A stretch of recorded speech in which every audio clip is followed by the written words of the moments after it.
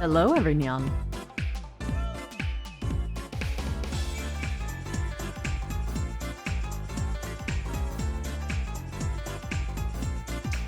It's me. It's my stream. Nuh-uh.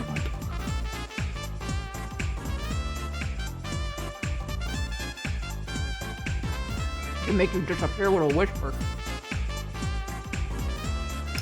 Hi, Dog Fable. Hello, Abyssal. Hey, hi, everybody. Love the tunes? Yeah, I know, it's so good. How you doing, Sastra?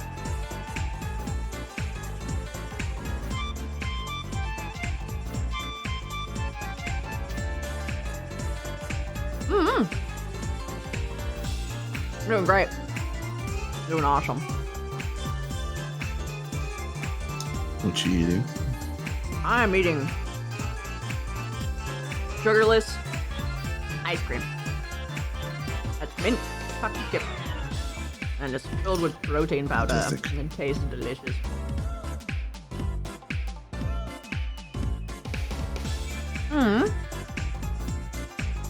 Get well soon, Sastra. Other sauce stuff? Hey, Dave. Hey, fine.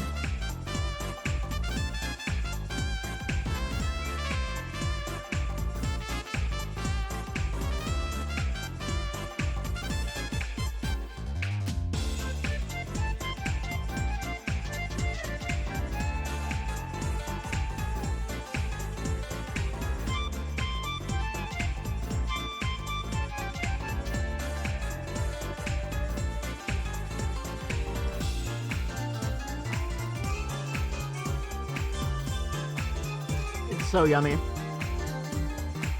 Yeah. I love the texture. It's soft serve.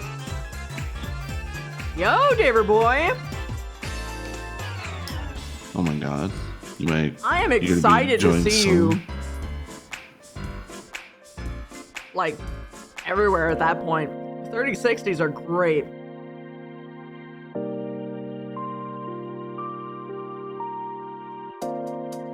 One day. I hope one day I get a 3090. One day. Enjoy all 24 gigs of free RAM. Mm-hmm. Yeah, I'm straight killing with mine. I know, it's the best NVIDIA VR card. Mm-hmm.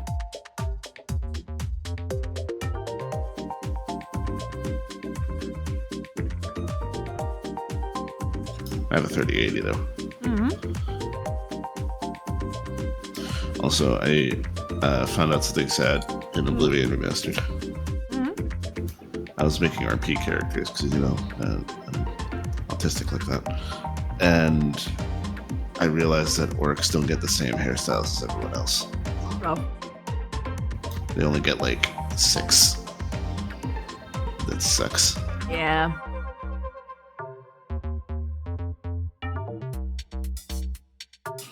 And then I tried looking for mods for it, but I don't think there's orc specific mods. It might be like just general hairstyles.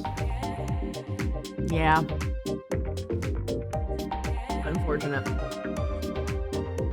Yeah. Eventually, David boy. Eventually. The reason it came about was that I started looking into the mysticism spell school in Oblivion, and it was just like, this is kind of just eyes. So I was like, you know, I'm gonna make eyes. I'm gonna make eyes like a strength mysticism like breakdown thing, and then I started making the character, and I got to the hairstyles, and I was like, close this game. Nope. Yeah.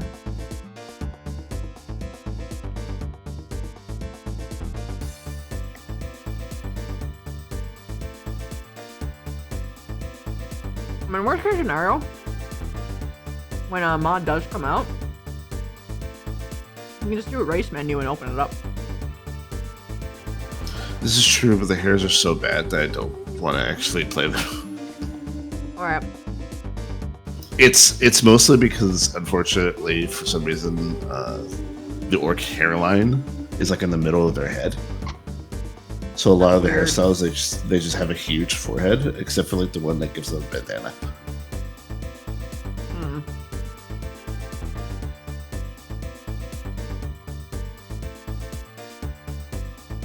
teeth.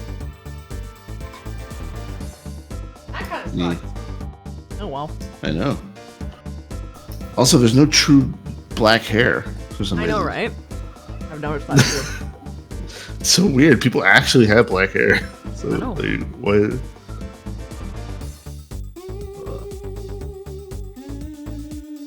But for some reason, it's just nope.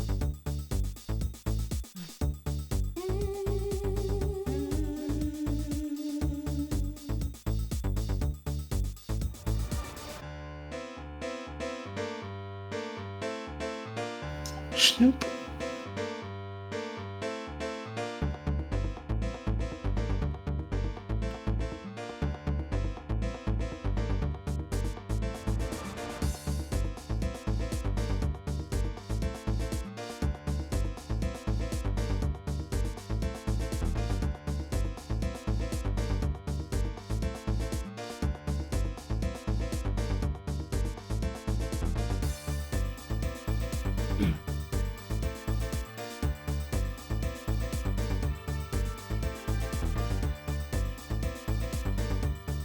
Oh boy.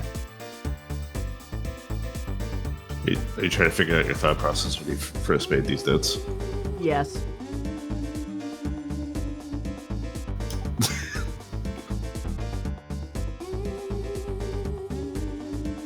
I don't know if you saved the first stream, but it might have been a good idea to like. No, rewatch your I first know, stream. I know what the thought process was. I'm just sitting here like,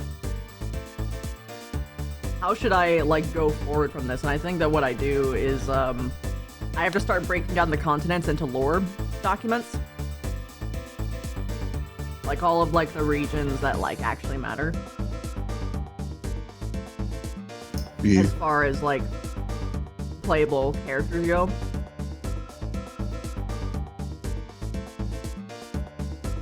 Yeah.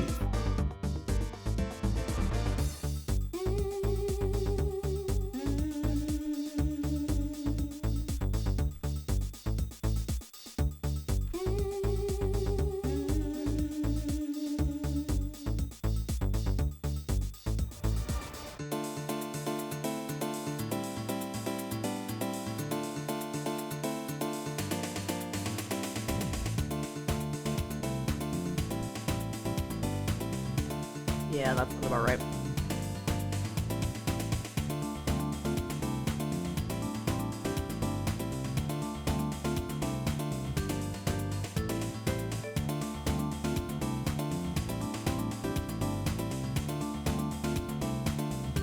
I actually have to change out this as well. Why didn't I can't comment any of my code dilemma? Yeah.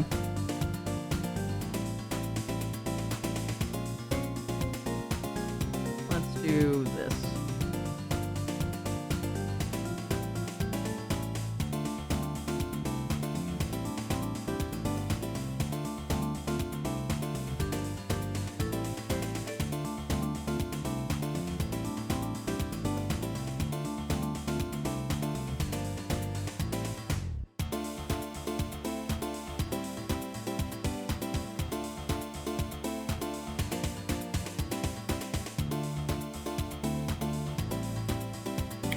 Could do it like the split fiction stream, where you're like semi-opaque. Yeah, That's but I'd fine. rather do this.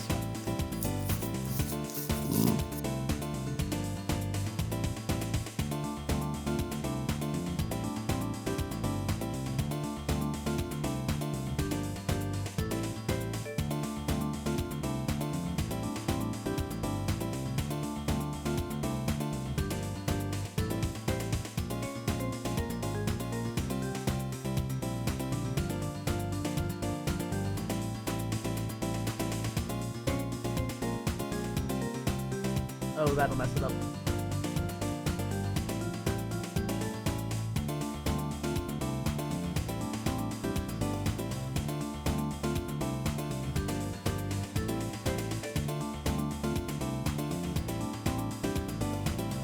This content does no longer. What the fuck is that? What is that thing?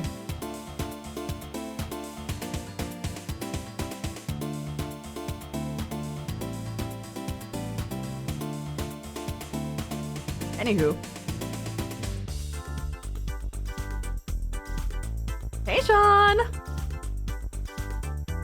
I'm trying to get things underway.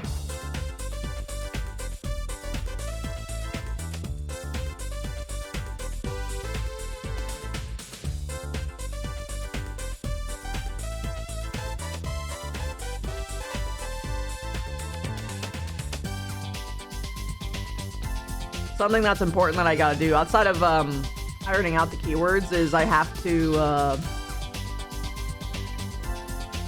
I think I need to like actually make the lore dumps for the regions at this point, at least for the playable ones, then get that together.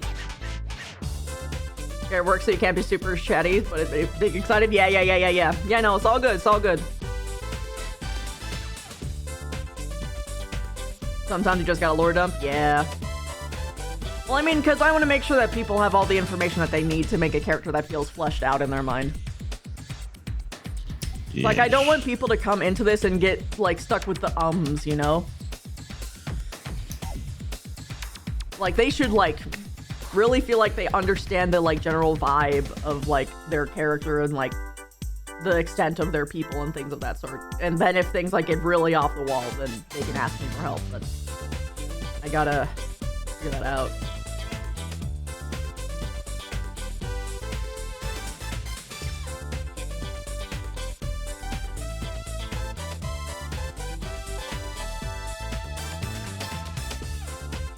Gotta streamline the basics or else you'll be swamped. Yeah, because then people will be asking like 700 questions in the campaign and shit will slow down. So, yep. This is DM. What is the name of this random goblin? No.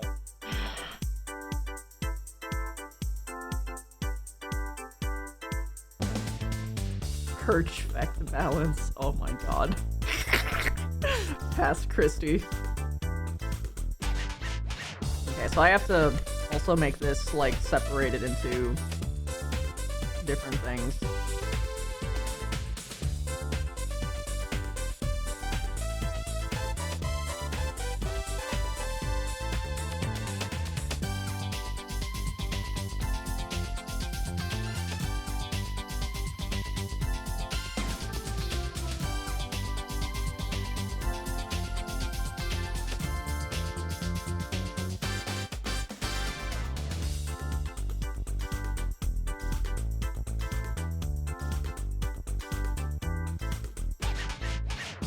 Okay.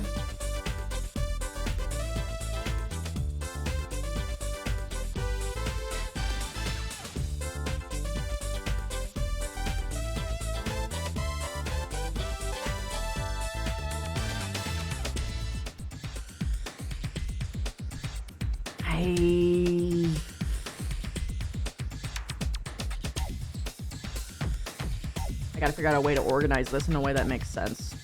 I guess if I do, you can do like apostrophes or like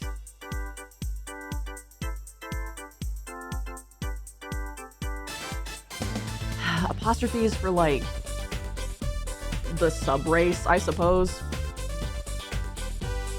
The culture, and you can only choose one.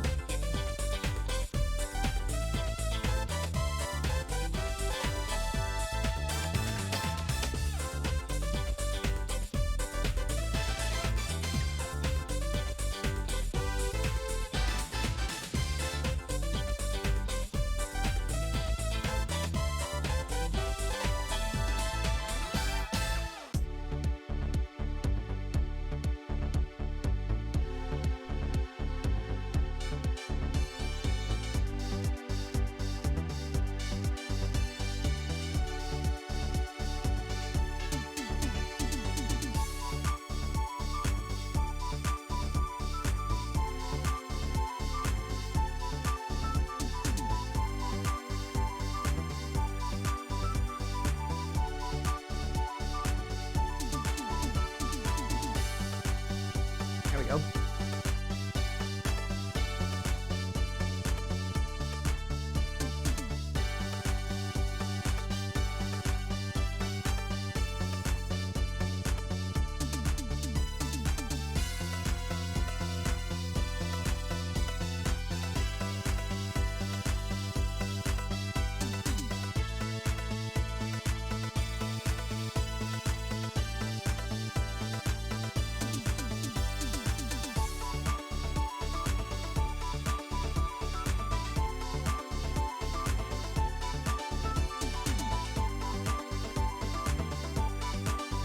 more of a surface mirror thing.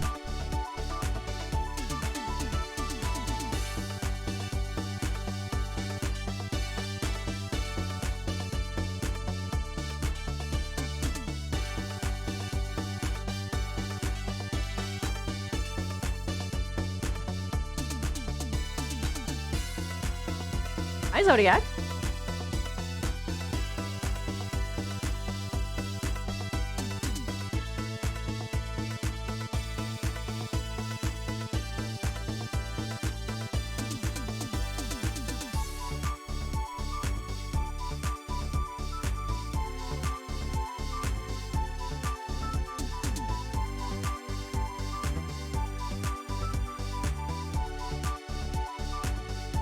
Strong stomach for a character like split everything in their mouth. Yeah. You have the room to not be deadlocked by pointless procedure. Yeah. It's gonna be great though. You're mad excited. Yeah! I'm hoping, I really hope that we can get the whole crew, but if we don't, then I'll be happy with whoever wants to do it.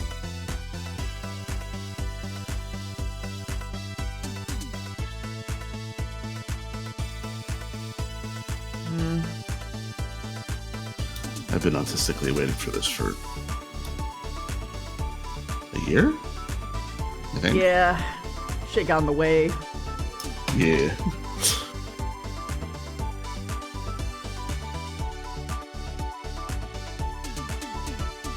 I remember when this was a Pathfinder game.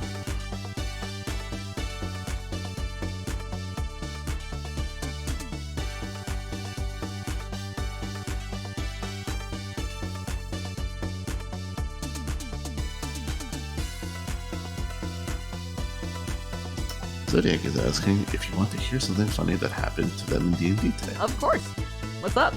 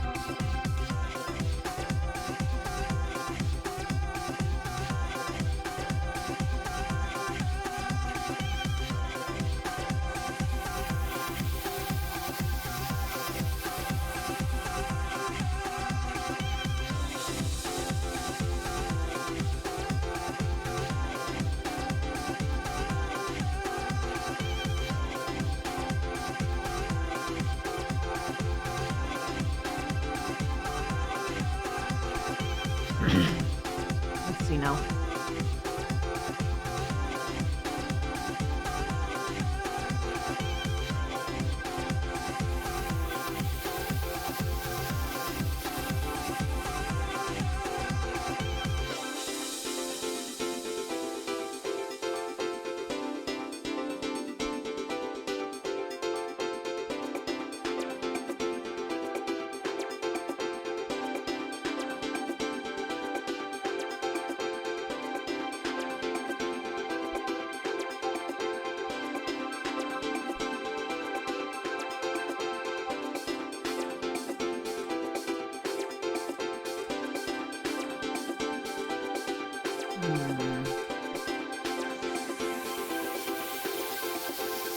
You had the joy of explaining to your group how your character's mother of 4'5" and a tall fae woman managed to have a child with an ancient gold dragon who's way larger than them, and that was awkward. Fun, awkward, and funny. I mean, literally shape-changing. All you gotta do. Fae can shape change, dragons can shape change, especially a gold dragon is known for shape changing. Simple dimple. Gold dragon are specifically known for shaping. Yeah, into humans. A particularly noteworthy gold dragon is known for shape changing, like the god of justice dragon, I believe. Is known for shape-changing as a human and having other golden dragons polymorphed into, like, finches or something. Canaries. Canaries, yeah, it was canaries. They look like an old man, if I remember correctly, with a specific number of birds in them. Yeah. Yeah, every single metallic dragon has the means to shapeshift into a humanoid form. Love to say your dam just chose to say his mom was a size queen. Hell yeah. I once made a game character for a game, Scion, that was based around eating things and people had something like that. Yeah.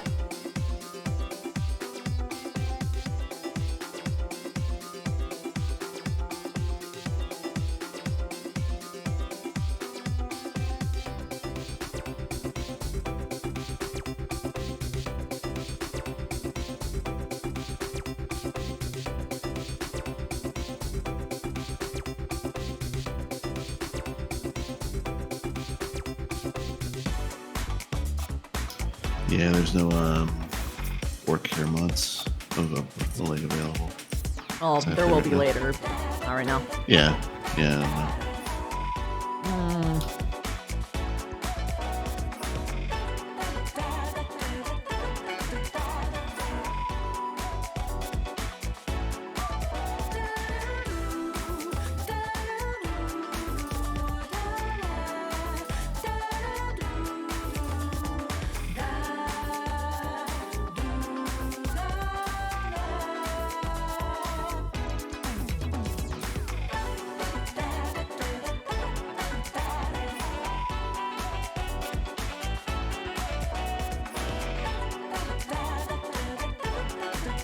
Oh, hi, Moach. Hey, baby girl.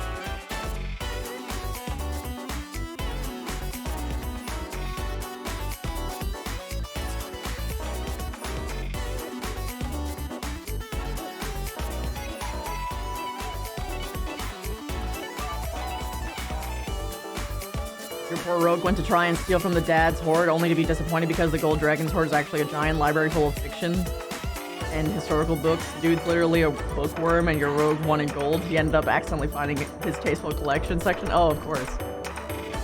Beautiful.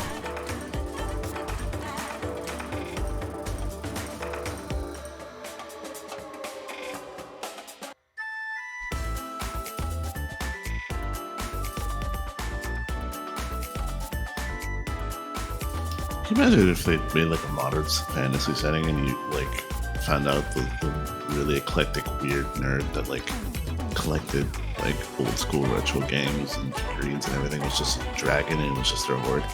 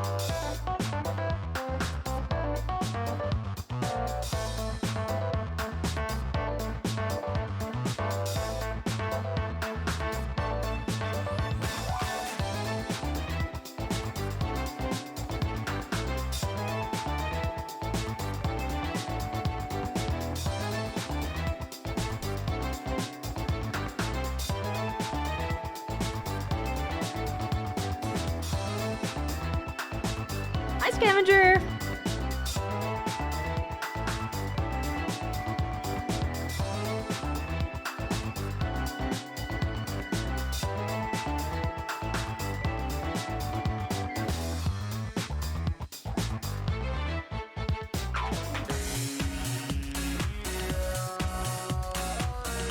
I'm doing good.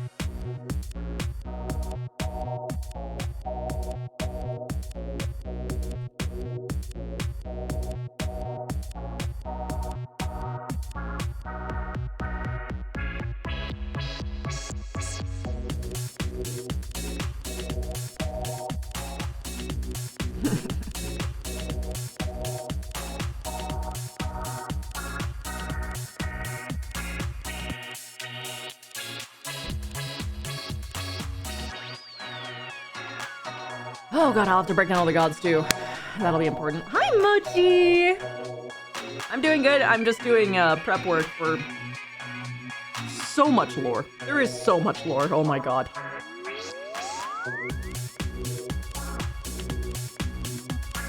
Imagine lore. Imagine having a game that you run for like about 10 years now and having to physically write down the lore in a way that's an entirely different medium for people to understand and digest. It's an isekai world. I was taking advantage of the fact that they never had to that they what's it called? They started out with nothing. Oh, I'm getting a phone call? Oh no.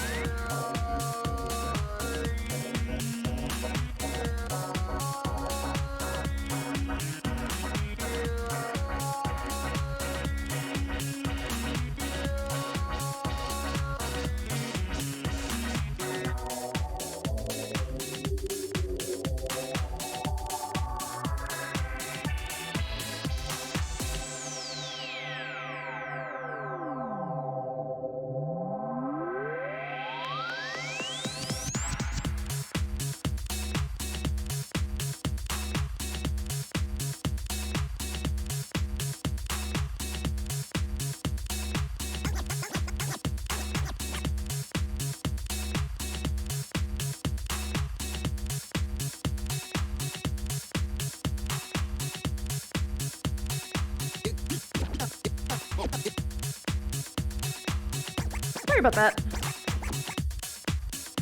How long I've been working on the lore? Good question. Are you talking about, like, since the campaign was there, or are we talking about, like, how long today? How long, like, I have been writing this shit down for this system? Very different questions. If we're talking about, like, in totality, this is like a 13-year-ish lore system.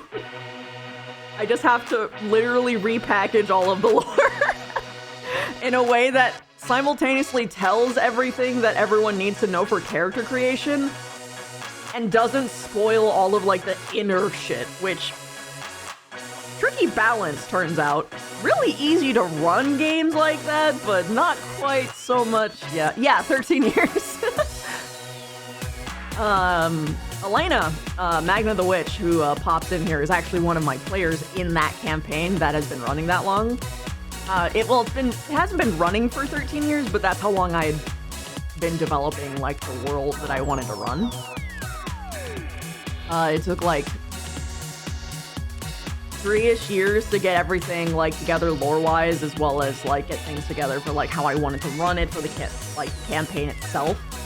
And the campaign itself has been running for like a little bit over 10 years, I think. Yeah. Close to. You told me that it was during the first Trump presidency. When Trump was like marked as president, was literally the first day that we started. I forget. I think that's 2016, so it was 9 years now. 9 years, okay. All right, I overestimated, but yeah, it's 9 years. That means the lore, I had been working on it for like 3 before then, so 12 years I've been working on this. I mean, yeah, I could, but I feel like I'm better with, I mean, I absolutely could write a book, but I've always found that, like, I am most passionate about the collaborative force and making stories for other people to tell their ones. I love my setting, but I am always most excited to just be playing the game with my friends. Like, it's not about, you know, it's not about, like, the lore necessarily. Like, do I love my lore? Abso-fucking-lutely, but I love to see what my players and friends explore in that world. That's more fun for me, personally. This US pamphlets for players. I mean, that's basically more or less what's gonna happen. World Anvil would break with that much content. Yeah. Mercifully, I don't have to recount, like, all of the campaign that I ran's lore in there. I just have to recount, like, enough for, like, an average, like, dude. Like, just a normal dude in whatever continents would need to know, so... Yeah. I'm sorry, I just read Town Gossip, totally not an intel broker, by the way. Yeah, this is like backgrounds. Because everyone else gets a background. And people can also choose like a god. I have We'll no start idea off with a lot of keywords. I have no idea if I'm going to keep going with my initial concept or just completely make something new when you're done. You might change your mind after you read like the more in-depth stuff of lore. Yeah. You had me at Bubble Mage. At Bubble Mage. Yeah, no, the Bubble Mages are actually really cool.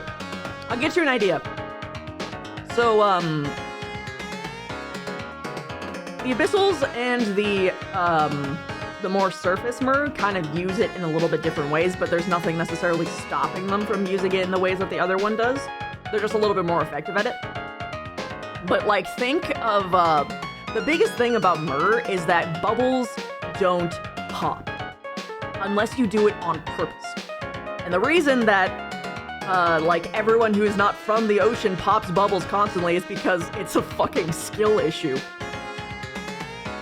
And basically bubbles are actually one of the strongest forces in the fucking like one of the strongest materials you can work with. It's just like it's a matter of how well you craft it, how well you cultivate it.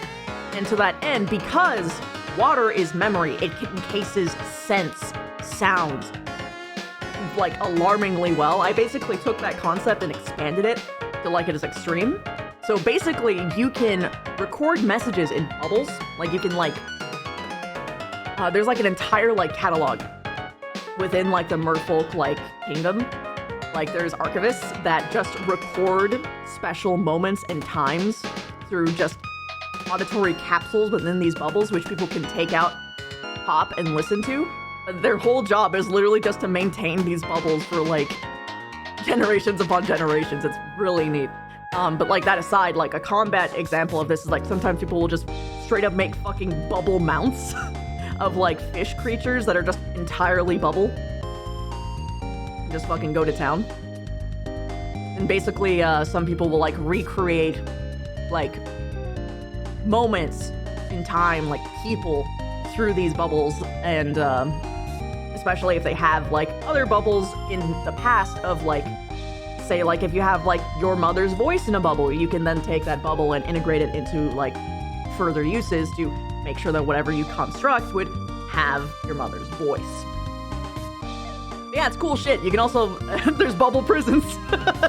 People get trapped in bubbles by the Royal Guardsmen. They'll blow bubbles at you and you're fucked if you get caught in one.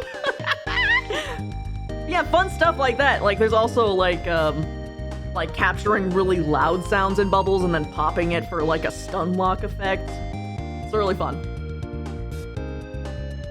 Would a best bubble be compressed explosions with depth pressure? They can be. They have been used that way.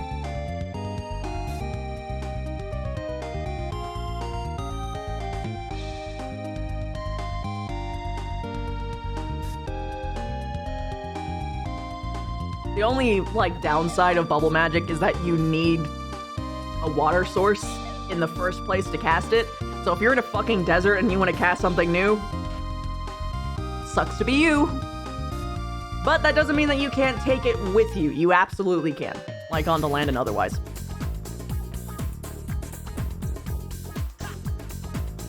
Just gotta be careful. Because once it's popped, it's gone. You can, like, you can mitosis it, you can make it split in half, but you don't wanna... If you lose all the bubble, it's gone. Just bubbles containing the deep depth worth of pressure limited as you gotta go to the depths every time to refill. Everyone water balloon fight not in mirror. Just imagine getting hit with a bubble and then just seeing someone turn to fucking red mist.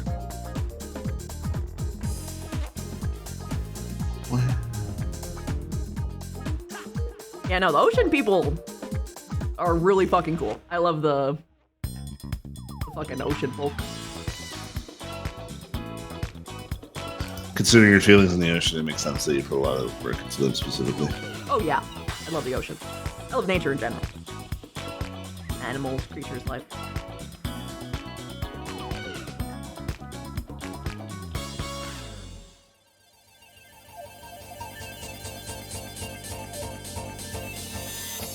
Yeah, no, the deep depths are, like, horrendously brutal. That's why they've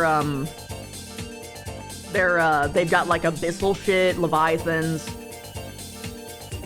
They're markedly less, like, traditionally cute. Like, you got more of your Disney Ariel up here, and then more, Shape of Water, but with a bigger tail and 4 arms and, like, claws and bioluminescent shit. It's really cool. These guys are more commonly known as, like, the Great Protectors. But they also have, like, a deeper connection with, like, the traditional monsters because of their,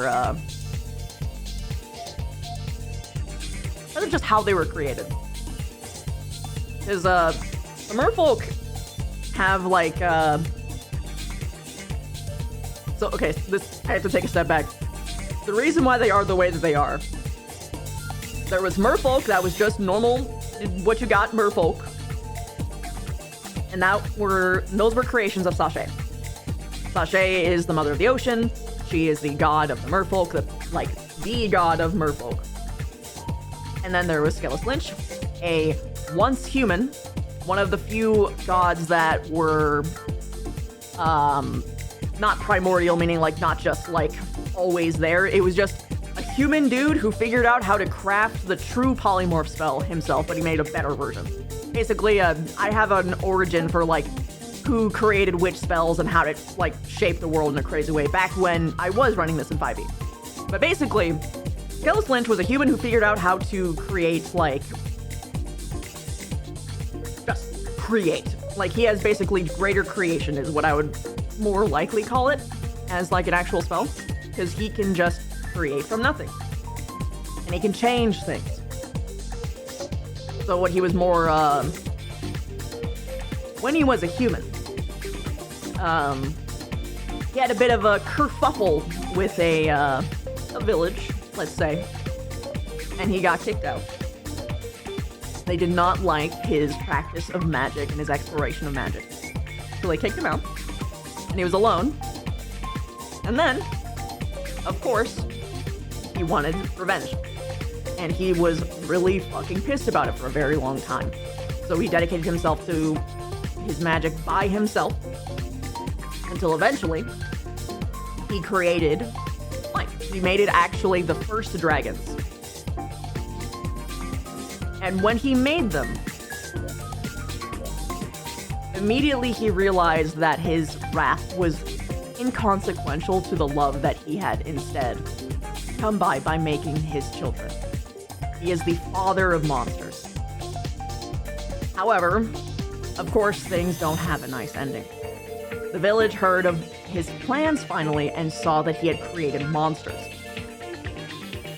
And they decided that they needed to get rid of him before it was too late. And so they did. They slaughtered all of the infant dragons. All of his children, the people that he had in that moment had decided to throw away his anger and instead just love. Because he realized that family was more important at the end of the day. It's not about the people who hate you. It's about the people you care for and want to protect. So he came back. They were dead. And they came for him too. And they brought him into the village where they would have him be hung. His original surname wasn't Lynch. But he was the first man hung, at least in history. In the Altoran history.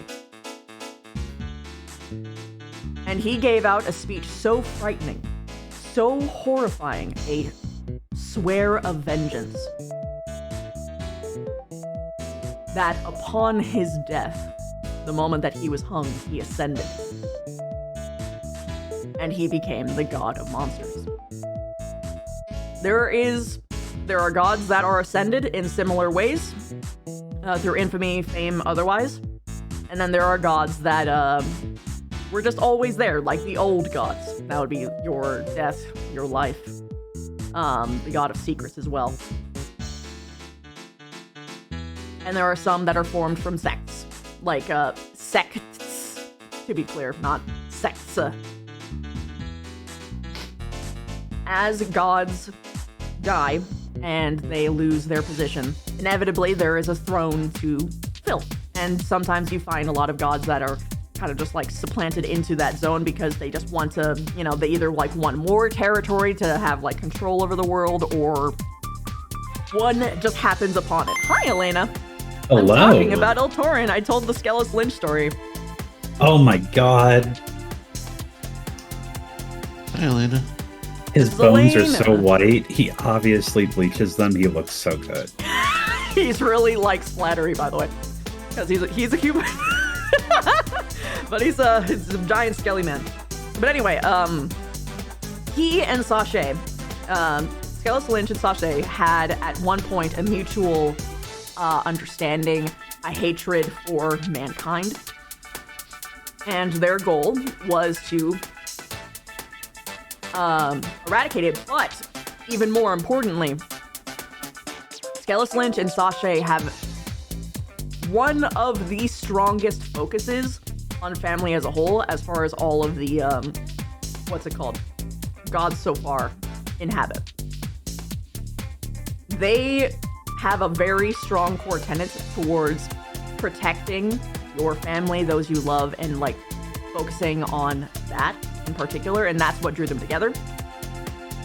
And as a result of that, they created the Deep Myr, as well as Leviathans, which is why there is a Leviathan bloodline within the Deep Myr.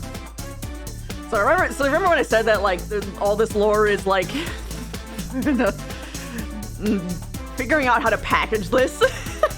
It's really important because people need to know this stuff, but I need to make sure that it's explained in a way that like people will actually understand, and that's just one example of many that have gone through this thing. You love freeform Yoke. There's a class that lets you just cast all world alternating spells. upon her death and leave a legacy or cause disaster against your enemy, possibly? Yep. Monster Daddy? Yeah, exactly. By the way, Elena's like free floating. I know, I'm trying to find her. There she is. I'm sorry, just hearing her like, and just seeing your fucking avatar just fucking rotate its head backwards. Fucking great. You can put her on top of my head if you want. Alright. I'm gonna flip her. There we go. I shall surveil all. Oh man. Get Just rotated. a mental image of the grabbing throat meme. I gotta make the squeaky toy noise when you do that. Oh my god. I was adjusting a couple of keywords before I get to the, what's it called? The lore dump section, because I have to just actually write shit out, which I haven't had to really do in a way that was outside of my own notes, which is very different than, like, packaging it for, like, general, people usage for character creation. It's very different. You can't just say everything, unfortunately. And I can't just, like, grab paragraphs, unfortunately. I have to, like, restructure it from scratch, because it's just... it's dense.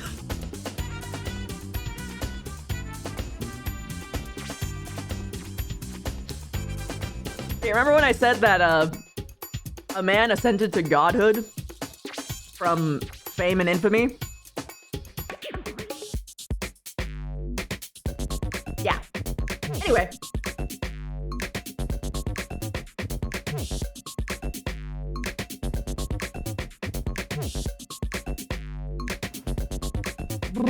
Yeah, I have to do a different version for both. What? Discord's being weird. I'm gonna reset it. So. Okay, see you later.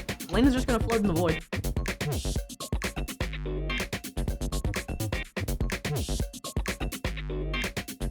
You saw Corvid coming and read it as COVID hunting? No! No, the world of Eltorin barely missed COVID by a couple, by a good year. That seems better. Hello. Hi.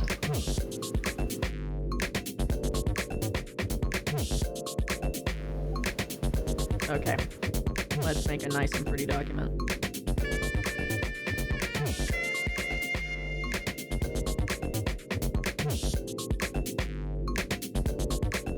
Start with the merfolk just because I'm thinking about them.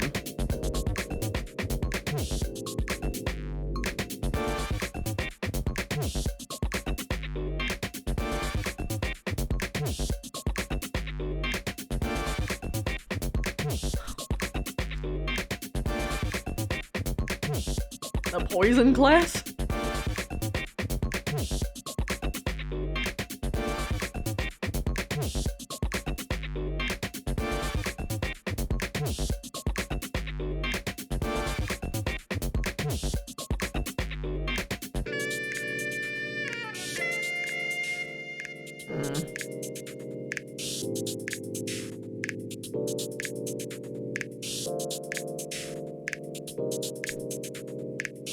Where's my mood board?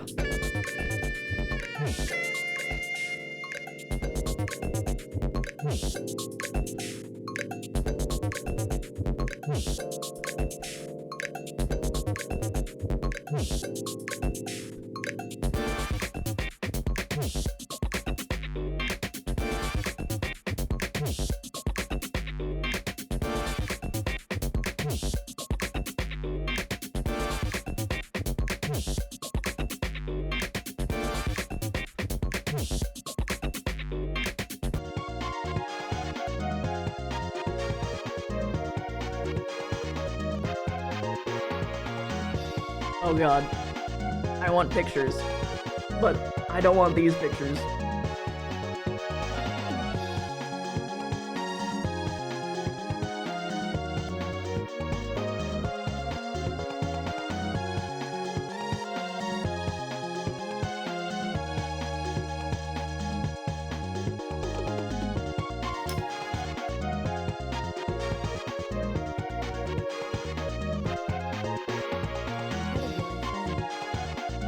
for the follow.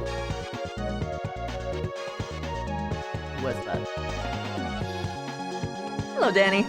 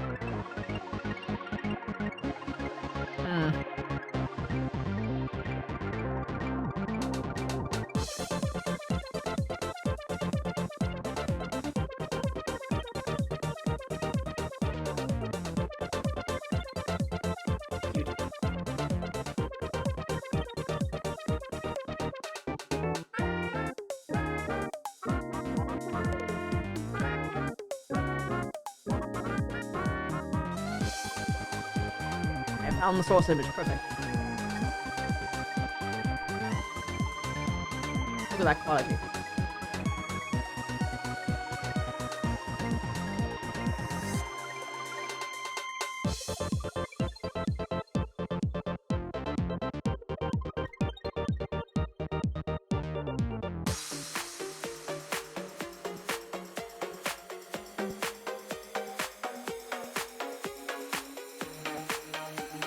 Always include source. You aren't a dick.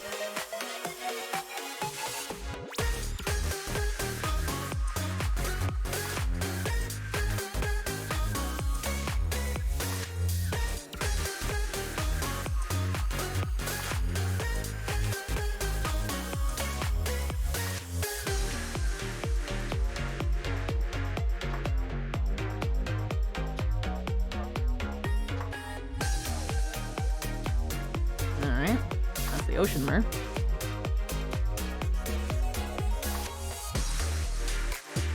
Alright, I'll hydrate.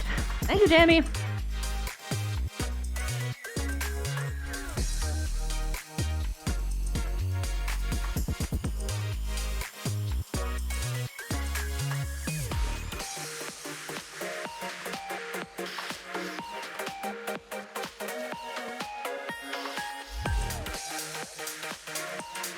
If I can find my original image for the Abyssal Mermaid.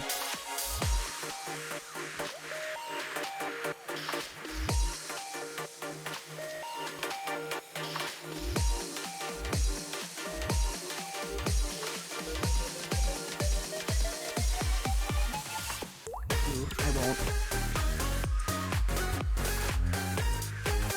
So I'm making a koi girl, yeah.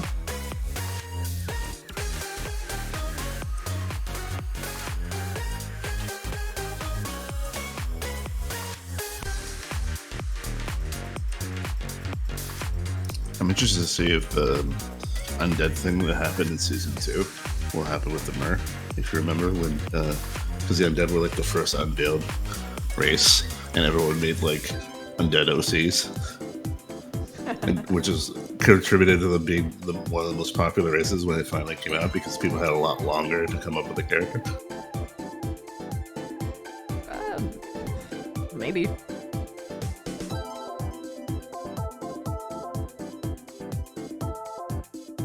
There's a lot of cool things.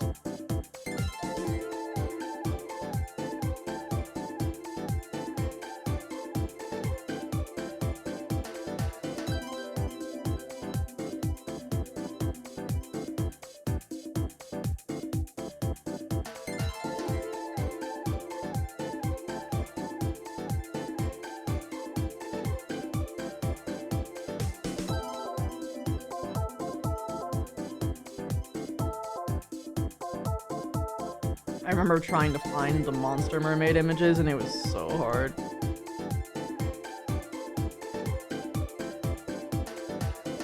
Took me forever to find the one that I actually wanted.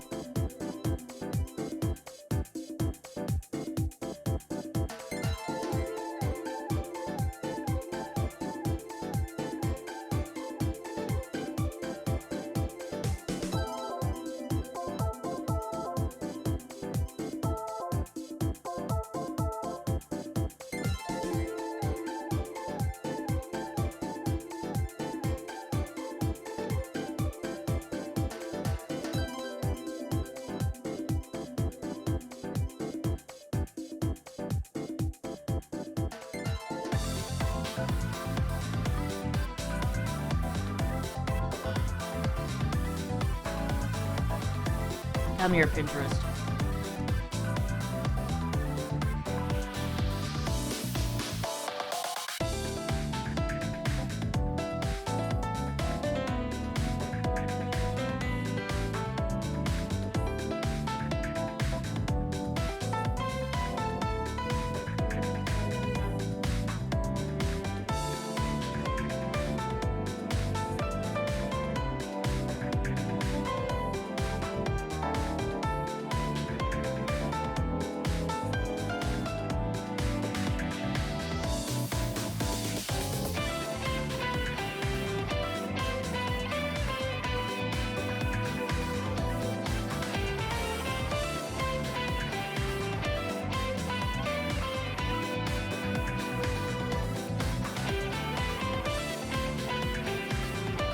No, Shirav, I'm sorry.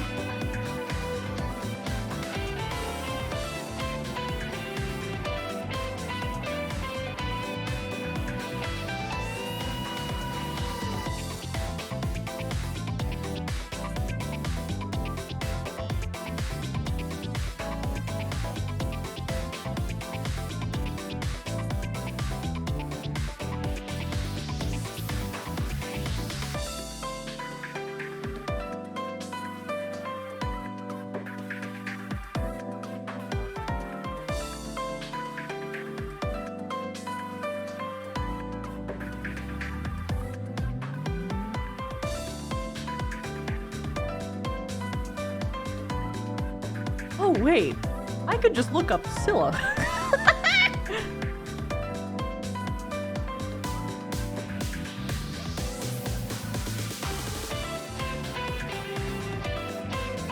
Maybe after a bit of scrolling, if I struggle a bit longer, then I'll do that. Also, like, Sebastian from, like, that other game works really well.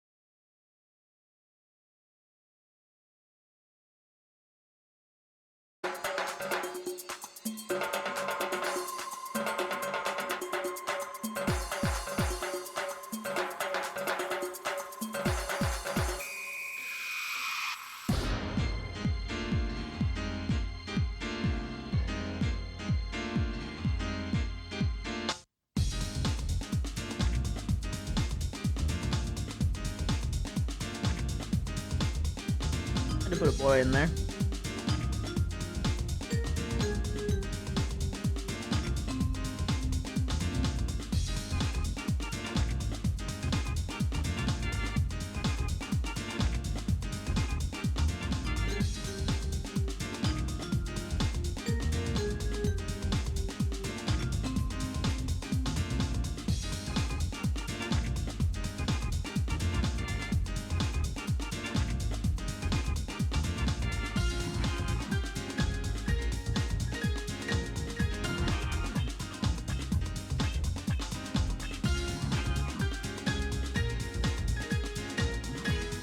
I have a very specific thing in mind, but trying to find it hard.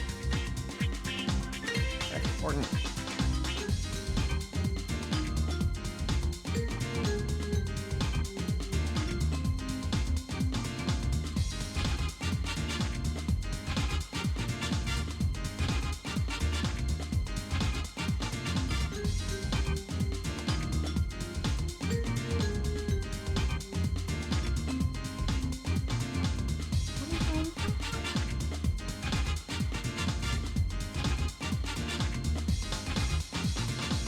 A bit closer.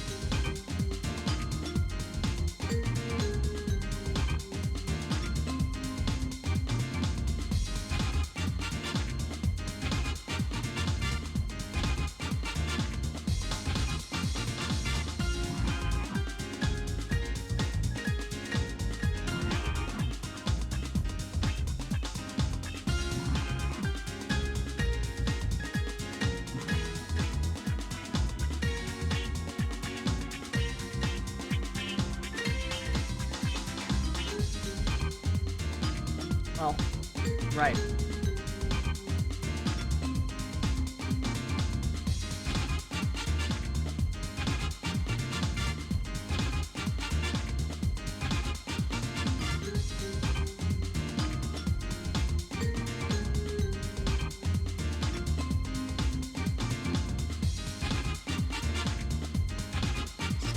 No.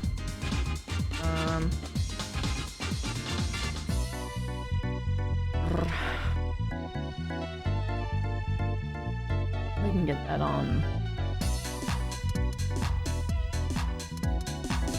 Double in.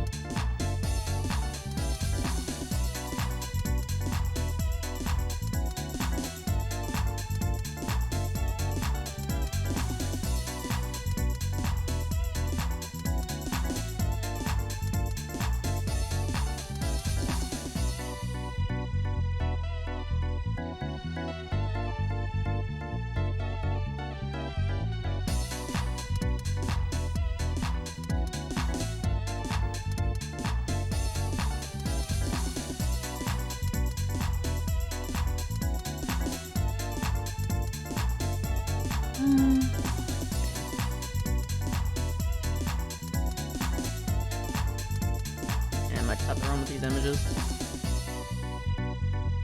Oh well.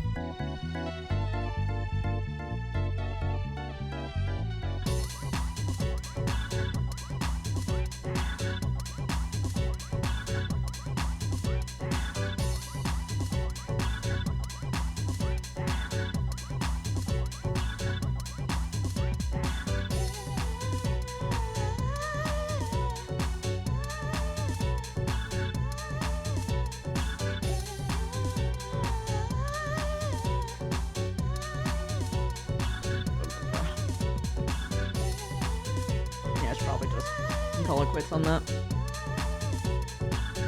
I feel like I'm so close, but I just don't. I think that image surfing for like this long is very conductive.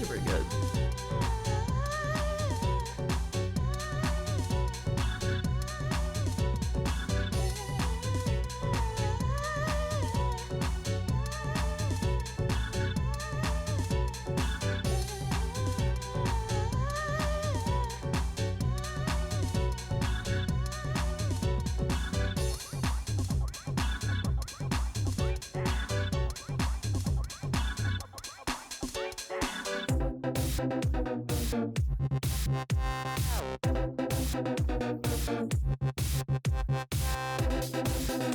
I just need to find one that's like super fucked up. Because I need to show like the full extent, because like this is very like surface.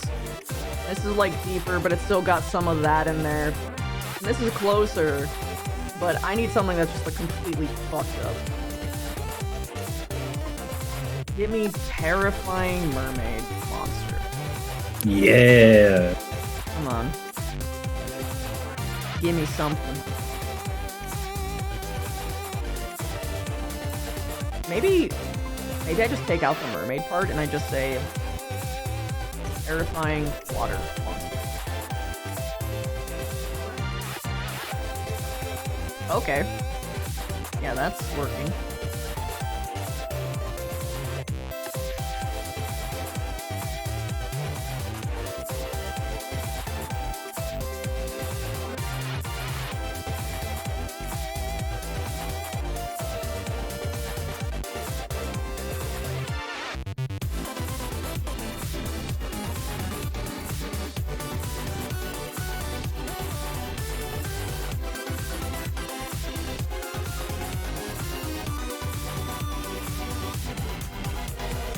Like, you remember that guard, Elena? I want an image that looks like the guard, but I don't have one, and it's pissing me off. The guard was so cool.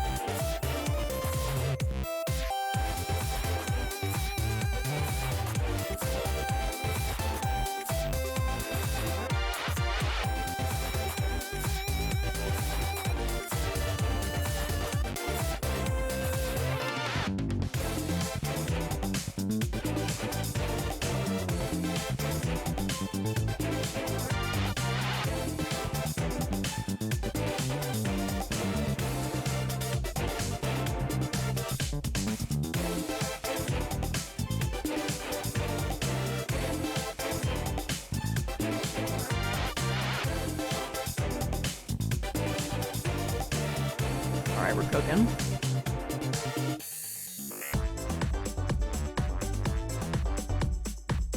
Ain't perfect, but it's pretty close.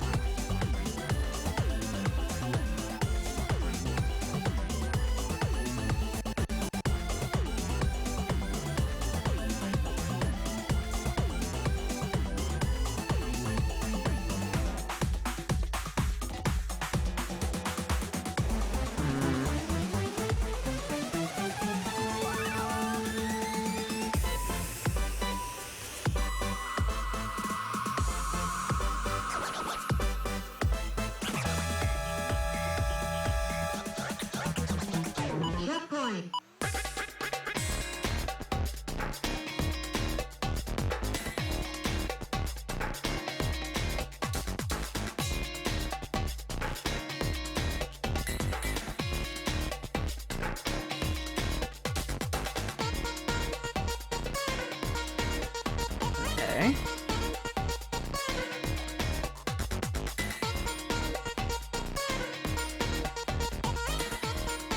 We're getting a lot closer. That's good.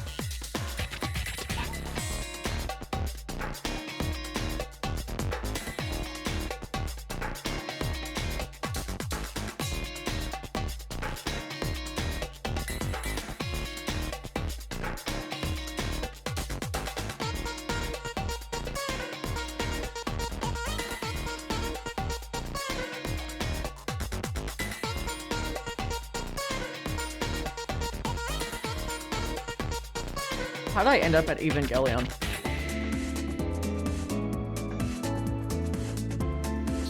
What are you Might doing? as well happen. Looking up like monstrous mer. What? Because the designs of the mechs in Evangelion are meant to be more organic, so a lot of them have monstrous design philosophies.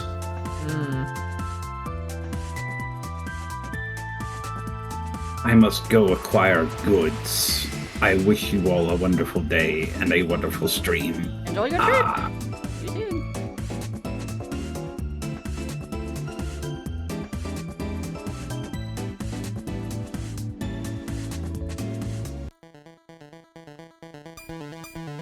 Some of these I'm just looking at them and I'm like, maybe if I just crop it out to be only the face, I might have a better time. You looking for Dietmar? Yep.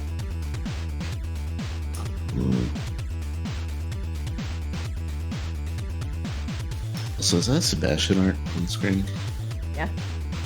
It was a good example of something more intermediary on the abyssal side, because there's a sliding scale of it for like how much of your bloodline you're like. If you're like a true surface mer, it's more like this. Then as you go further down on the sliding scale, you kind of go less monstrous.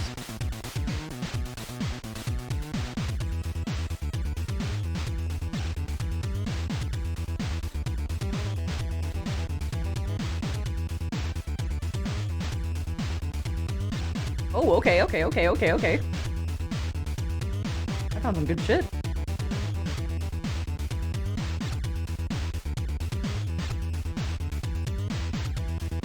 She cooking?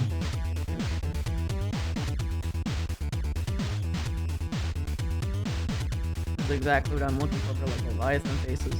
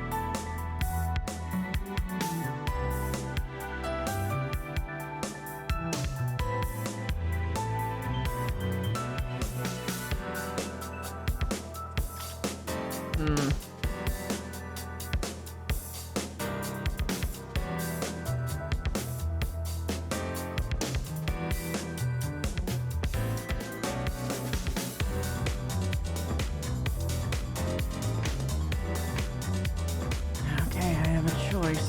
I gotta make.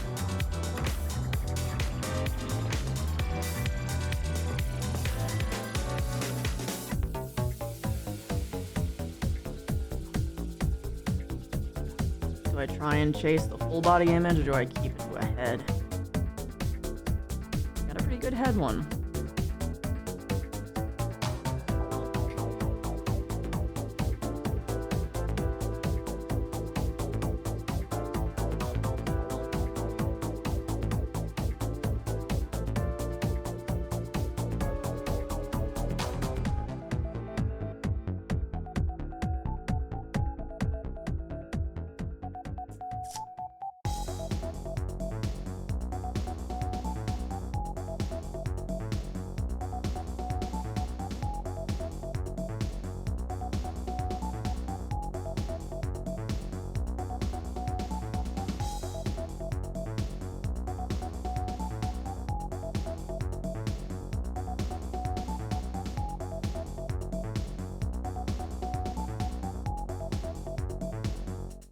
Oh, I love this.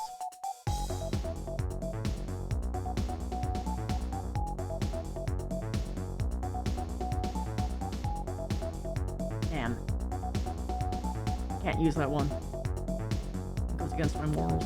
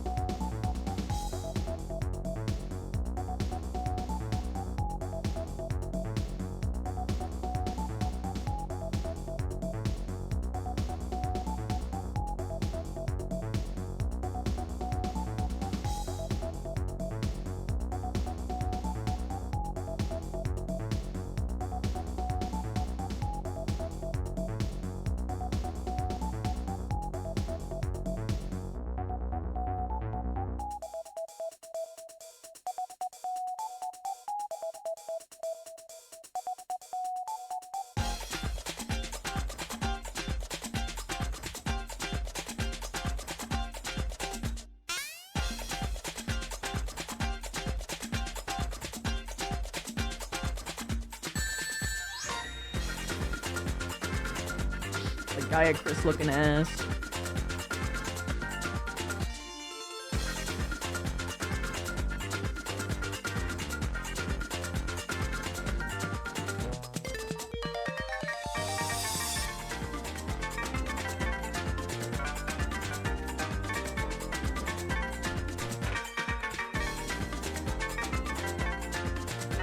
Oh? Do I win? Hard to comprehend this guy, but see if I can find a source image.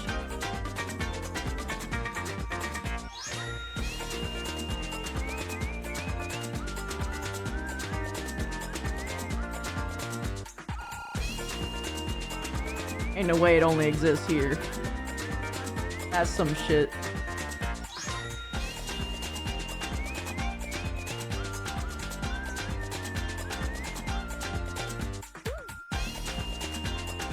Oh, hello.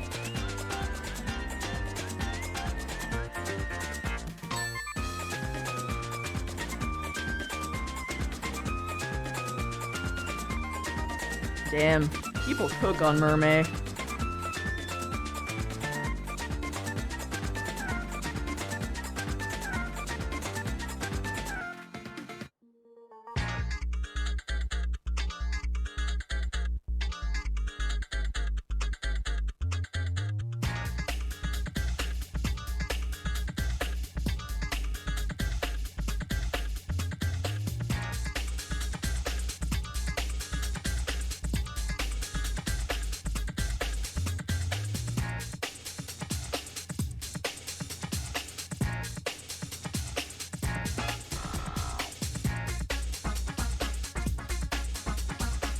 Turns out just scrolling through Mermaid is going to get me a lot closer to what the fuck I was trying to do because people have taste on Twitter.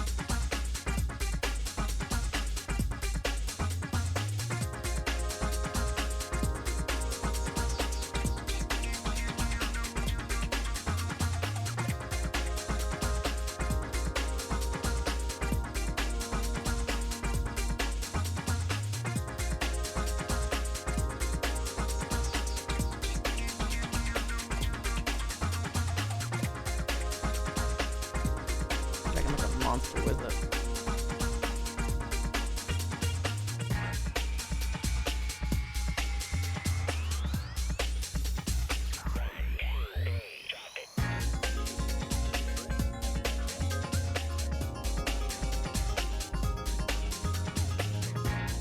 So slow.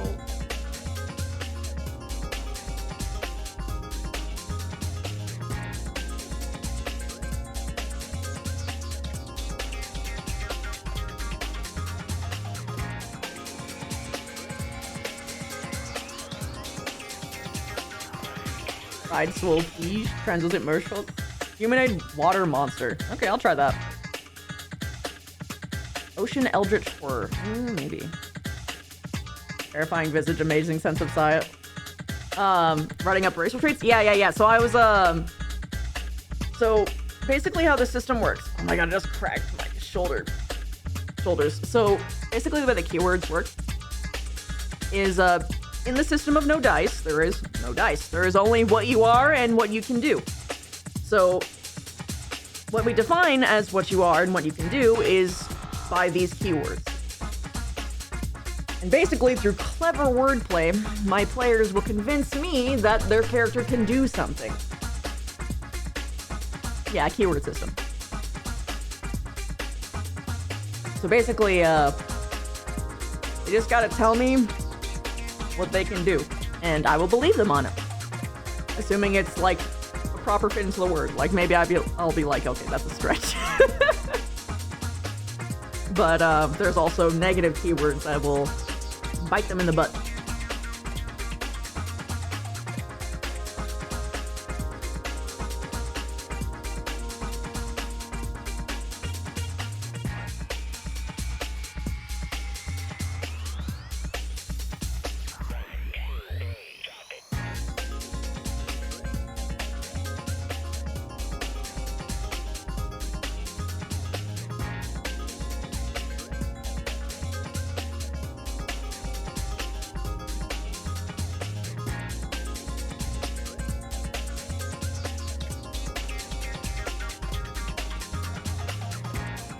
Oh, hello, that's a cutie.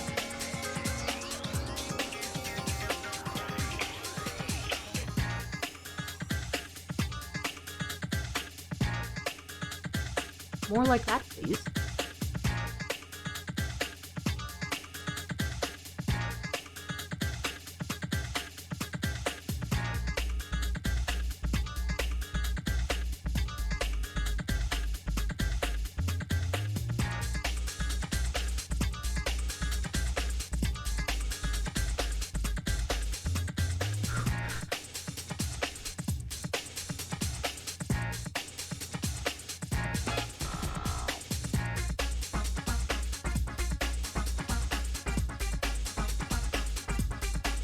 I have so many fucking tabs. It is horrendous.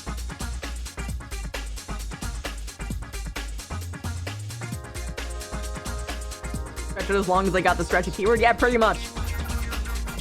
Hey, Lidge! Thank you for the 56! How you doing? Also, Squid Inkerton. I love your username and welcome. Thank you for the first time chat. I'd show you guys what I'm looking at, but I don't want Twitch to smite me just in case that there are boobs.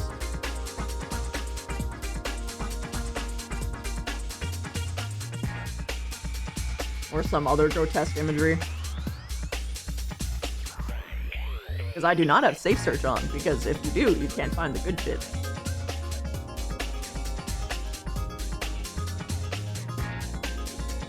Sometimes a little bit of tasteful booba will get you good design.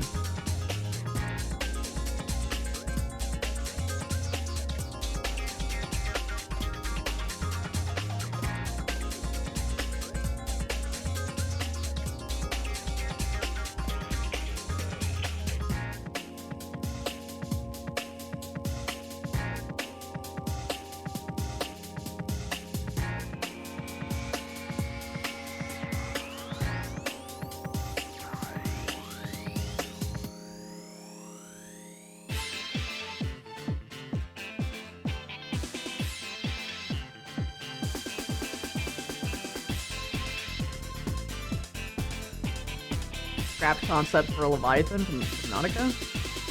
Let's take a peek.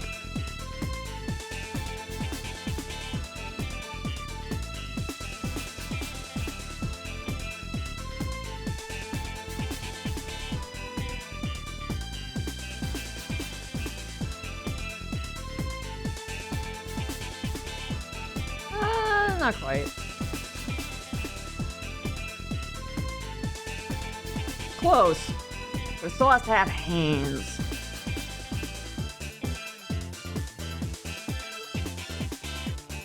You gotta have them grippies.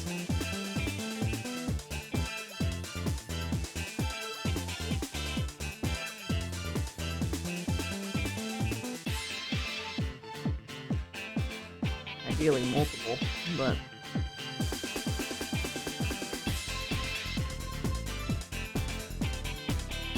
Looking for something like Chris-ish.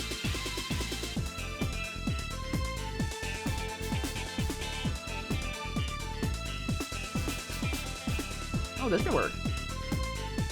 Okay. Maybe this.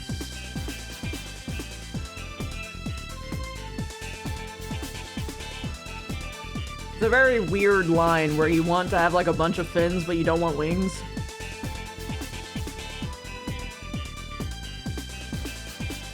Oh, hello! You have fucking hands, damn it! You little jerk.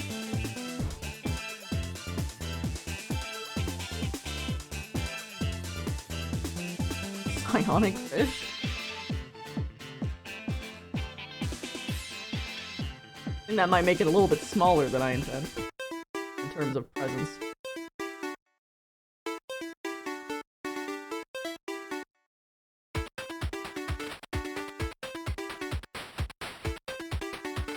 I am like a hair breadth away from just grabbing a Lagai Chris image. Or a Mizutsun.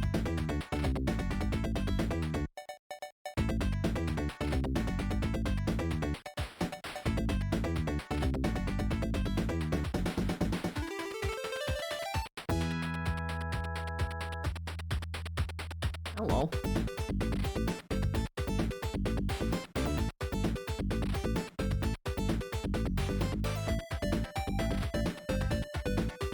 The fish need the capacity to throw hands. Yeah, it's actually kind of important because, or else they wouldn't be able to wield tridents. And very keenly, every single one of them have hands. Either one set or two. That's what separates them from the other fish folk.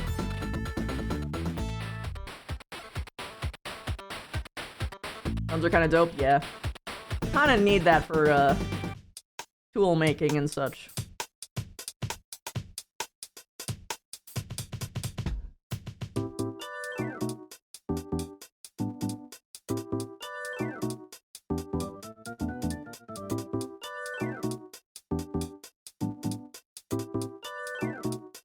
Okay. Oh, shit.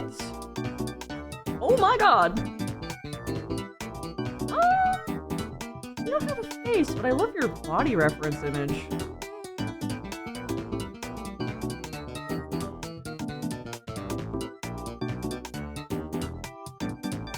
Like your related ones. Better?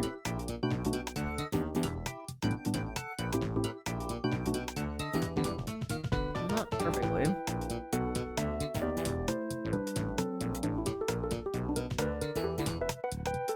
Oh, okay. It's a little sketchy, but it gets the point across. That's kind of what's most important here.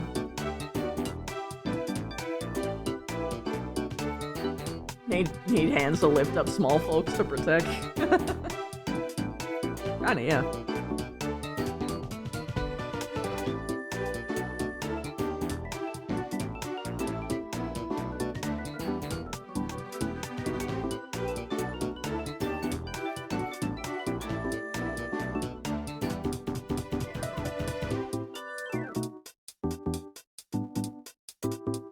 Alright, let's see if I can find the source image of this guy. DeviantArt, huh? Okay.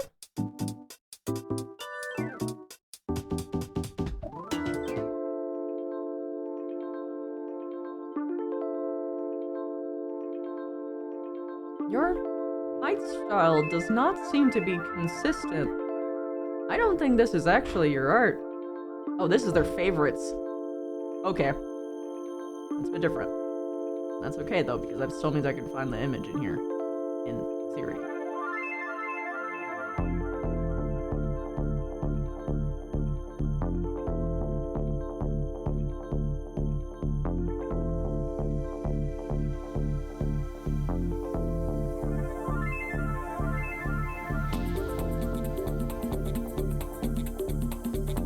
Ever just get sent to someone's fucking favorites when you're trying to find an image? somehow it is always me.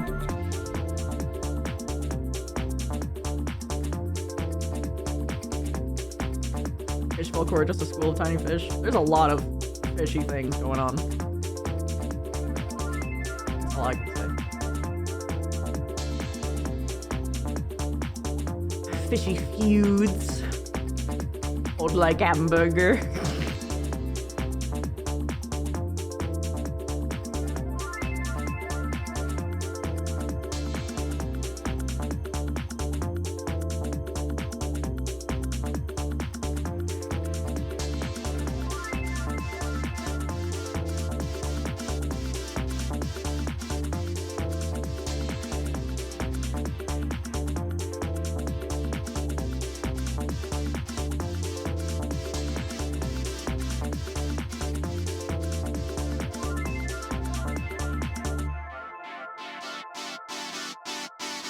How many pages do I have to sift through just to find what I need?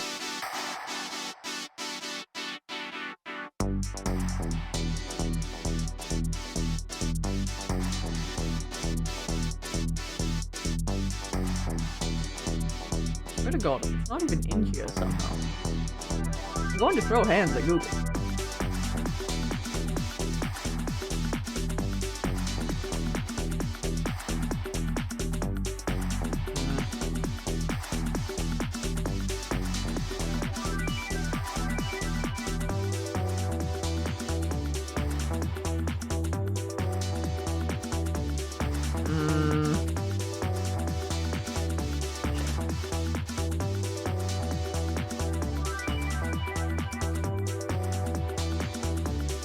That wasn't as good as I thought it was.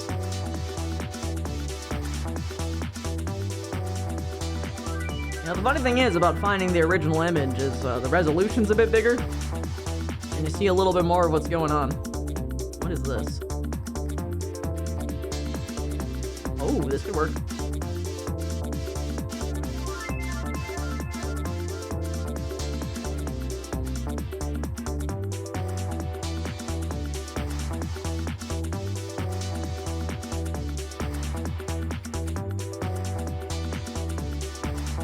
I think that's the actual image.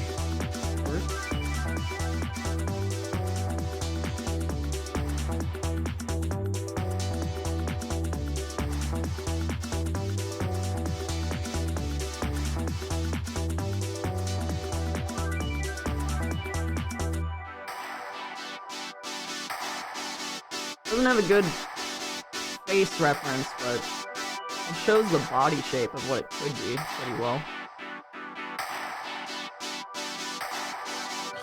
You summoned Ribbon and Sebastian. Ribbon? Yes, Sebastian. I'm making the no dice lore document, and I'm going through the merfolk right now. And I'm showing a sliding scale of like surface mer to deep mer, but I have another stage to go beyond even this guy. I'm trying really hard to find one. So I really gotta nail like the full extreme of like how far you can go monstrous side before they just become a straight up Leviathan. Anyway. Hot? Yeah. Exactly.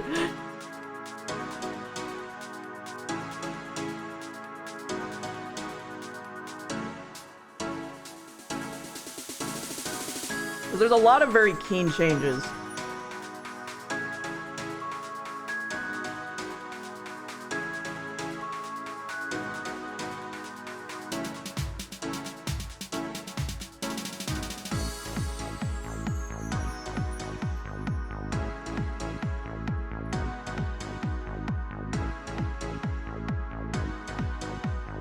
This might be the winner, but we'll see.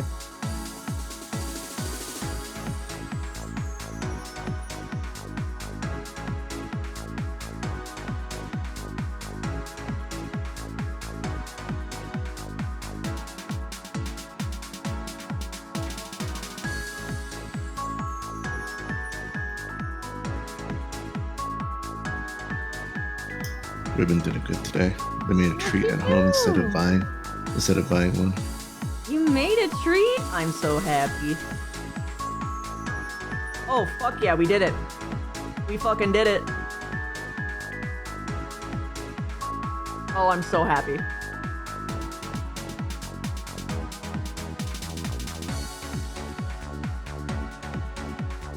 Alright, fellas.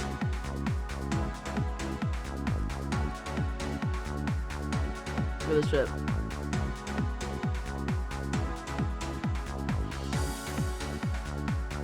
This fucking thing.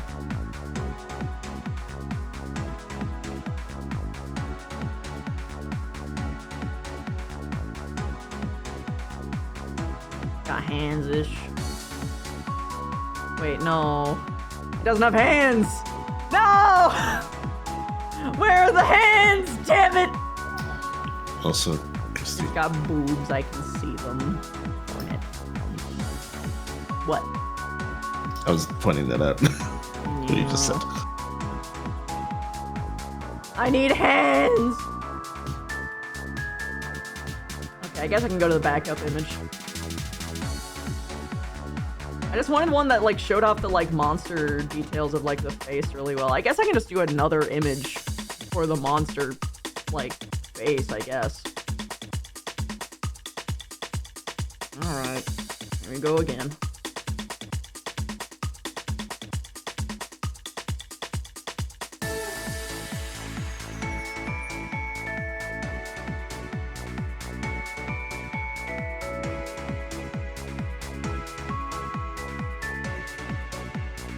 Oh well. Anywho.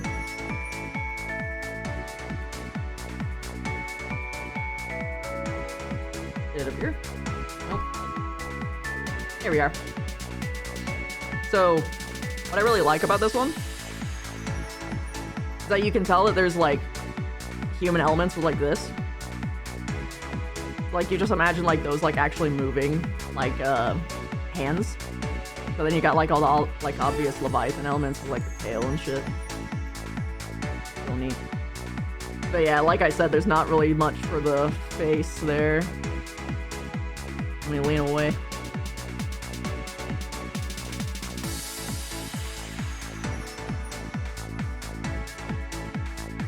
Yeah.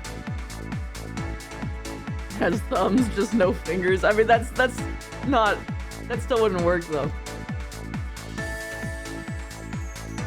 Not the ones on the blocks on the floor in the ocean instead of swimming. I mean, it does a bit of both. True Leviathans, usually don't have hands. Or arms, for that matter. You can't help but see that as a suicune. I mean, hey, that's fine. However you want to view it.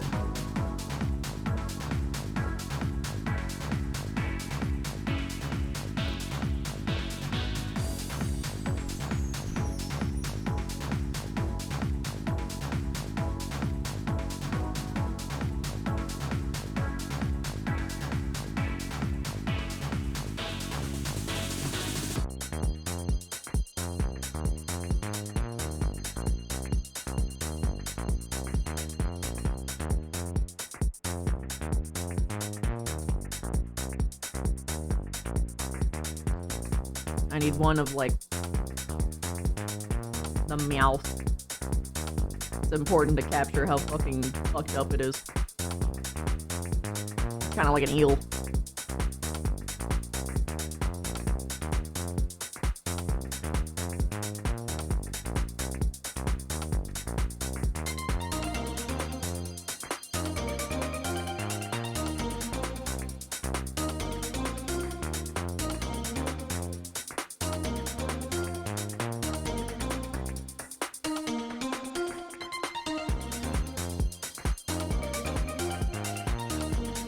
Basically, it's the transition from swimming up and down to side. Or just like straight up, like in this case, it's more like a squid-like thing where it's just kind of like furls together. But yeah.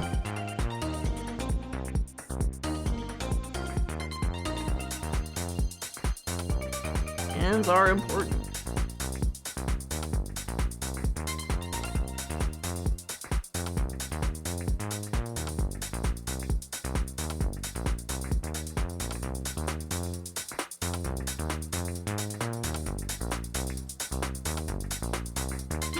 Oh my god, that's such a cute face. I don't think I want to go cutesy with it. But I'll show you guys the cute face anyway.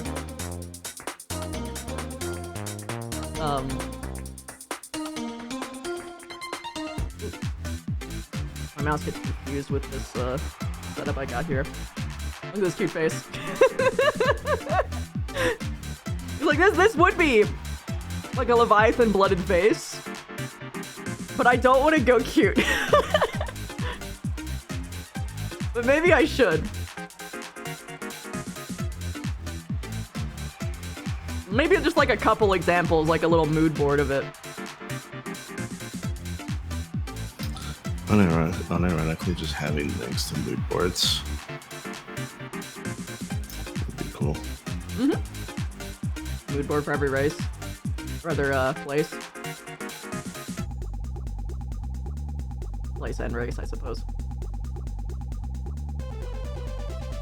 Why am I getting toothless now? Cease!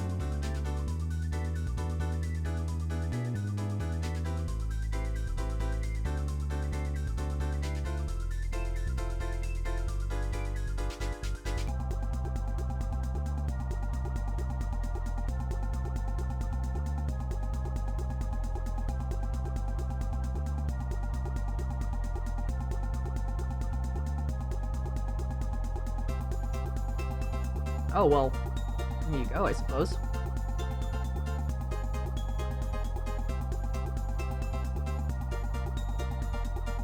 Shrink it down, show the two extremes.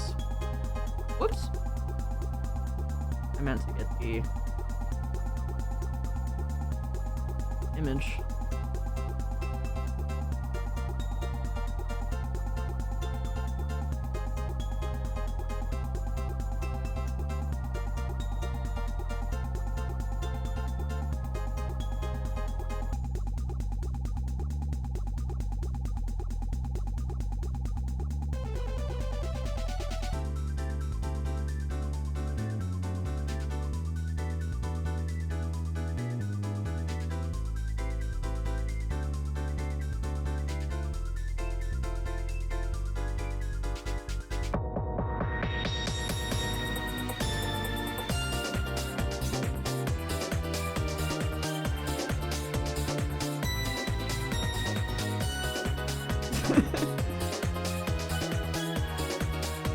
Choose your fighter.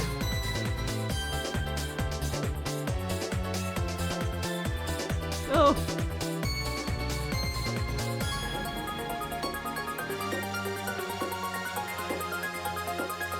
Oh. Look at that shit. Sheesh.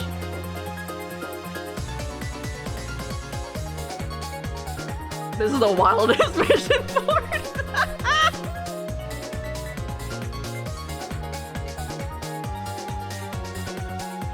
Yeah, now you guys get an idea. Merfolk can be anything from like this to like fucking just like full on these things. Oh. I can see it would, yeah. And just completely fucked up shit. From Disney to Subnautica down to all the way down to to Domnautica. Oh yeah. Okay. Oh shit, I need to get all the credits for all of these. 'Cause that's important.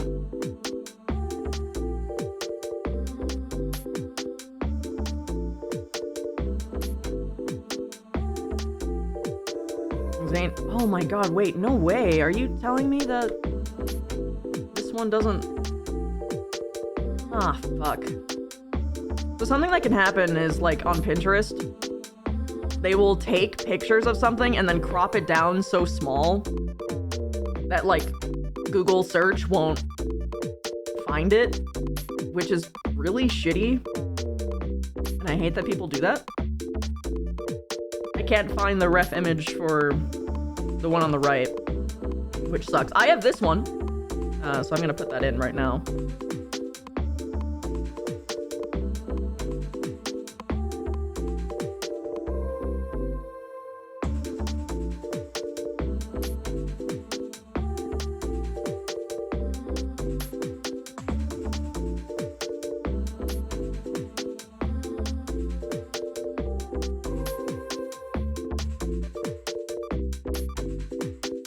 You might have a thing for that? Oh, please do, because, I hate it when people don't credit artists, so I refuse not to credit artists.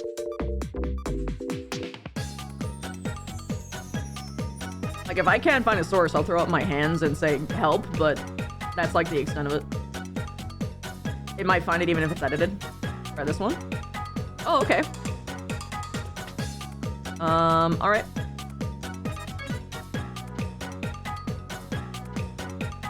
I need the URL. Okay. Where did I put it?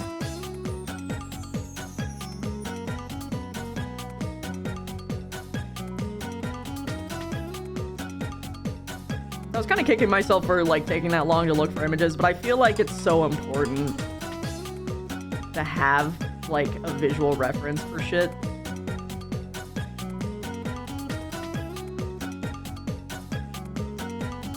Because, like, just because I use words doesn't mean that, like, I feel like people will come up with entirely different ideas if you give people text descriptions. I mean, like, I learned that with Swarm SMP too.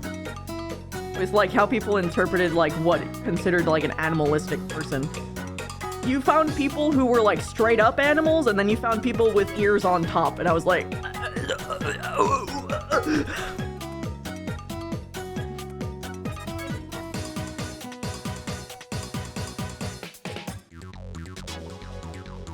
God, which tab am I? Which tab has it? Not you. Not you. Not you. Oops. Really the wrong tab.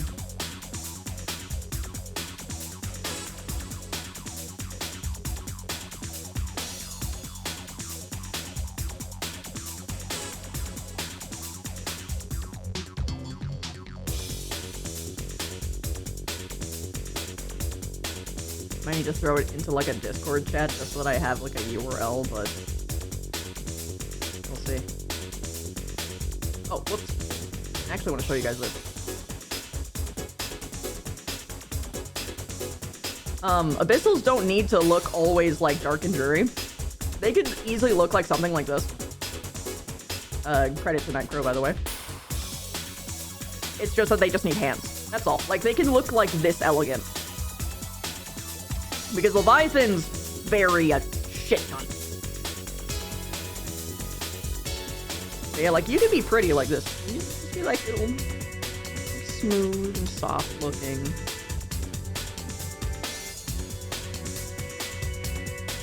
Maybe I should have a facial image for that too.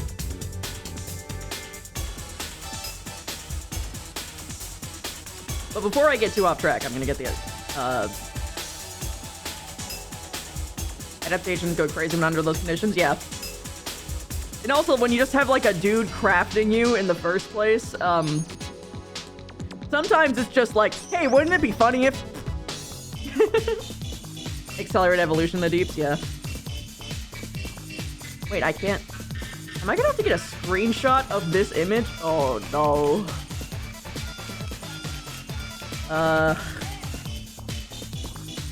He wants every flavor. I mean, kinda, yeah. He's like the what if it was purple guy, but like with everything.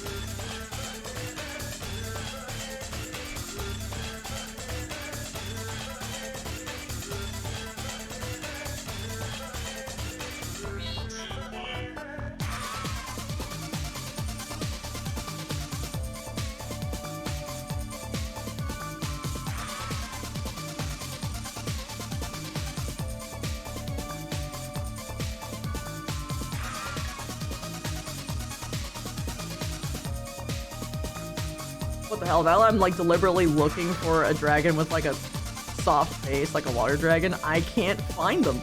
What is this shit?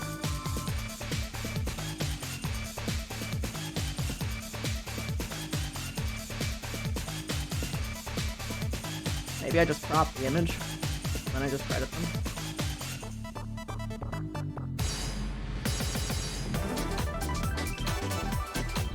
I mean, or I just get this adorable image.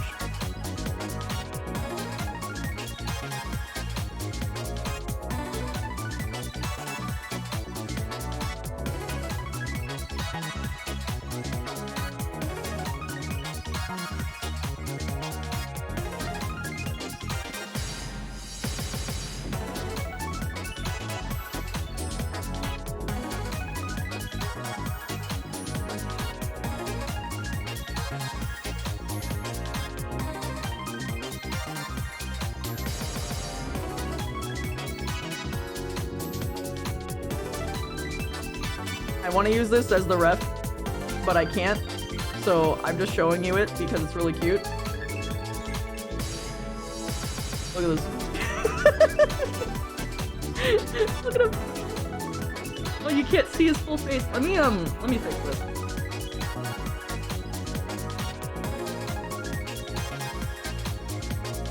Look at them.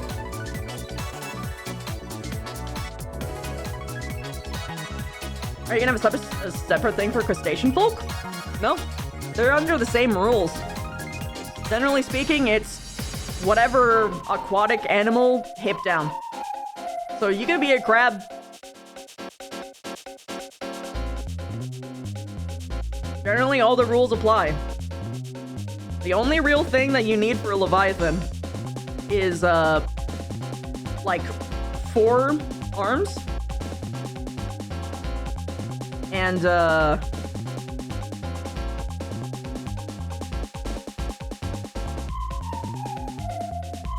majorital, body that is taken up by the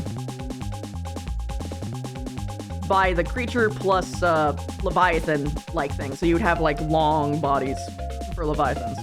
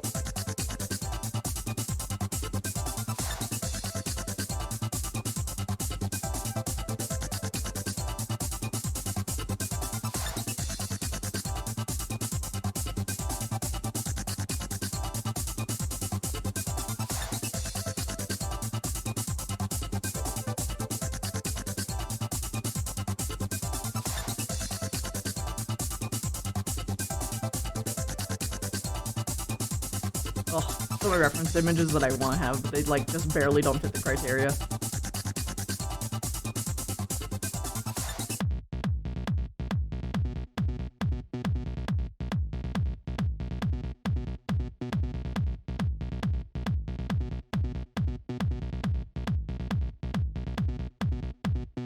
Like an example of a Leviathan would be something like this. It is just long with fin. They don't have hands, typically.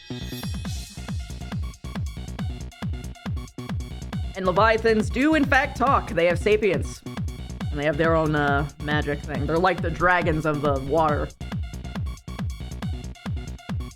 But a little bit little bit stronger than like your. Just because a dragon can swim does not mean that it is stronger than a leviathan. A leviathan will win if you catch it in its home turf. Period.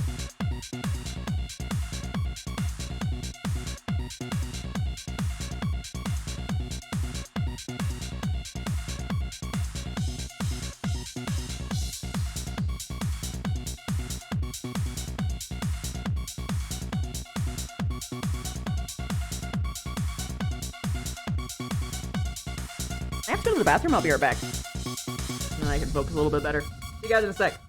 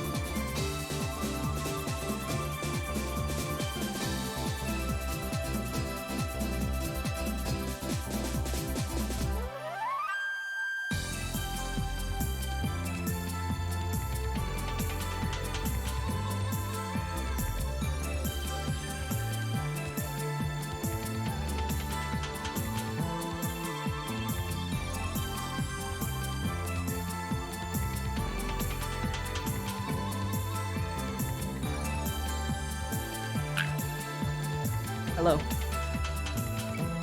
I'm back.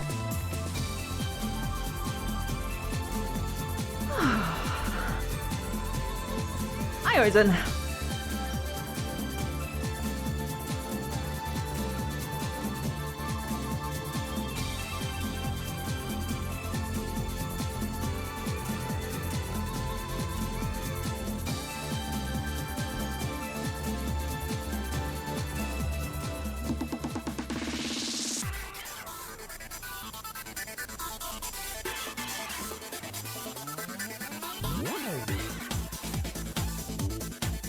Hi, Panda.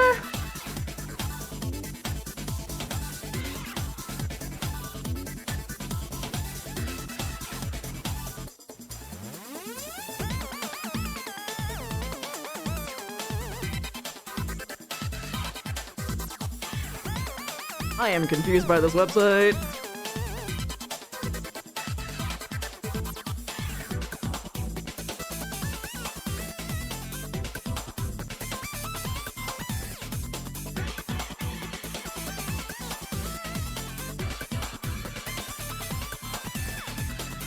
Oh shit, there's nothing.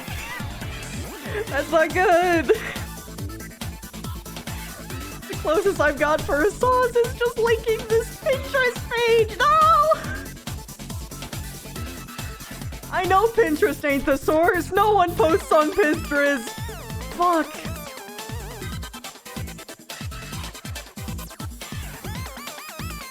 Shit.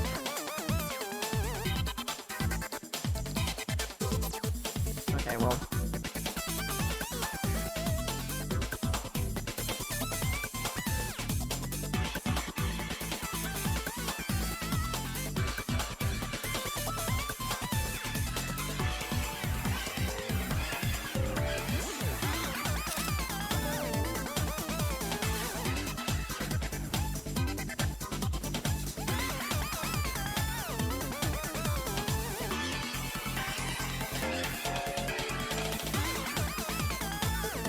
Shit. Hi, Star.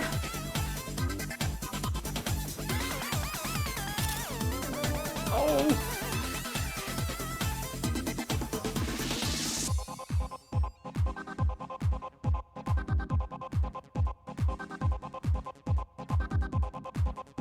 No, wait.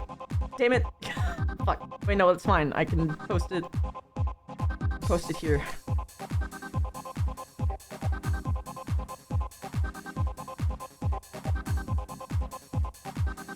Oh, don't do this to me.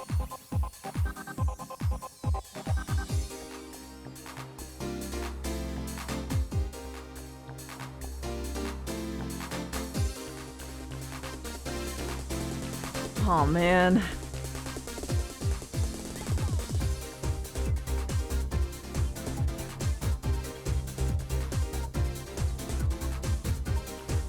This is rough.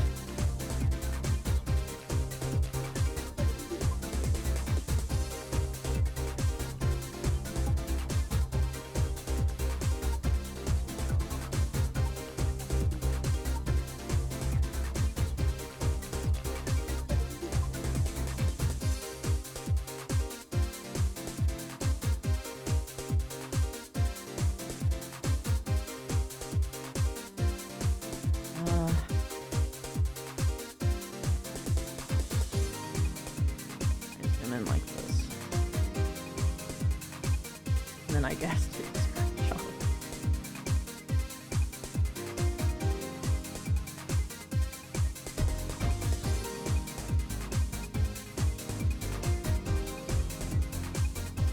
And then do that. And then open it. No, not here again. No. There.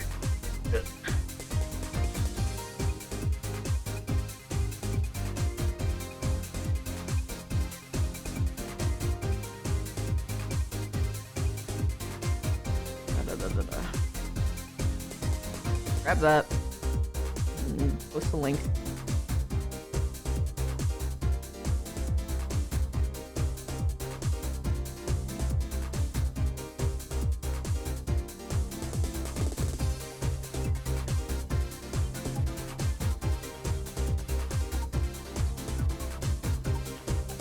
There you go.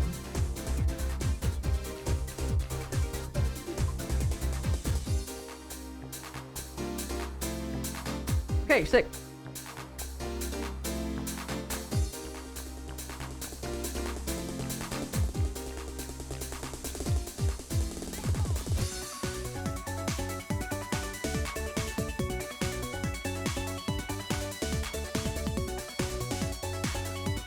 Unfortunately.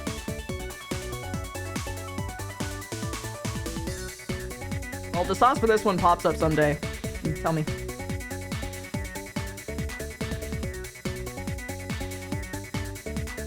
No, not here. Don't open it there.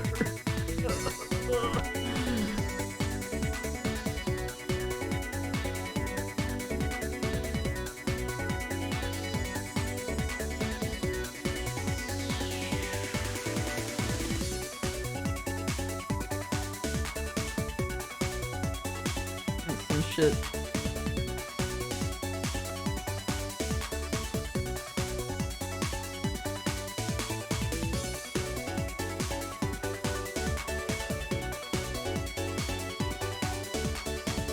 Man. Yeah, there's no sauce for that other one. That's rough.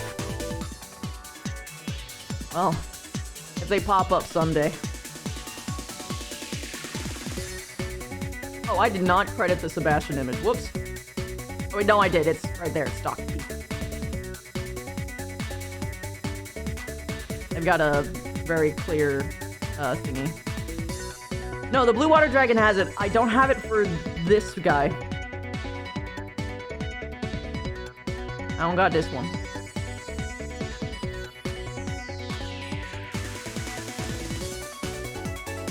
Anywho.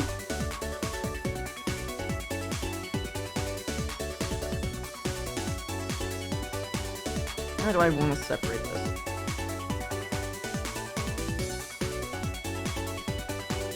Just like a fun little header image.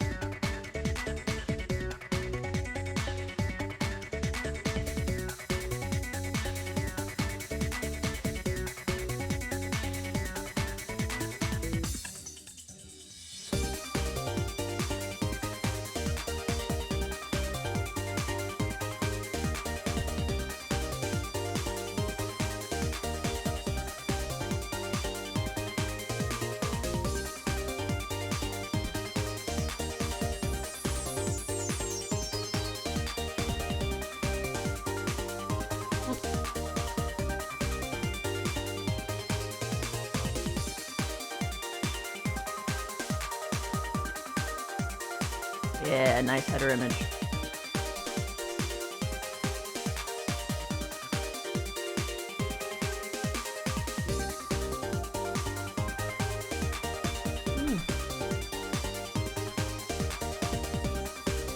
I mean, you can't put a title thing there. Oh, why are you doing this?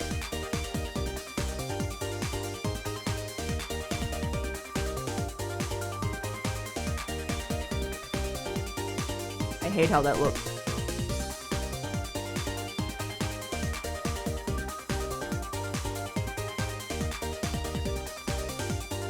There. Make that middle.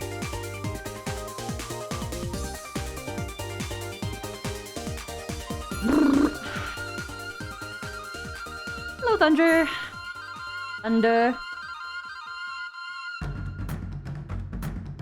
Okay. Bow.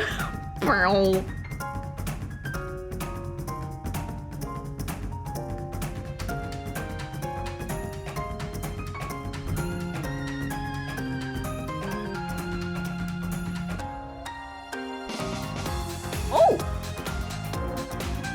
I see, we got a treat. I take bite. Oh. We share.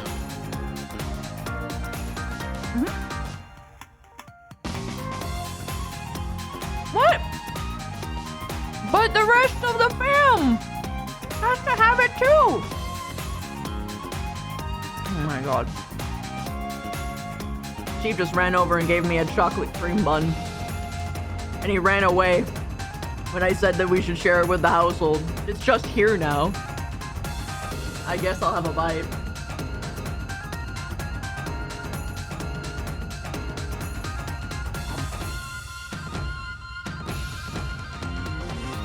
Okay.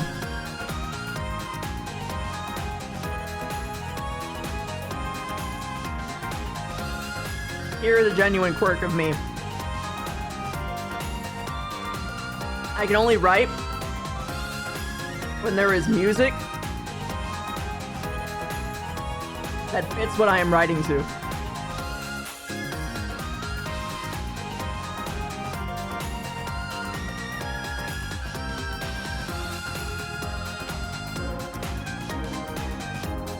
So I'm gonna listen to water music.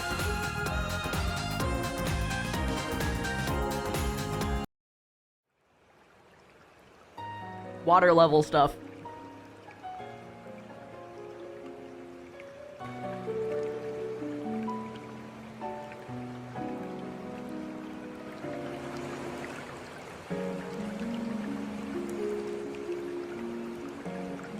Okay.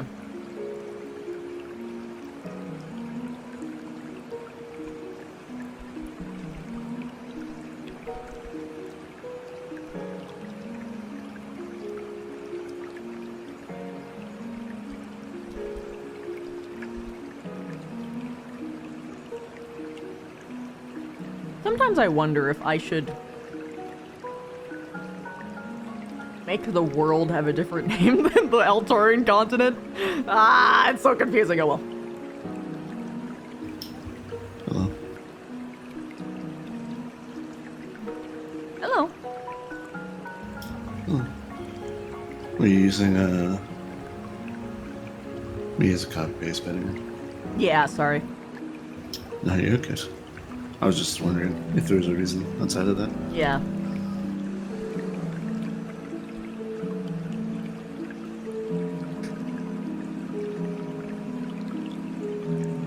Fuck.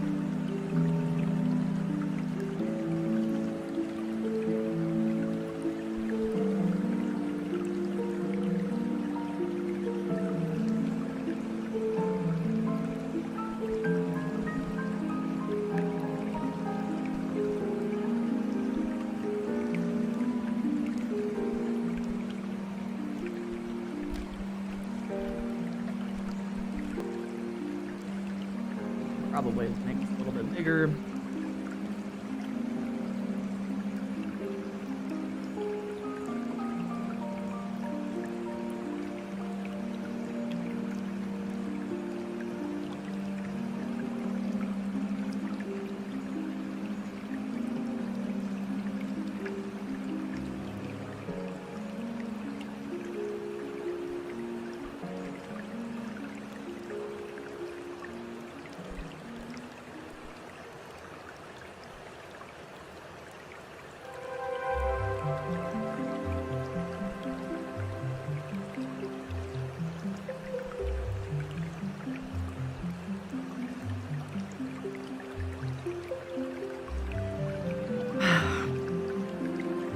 something I should do at some point. Is make sure that things have like links that you can click to find relevant information. Because I'm writing Sachet, but not everyone's gonna know what Sachet is, at least at first jump. I think you can hyperlink it. I could, and I have to like link to like the specific section where, you know, yeah. You also add comments to specific sections, I suppose. which will highlight it, and if they hover over the thing, it would pop up the comment. I mean, that works.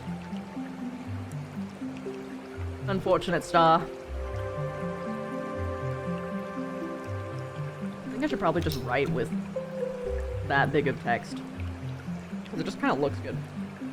And it's easier on the eyes. Easier for mine, at least. As a font nerd, what font are you using? What? As a font nerd, what font are you using? Arial? Okay. Why would I make it hard for people to read my lore? Most fonts are not hard to read if they're commercially available or mass-produced. There are some fonts that are stupid, but usually it's not meant to be taken I don't want seriously. people to have to, like, take a second. You know? Yeah. I still want to change Laura it. looks good. Yeah. I still want people. I want to see if I can find the like dyslexic friendly text thing and see if I can import that to Google Docs at some point. That would be nice. Yeah. Because that one's explicitly made with dyslexia in mind.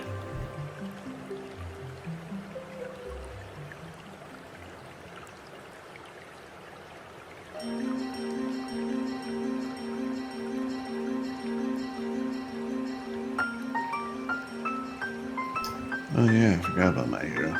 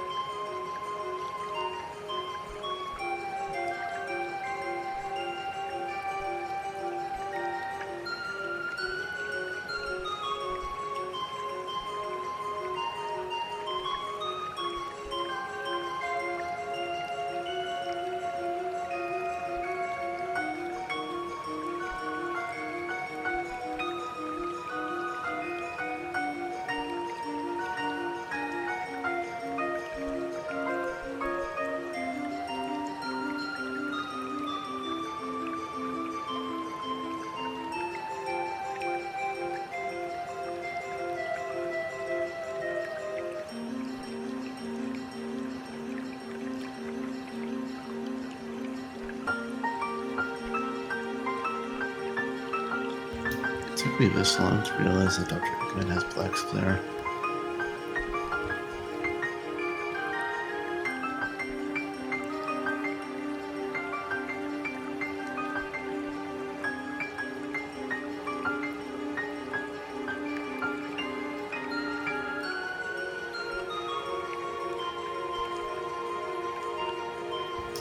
Oh yeah, you suffer through dyscalculia too.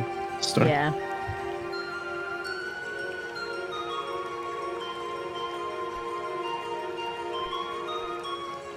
Also, because I just found this out. I have a question for Eggman, Dr. Robotnik. I have a question for the Sonic fans in the audience.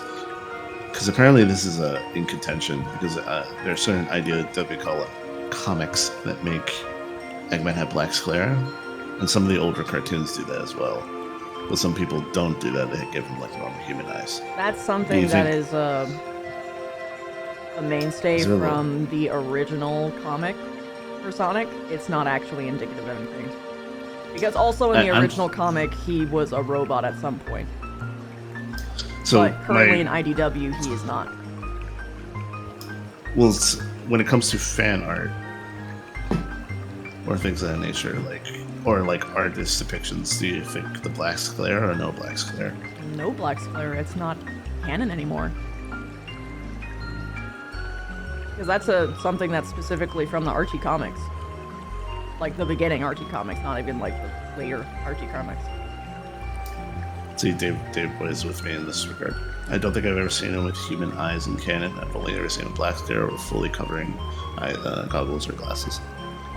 So the only reason why we saw the black sclera in Archie was because he was a robot at that point. We're just evil beyond, like, recognition.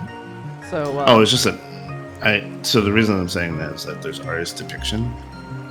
Like, there's artist interpretation that's not exactly canon. That he doesn't literally have black sclera in that regard. Like, for, like, people, if people draw that. But it is, like, feels more accurate, I guess. At least for me. I disagree. Just don't draw his eyes. Or if you do, make them, like, hyper bulging out of his glasses. Also, my argument is, if he had black sclera, it would have been present in the Sonic movies. No. Yes. That would be very difficult for people. I don't think Jim Carrey would have worn contacts while doing all the action scenes. I know that's the reason why eye changes for certain adaptations usually don't go through. Is because I don't think you understand Jim Carrey's game. He kept telling them to make the mustache bigger. Okay. I'm not even joking, and he even insisted on being fat. That was not originally going to be a thing. He told them Eggman needs to be fat, and so it happened. So if Jim Carrey, and as far as the lore goes, he had black sclera, he would have had black sclera. No one would have been able to stop him from putting black sclera on him.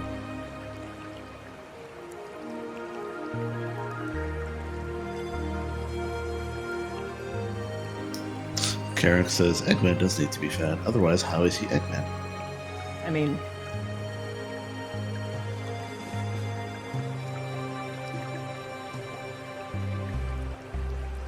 there are ways. I'm pretty sure there has been depictions of him being not exactly fat, like in Sonic Boom. He's more just square. Yeah. I like Sonic Boom and Eggman though. I like Frontiers Eggman and IDW Eggman. You liking Frontiers depictions of characters? Huh? Yeah. Anywho, I need to get back to writing. Get back to writing. Mm-hmm.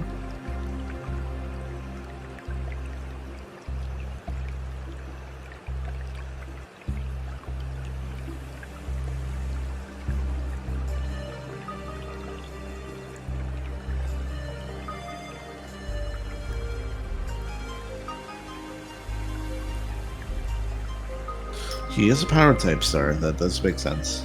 For him to be a kingpin type of character, where like he looks big, but he's actually just muscular, with, like some thickness to him.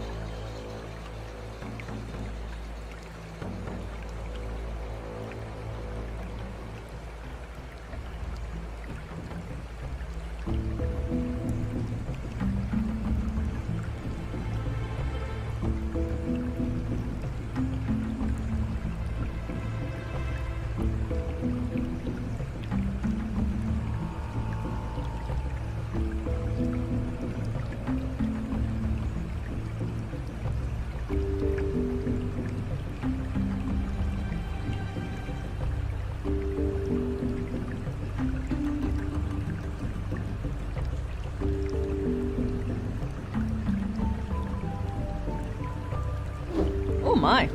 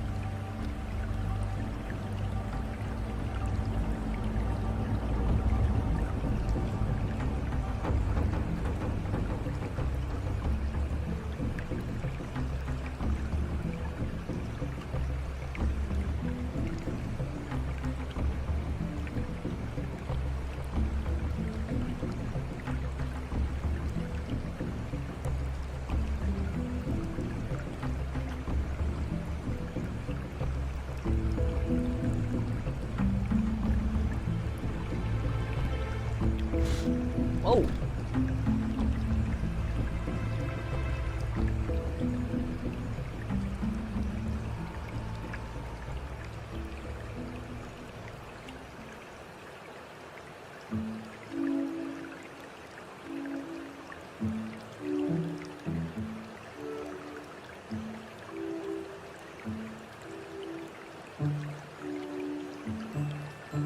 Goodness me. Looks like things are moving things around. Cartoon and comic bookism in general? Yeah.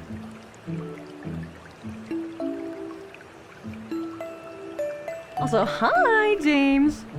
I'm on a roll.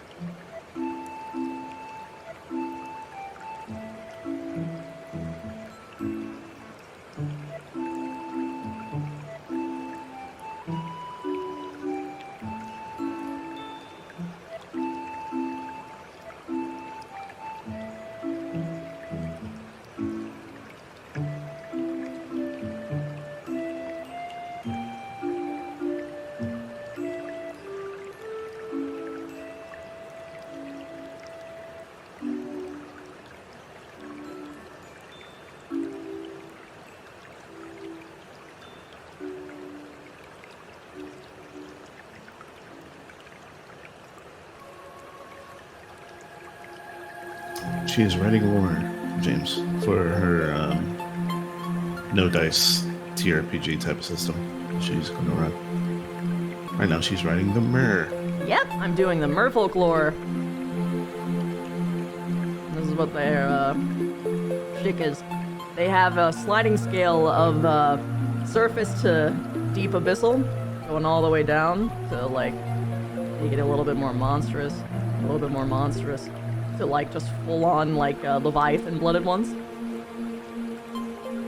So they've got like something crazy like this, and then this would be an example of like a true Leviathan. The key being hands, no hands.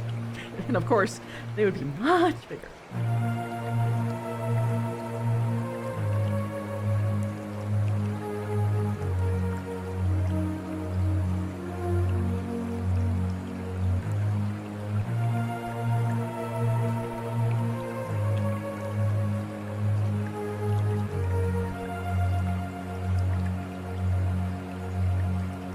Watching Sonic X and Jet X along with other shows. No hands plus ocean liner size.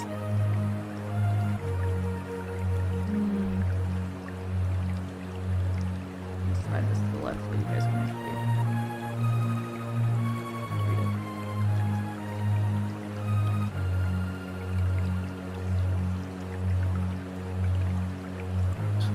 it. your hair wasn't so voluminous, we could. If your hair was in such full volume and so pretty. Vev's hair. Oh, yes.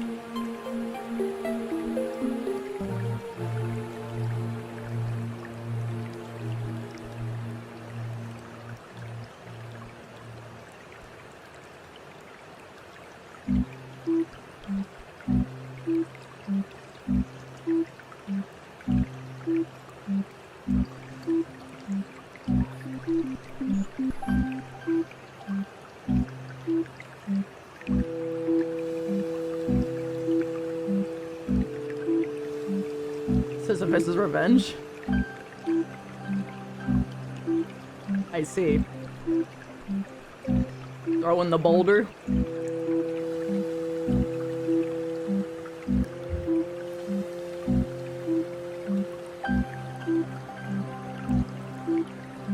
Here I thought it was just going to be like a once escaping death type thing, where you just don't die.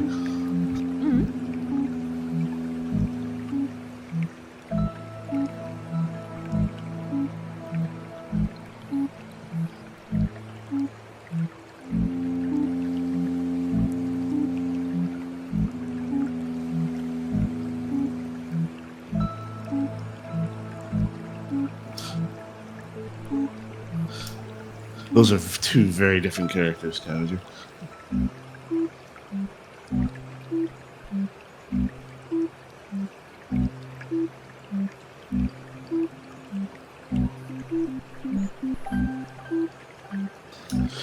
Scylla might have been a good reference art for you, if you could find a fishy one.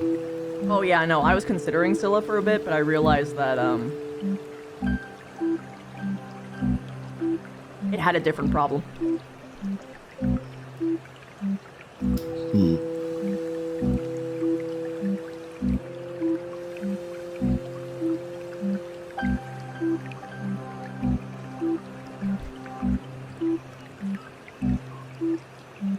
James is asking, what are you doing this for? This is for my own campaign that I'm gonna be running. I'm gonna be running streamed games, with, the intention of providing a meta experience, where the focus is going to be on integration with Twitch chat, and the fact that, not only are the players able to see you guys, but you are able to see them. In VR, no. This will be mostly a audio experience. Mostly, not entirely. So think a podcast VR experience where a podcast tabletop experience like D&D, but not, because there is no dice. It is a keyword system. If I need someone, I will let them know. I've got plenty of people who are interested. You also have the chat integration thing. Yeah, I have chat integration, so basically the idea is, that's what I was talking about, the integration before, is that not only are the players characters, like the primary players that I will be speaking to, but so is every single person in the chat. Everyone in the chat will be making character sheets that they will submit with my guides in mind. Every single person will have a keyword, and every single person will have a card to play, and it will influence the story. So to that end, everyone gets to make their own OCs and actually have them, like, interact in the chat itself. Yes. You will be role-playing in the chat. Live, and what you say and do will, in fact, influence the story. Because I realize that no one's really done something like that. And the general idea is the horrors of perspective, particularly from the end of entertainers and the viewer. Because the viewer cannot help but be at the mercy of watching and not being able to do as much as they would like. Like maybe someone they really care for is dying right in front of them and they can't do anything about it because they aren't there.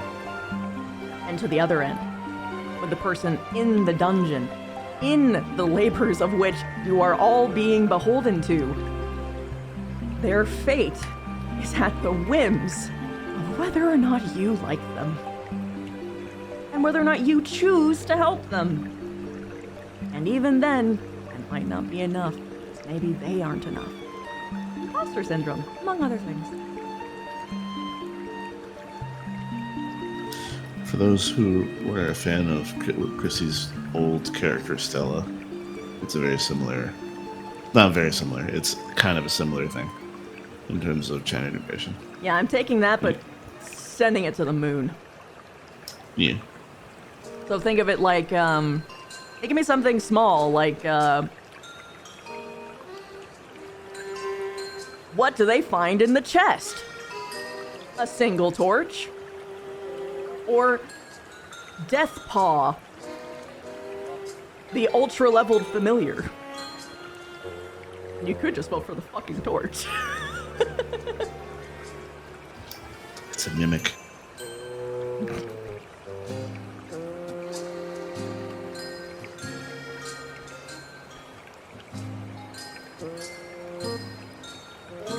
But it could also be more severe, like every single level of the dungeon will have a unique mechanic. Can you make your character a crab? I mean, there are crab merfolks, so yeah, you could. Crab people. But do you mean just like a normal crab? Nope. But you can be a crab merfolk. Crab folk, if you will.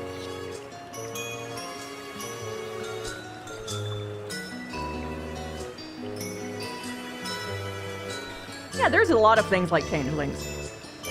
There's quite a few shape changers.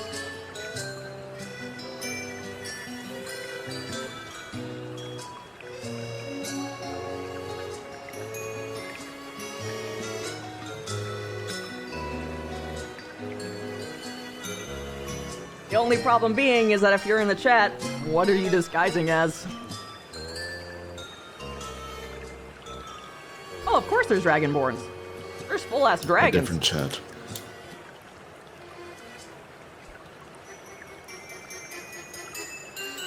I don't know why that's funny to me, but it is. What? Changing into a different chat, so they're just like talking about knitting or something. I don't know why that makes Unfortunately, that won't work. I know, but it's really laughable.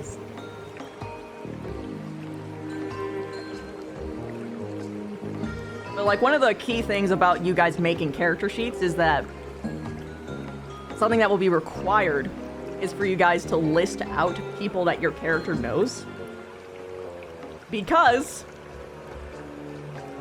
they might have been scooped into the dungeon as well, which means that the players might, say, run into your sister. And you might maybe not want your sister to die. So you might hinder or help the party in accordance to what they're doing with your sister. Helping them, killing them, etc. It depends on how they choose to tackle what it is as this dungeon. And I'm gonna have more than one party, bear in mind. Going through the same dungeon. At the same time. And what they can do, and what they do might influence each other as well.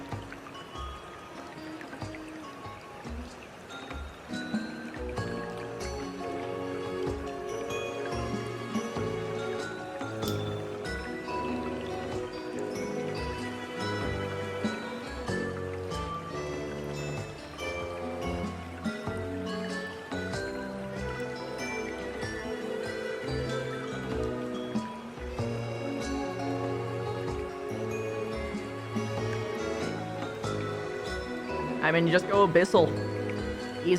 That's pretty easy. The Abyssal, like the deep ones, the deep merfolk can be pretty big. Pretty big.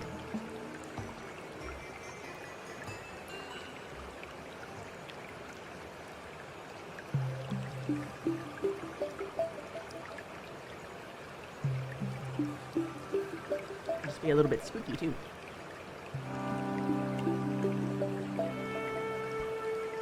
I don't know why I thought of like a giant abyssal merfolk that's just like this eldritch looking person just like very carefully typing in a like underwater laptop, talking chat.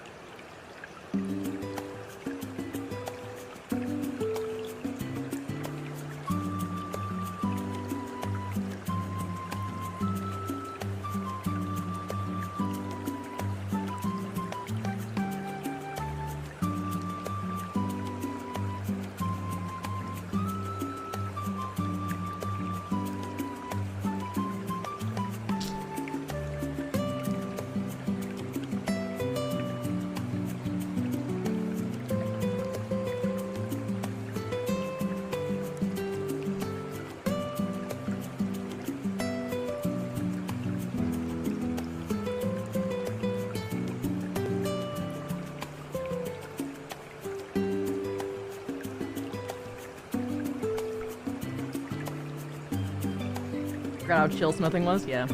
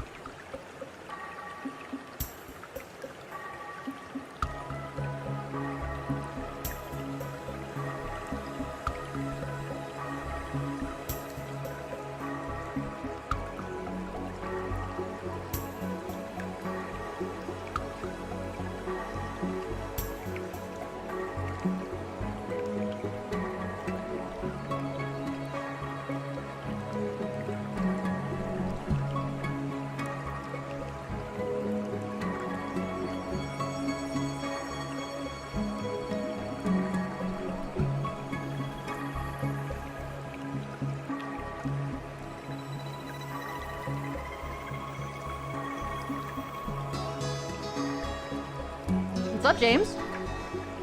Can you have two heads with the crab head and the person head? I mean, yeah. I mean, crab is basically all head with leg. But, like, another way that you can think of it is like a crab body with like the legs. And then you've got like the person hands on top with like the torso just like leering out. The long fucking Leviathan tail as well. Like that's... Those of Leviathan blood just need to have the long tail. Like a maximize on the monstrous part. And 2 arms. But yeah, no, that would be like one hell of a creature, James. I love that as a concept.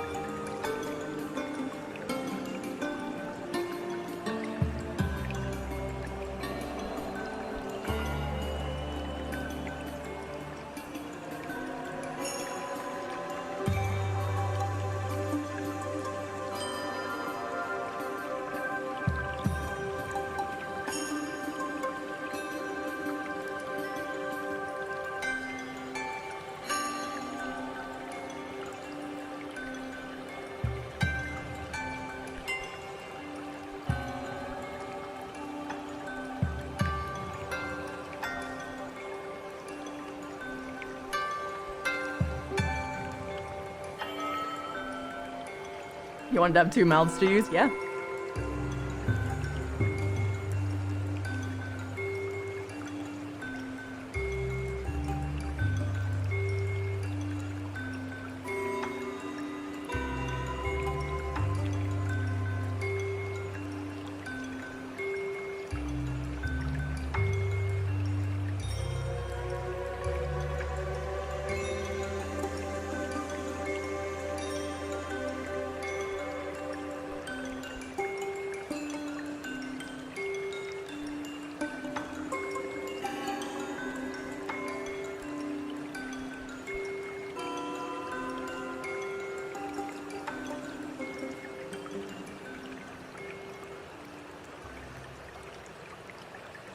Which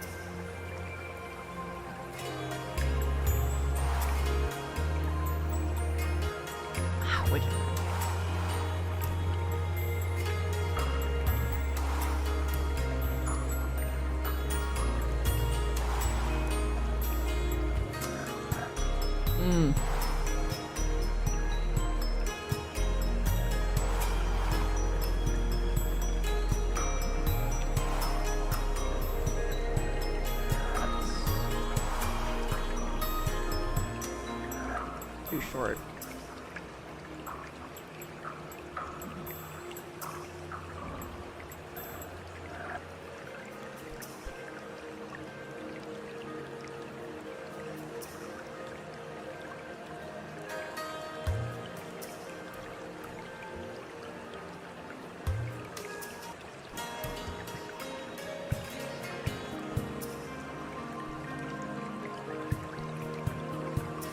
I'll be right back. I'm walking back.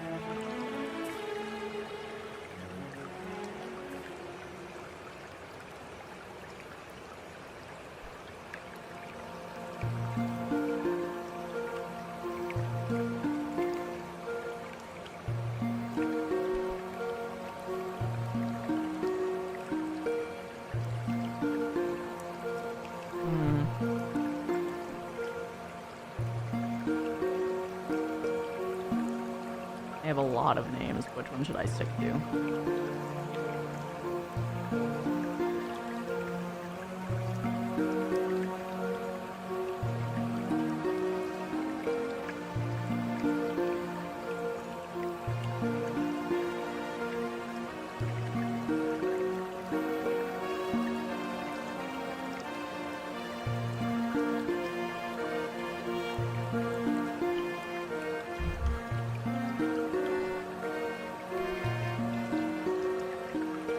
I listed as the other one.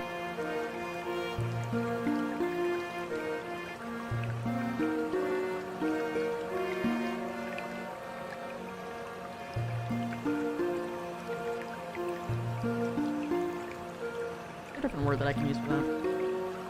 Hi, Ashanera!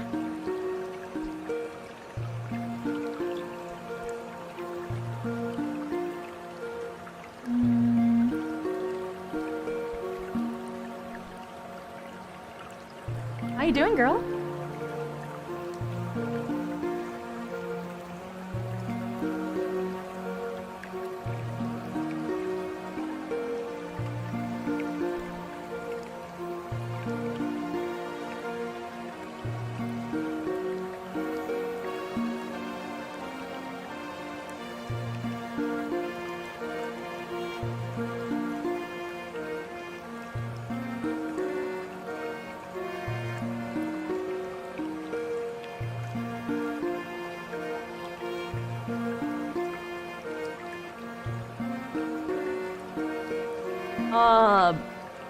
I'm recovering from an eye surgery, Ash. So until either I recover or the big screen VR2 comes out, which is in July, I won't be able to go into VR without hurting my eyes.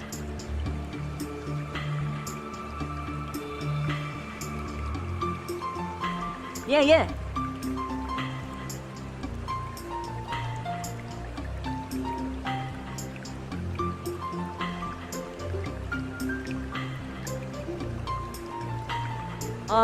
So for full recovery, it takes 3 years.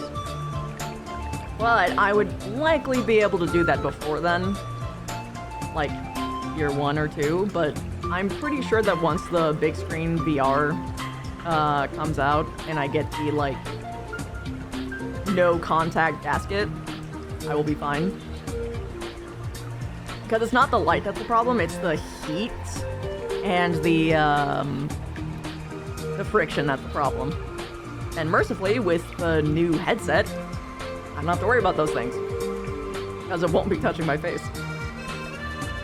I mean, it's 3 years, but it's not, like, that bad. Like, it's unfortunate for me who's doing VR. Because, like, for instance, I can drive. I see better now than I ever have, and as the years go by, I will only see better. But, like, I'll have to do things like eye drops and things. That's normally, like, the extent of the recovery for, like, a normal person. But because I do VR, it's a bit different. It hits a little different. But yeah, once the new headset pops out, by July, I should be good to go to get back into VR again. I'm excited. But until then, I'm gonna busy myself with other stuff. Like running my own tabletop. Alice, hi! Welcome! Thank you so much for the 50 months. Bleep.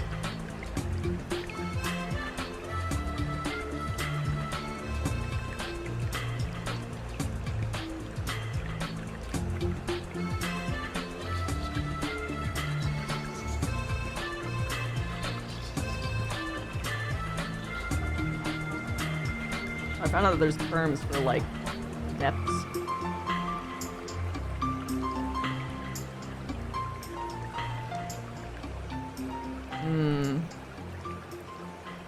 Low blood would imply, like, a... I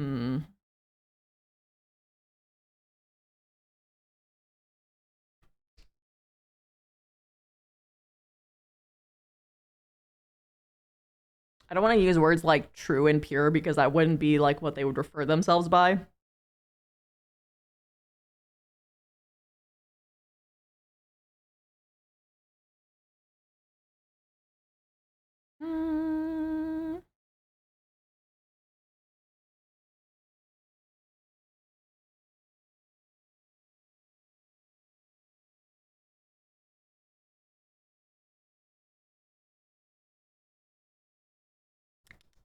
Oh, did my music stop?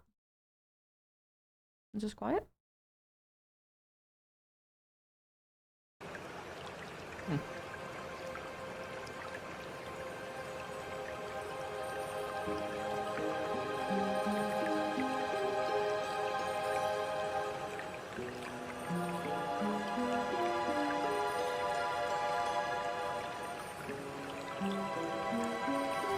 Oh, Hi.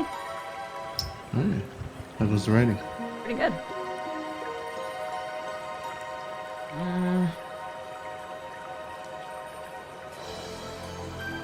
Real life days are too short to truly enjoy vintage story.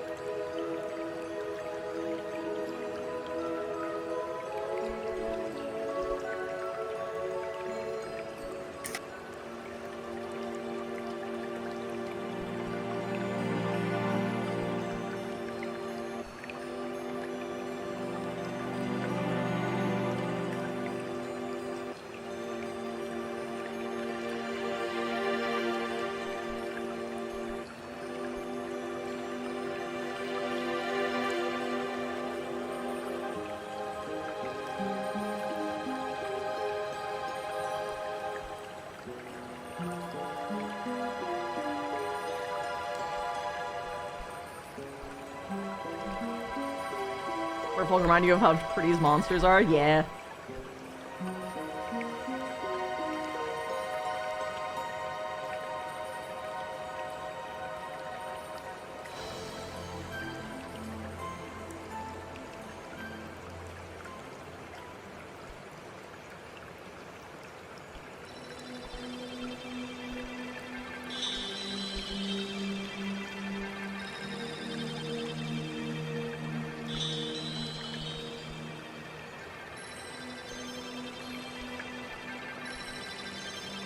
Yeah, I'm writing the lore documents for people to make characters with. Character generation lore stuff. I already have the lore in, like, vicious details for, like, the DM side of things, but DM notes versus, like, notes for, like, people trying to generate characters are entirely different things, because you can't hold every single ace in every single sentence, because the way that I write it in my, like, DM notes is, like, back-to-back, like, deep secret shit, to the point where I can't even, like, dissect singular sentences out without things just being, like, choppy and weird. So I more or less have to write it from scratch, just from, my general understanding of it.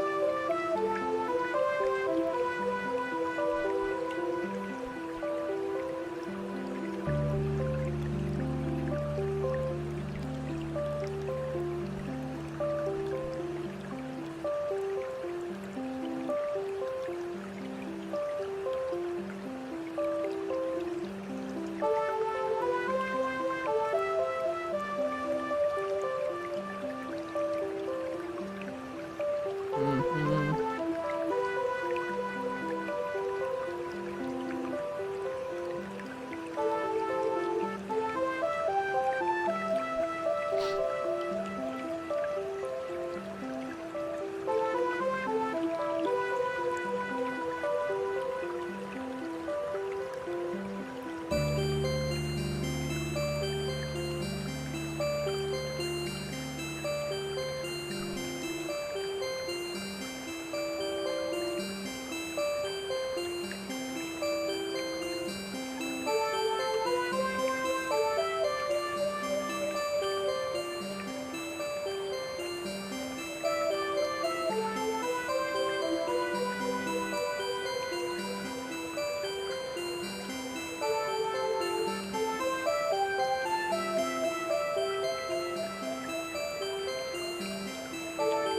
Okay.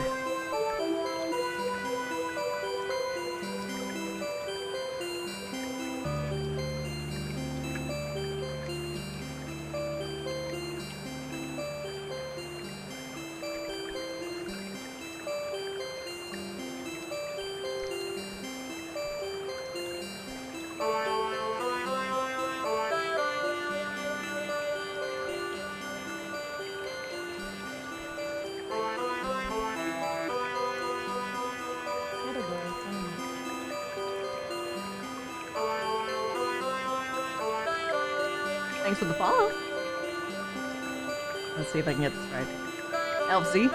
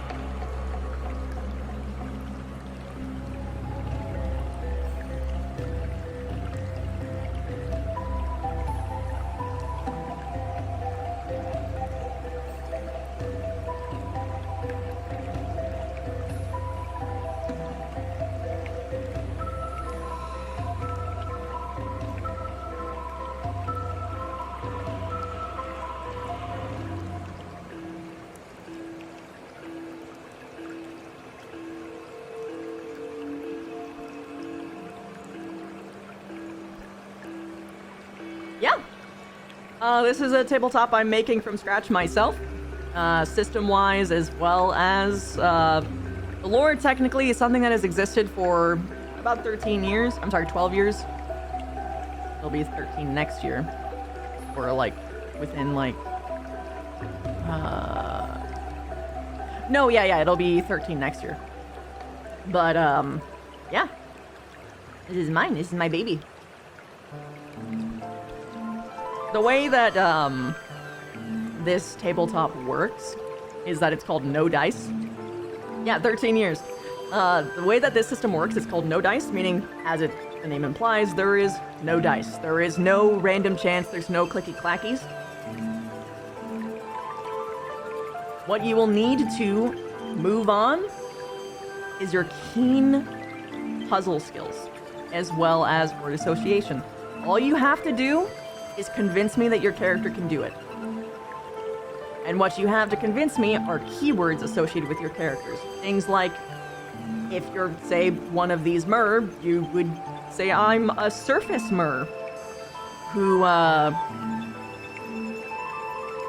specializes in, like, weather pattern charting. And as a result, I would know whether or not the waters would be calmer tomorrow or today. Things like that. And of course, there are negative keywords as well that will mess you up, inevitably.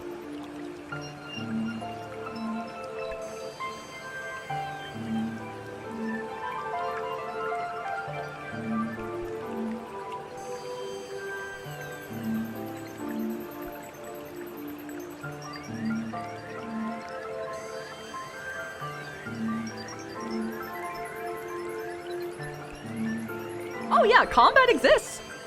It's just cinematic. You just tell me what your character is doing, and then I tell you how the world and your opponent reacts. Simple as. We've done it since the beginning. This is how roleplay first started. All you have to do is trust in me, and all I have to do is trust in you. And together we can make a beautiful story.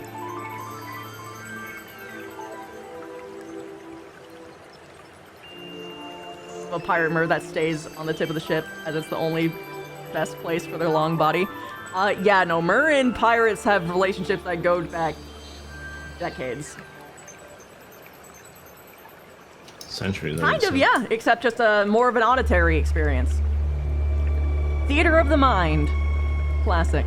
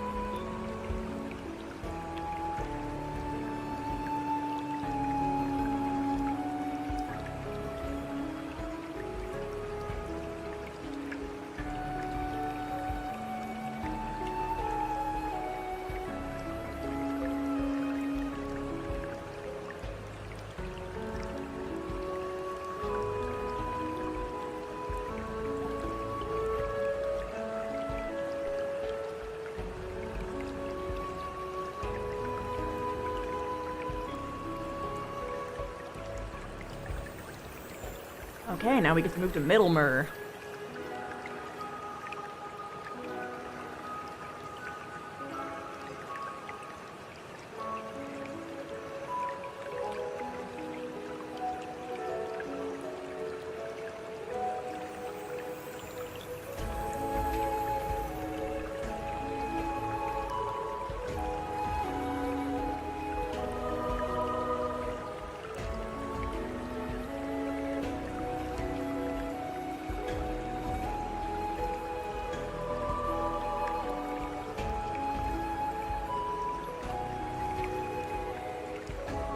You can see how this can be fun. It reminds you of old Forum RPs. Yeah.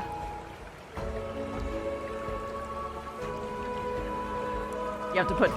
Yeah, you gotta put faith and trust in the DM that they won't just kill your character off just to do so. The trust is what makes good RP. I mean, I'm pretty, like, honest about this, but, like, I have no intention of killing a character. If a player wants to kill their character off, that is something that they decide. Up until even the very last moment.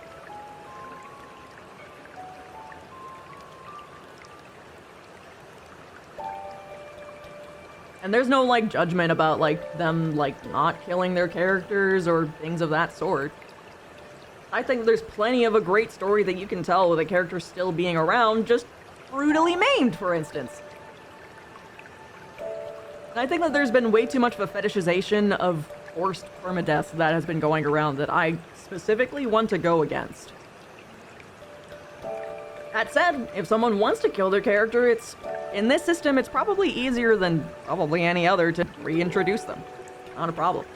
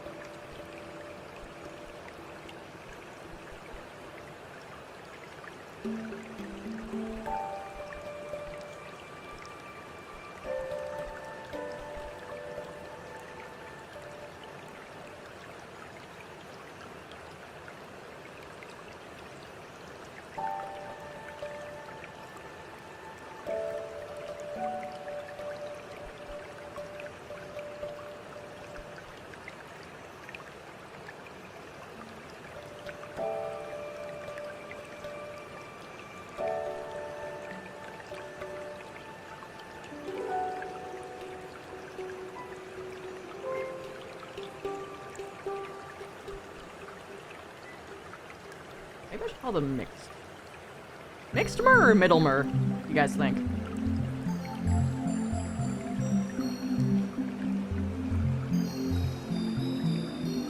I like Middlemer better. Yeah, Middlemer.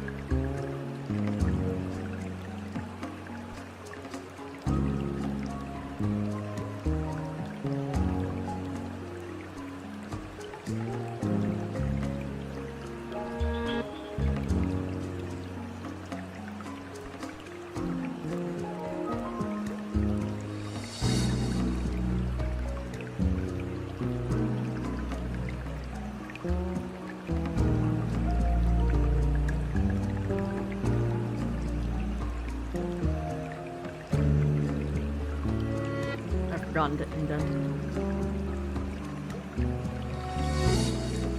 I love indenting paragraphs.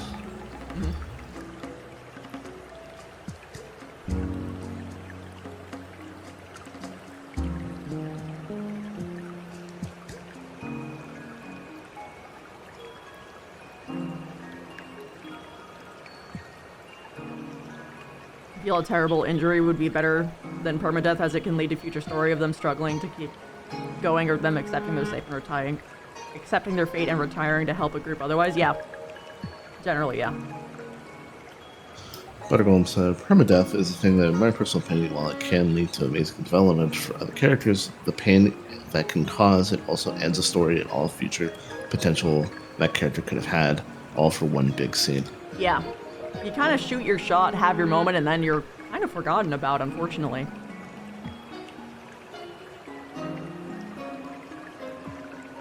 Having the option there as an option is so much better than having it being forced, yeah.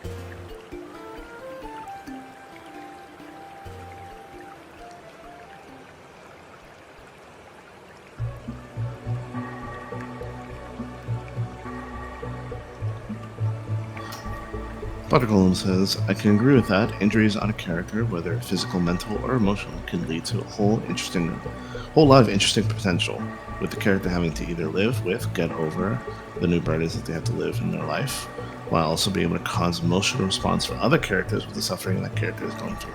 Yep. Also, just can really suck to lose a character connection, honestly. I found that it can actually take away the fun from other people a lot, sometimes. Yeah. I've seen that happen many characters times. just get, like, lost when their, like, Yeah. primary character connection is just dead. That also happens when you switch characters prematurely. Yeah.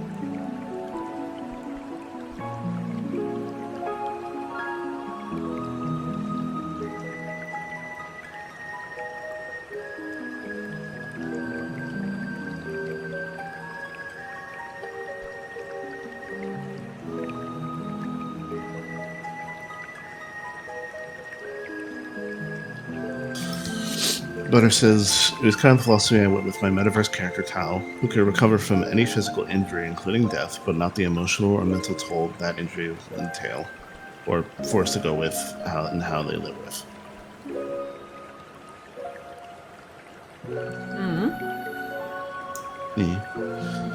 Storm says, it's like my character has to push themselves and their magic item limits have left them with permanent vulnerability to lightning and thunder as a result of overusing a magic item to give a breather for the party. Yeah. I'm assuming you're talking about personal, not personal, permanent detriment that happens. People have to be very careful with those too, because they can.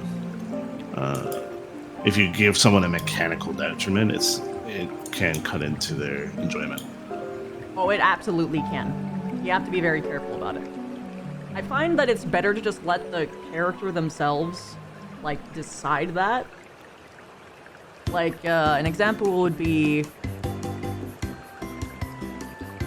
Let's say, a character decides to force something to succeed without having, like, a proper keyword to justify it. I can be like, okay, I hear you. You succeed. What do you sacrifice? And then I leave it up to them. Yeah, I remember there's this thing I've heard about where there's this character that was a paladin that their friend on their party, like the character's friend in the party, died in battle, and they sacrificed their connection, their oath, to bring that person back, like true resurrection, in exchange for loot, like basically no longer being a paladin, and they became a fighter. That was their choice, by the way. No, that was something they asked. Yeah.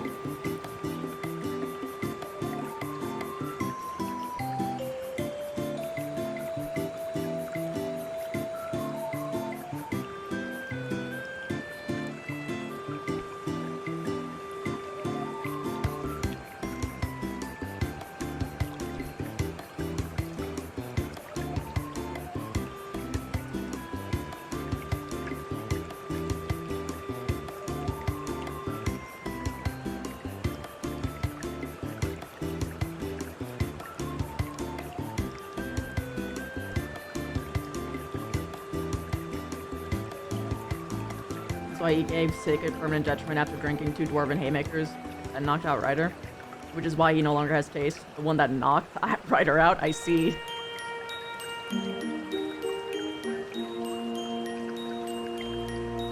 I did a somewhat similar thing with Ice when the whole Mona Scream happened. He lost years in his life.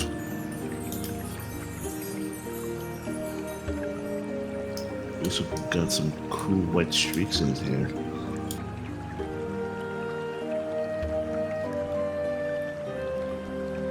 Which has been on the character so long that I forgot, like, sometimes forget that it was a part of the character.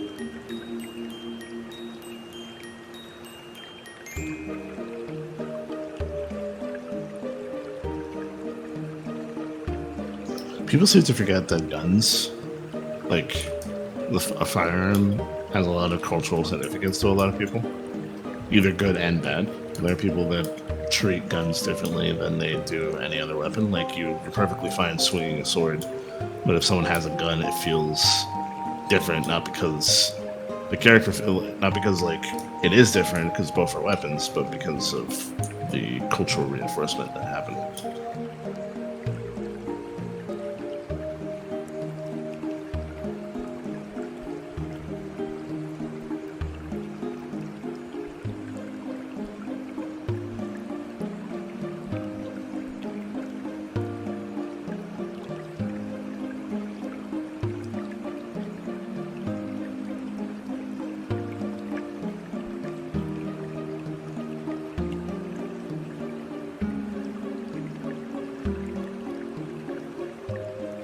Bye, butter.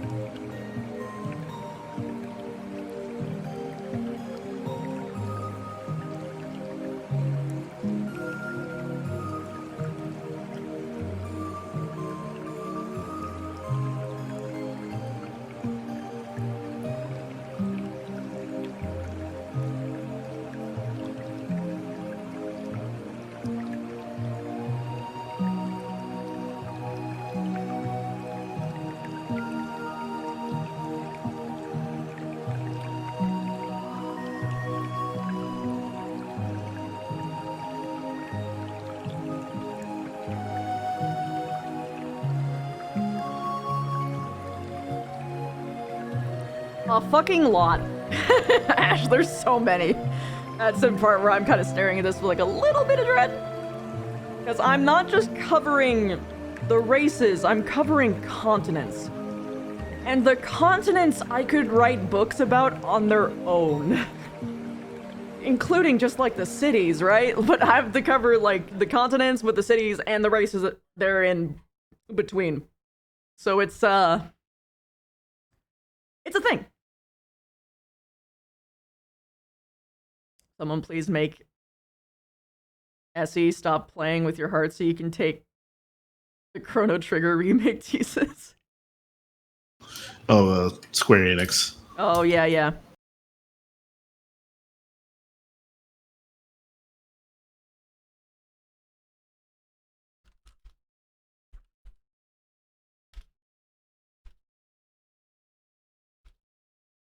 I finally got into the Mages Guild. Gratian.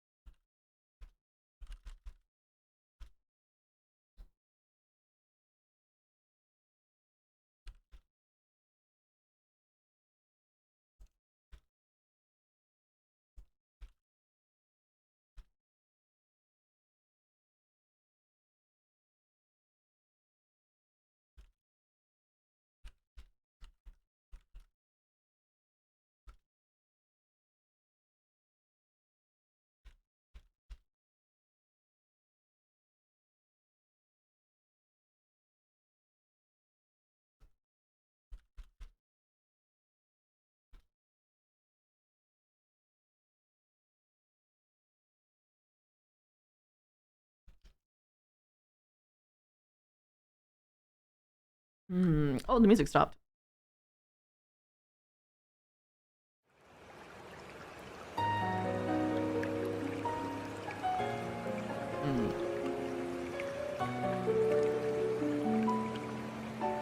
Alright, I'll drink water. Drink water. Thank you, Mercy.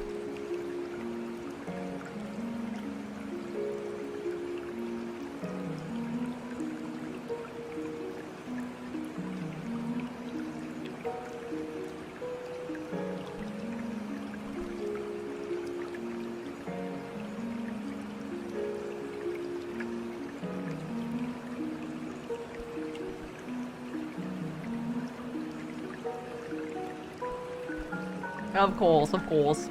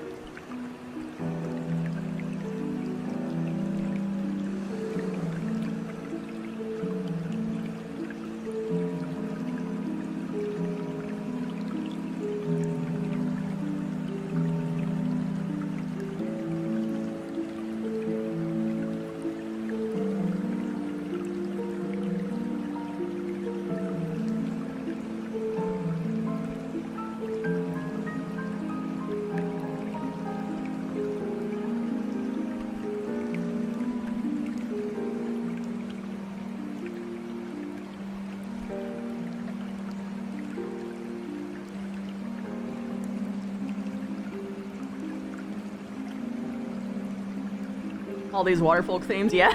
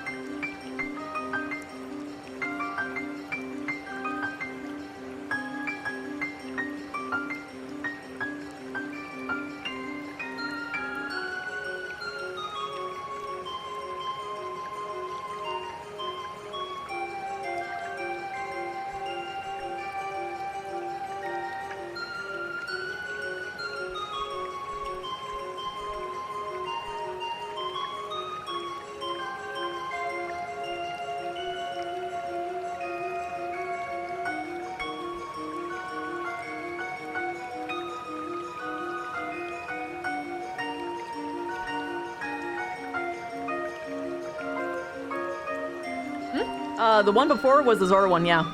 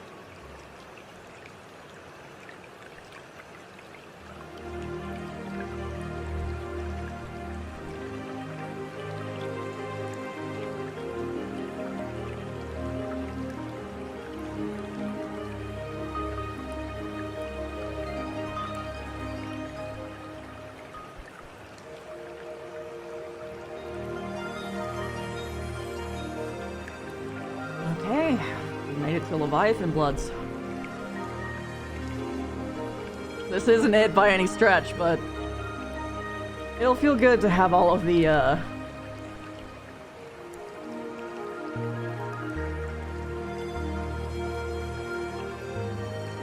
all of the primary, races of the Mer covered.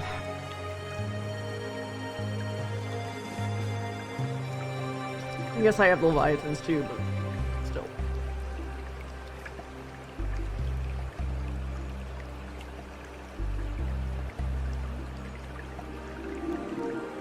Shit, I forgot.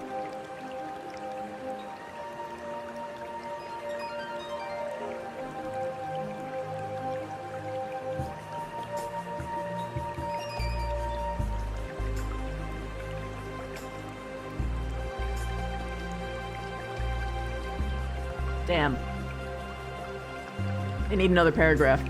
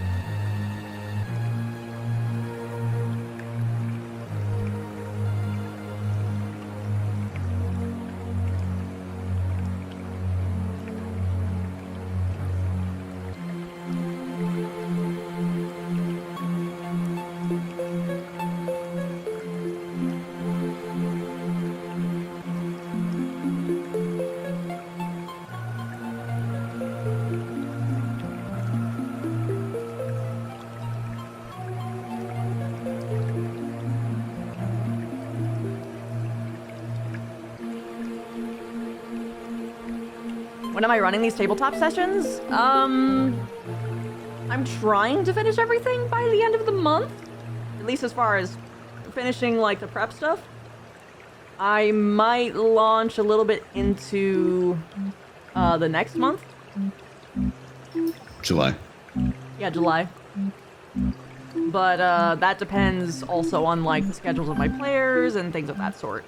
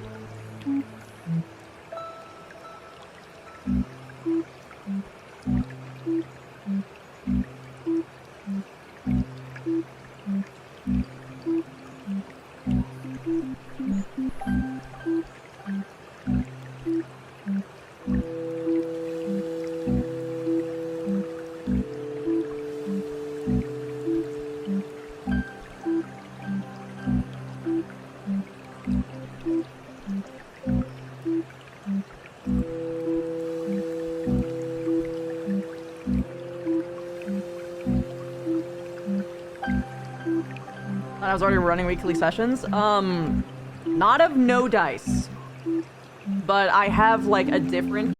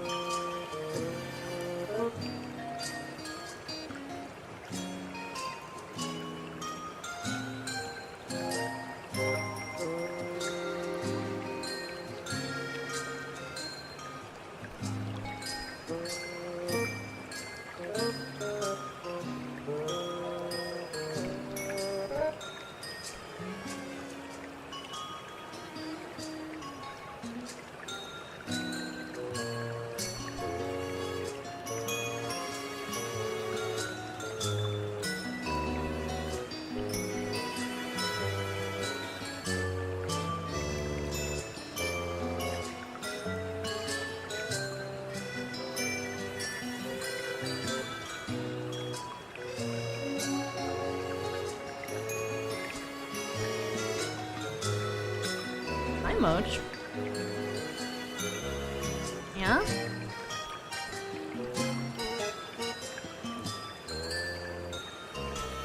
Meow.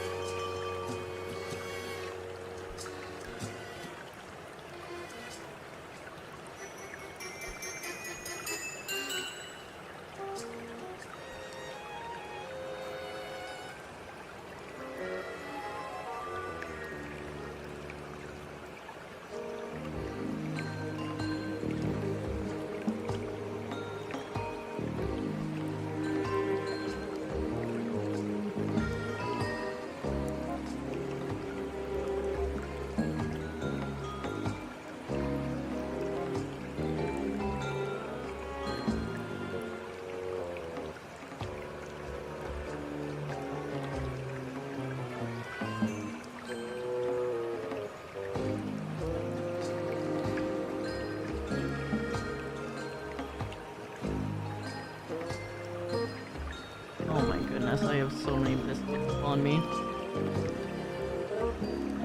It got me so good. Yeah, I'm in development phase for at least the tabletop that I'm making from scratch.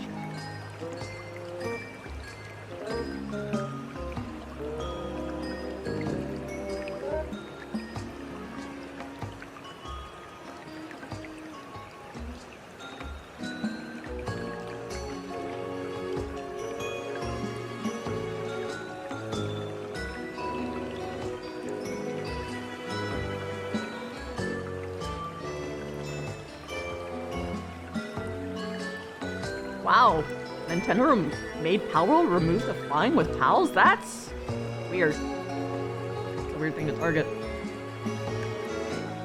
I don't know why that's the case. I think people correct me if I'm wrong, if people who know. In the first Arceus Legends game, the one that's a prequel, like decided in the past, were you able to fly around with your Pokemon? You were able to do I've that in never one of played the them. many handheld versions. They're all handheld. You know?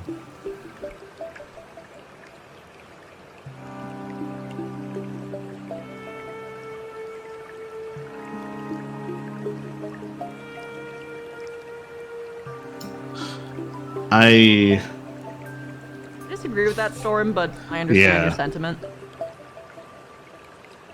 I'm not going to throw artists under the bus just because the corporation they have to work for is a piece of shit. There's definitely a lot of love put into those games. It's just Nintendo isn't really giving them the support that they need. Also, it's very. This also shows why it's very important that copyright laws are the way that they are.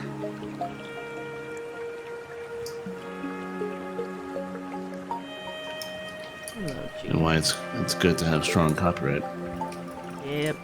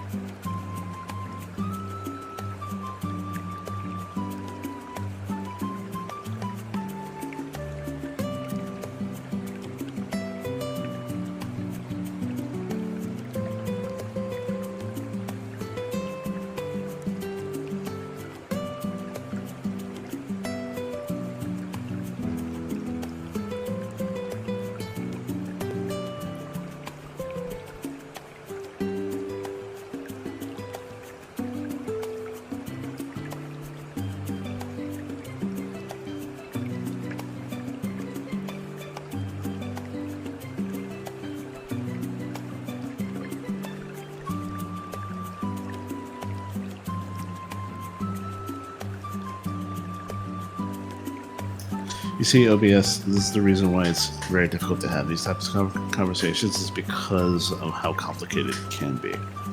And how many people can talk with a certain amount of authority about a subject that they don't fully understand. This includes me, by the way. Because the interpersonal workings of Japanese companies are significantly different than the interpersonal relationships or workings of US companies.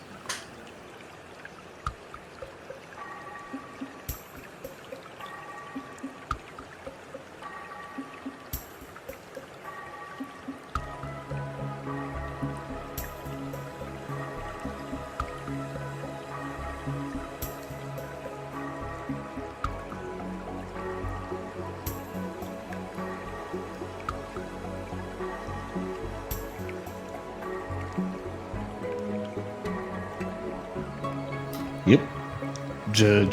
Japan's copyright laws are interesting to say the least. I don't particularly like what Power World did, even though I disagree with the way Nintendo is deciding to go about it. Yeah. I do genuinely think that that company needed to get bonked in some capacity.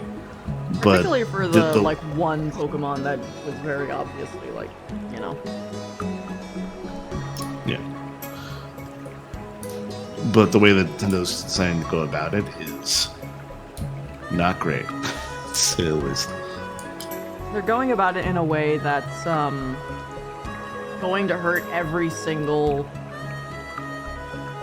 monster catching game in the long run, which is not great.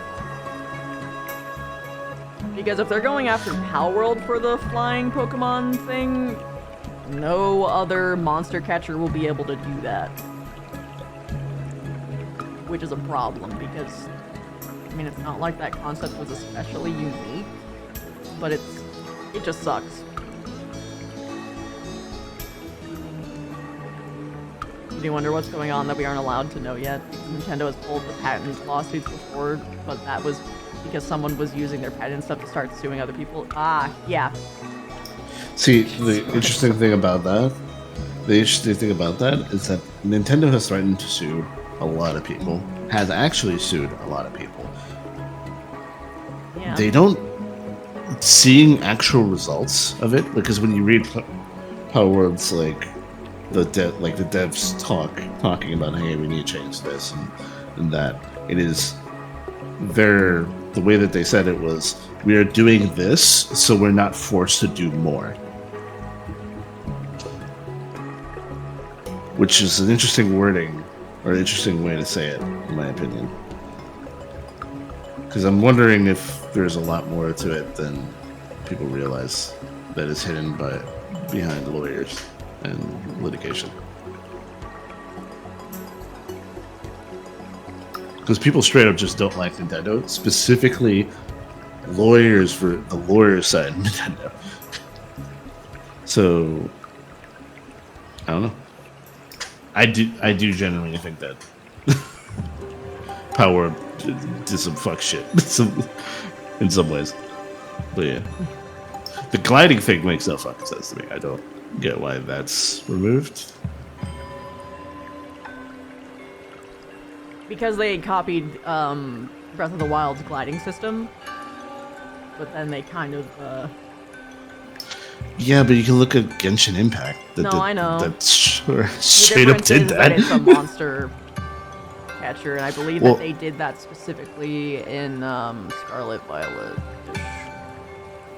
Yeah, they did do. Oh wait, yeah, they did do that. Well, yeah. Oh my god, I don't know why I forgot about that. Jeez. Also, I agree. It's not a matter with of how many games have gliding in it. It's how many monster catchers. Yeah, it's when it comes to patents, you have to be specific, because this is the reason why certain companies try to patent general topics and things of that nature, and they usually get denied. But they can patent things in a certain context, say a truck driving game in this particular console, or this particular thing, or it has to be this particular region, that type of thing, which is why. You got food? That's a lot to finish all at once. I took another bite, but thank you. What? Why? Yummy? Why do you not have some for yourself? Why? Oh. I really like it. I don't care, make some for yourself. Bye, thank you.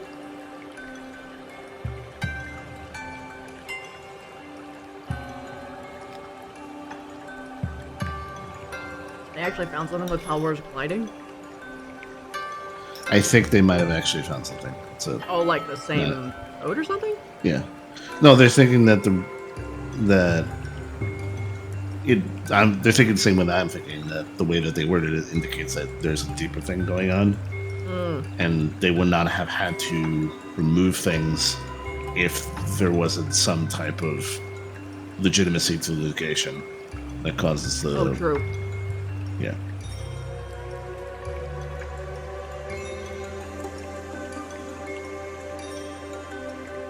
I remember that, and they failed, thankfully.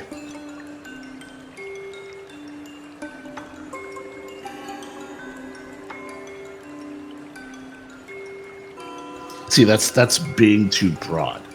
Now, if they were trying to patent the guiding arrow in a driving game specifically, they might have had a little more legs. Remember when a bunch of YouTubers tried to React. patent the word react, yeah. Yeah, that was too vague. The more specific you get in patent law and trademark law that I found that the more likely you are to be successful.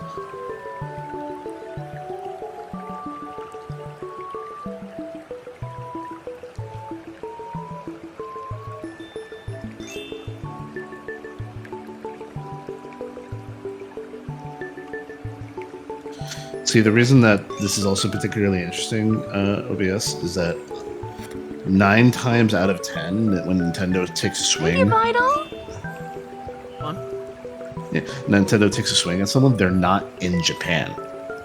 So the laws are a little weird. Like they don't have a lot of leg to stand on when it comes to it. So they tend to like try their best, but even then, it's not like particularly successful.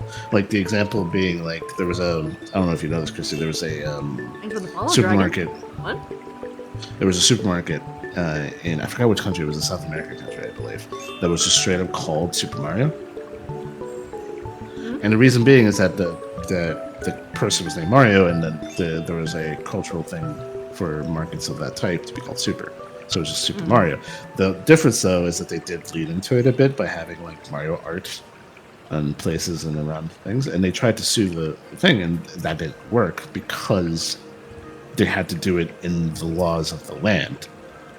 Yeah. They couldn't just like take them to Japan. That's not how that works. So the difference with that, though, is that Power World, the developers of Power World and Pokemon are both Japanese, which means that they have a lot more sway and a lot bigger punch in order to do these things. Yeah, and the same thing. Like, to my understanding, correct me if I'm wrong, I'm pretty sure Digimon is Japanese. 99% sure. But and they never went after them specifically, and they were doing it like in the middle, like the middle of everything going on. To be fair, I believe Digimon is older than Pokemon, if I remember correctly.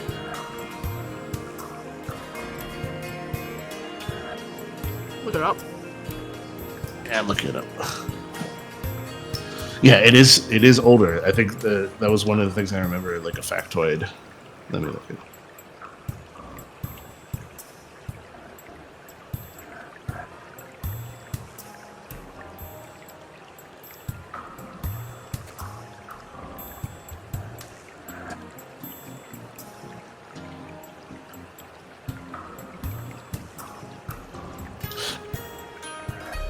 No, they are not older. Never mind. Oh. By a year. Pokemon Red, Blue, Red, Green, to be February 27th, 1996, and Digimon as a virtual pet before it became a different type of game came out in June 26, 1987, a year apart. Around a year or so. So no. One's older. Pokemon is older. So, but yeah. They never went after Pokemon. They never went after Temtem, which is a different thing. They used cards. That's actually probably the biggest thing that Nintendo gave a shit about was the balls, like the capture spheres. Like I believe someone else is saying. Yeah, the capturing method is probably what they actually gave a shit about significantly. Not just capturing monsters, but the way they did it, because there's been many different capturing monsters games that have come out. They've used different mechanics, like Temtem using cards. It's not a matter of being picky, it's a matter of like who is actually worth going after and why. Yeah, and the weird thing about copyright law, at least in America, I'm pretty sure this is true in Japan, but in America, copyright law, your copyright only exists as long as you're actively defending it. If you decide not to defend it, and you do so too much, then your patent could be considered non-void. Like, and that is the reason why, like, there are companies that will just go after you because they need to defend it. Mm-hmm.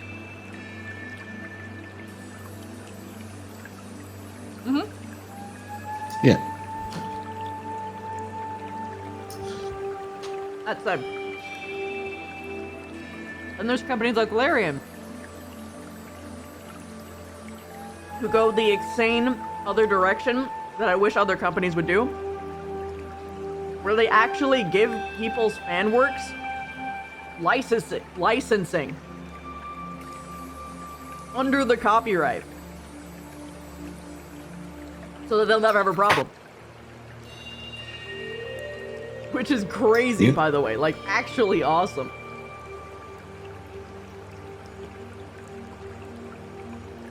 Because by doing that,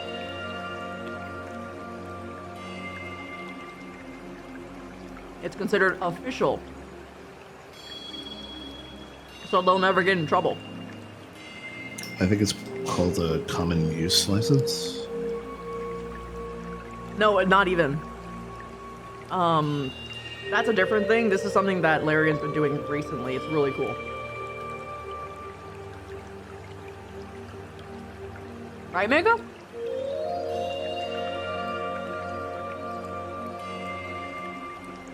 They are beholden to shareholders, and there's an interesting phenomenon, like an interesting thought that I had with that case, is that I wonder what would happen if that became a trend.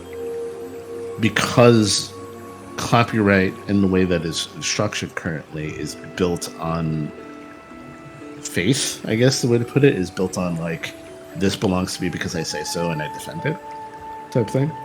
So I wonder if everyone decided to stop defending, what would happen? Amazing things. Also some horrible things, but amazing things too.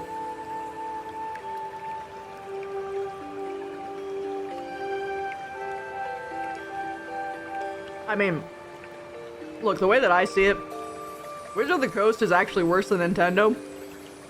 Nintendo did not send Pinkertons on people. What's Pinkertons? Look it up. Google will give you a better explanation than I could.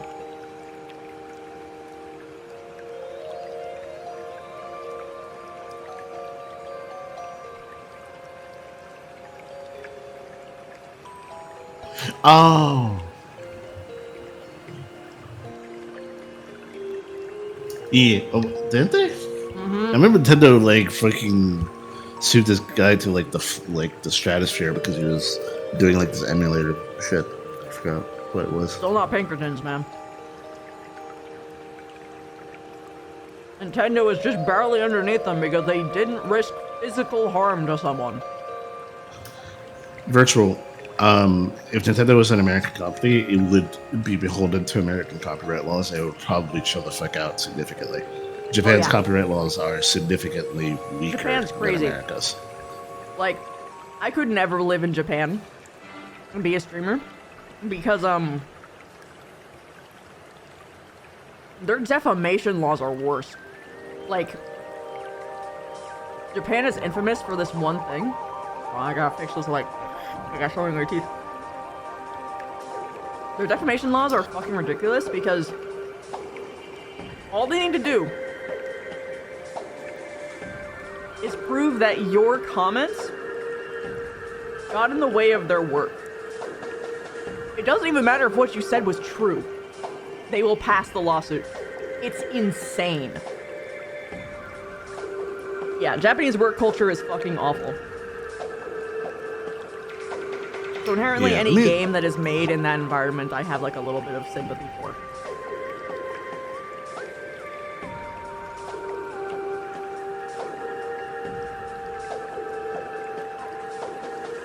No, Mochi girl, you're so sweet.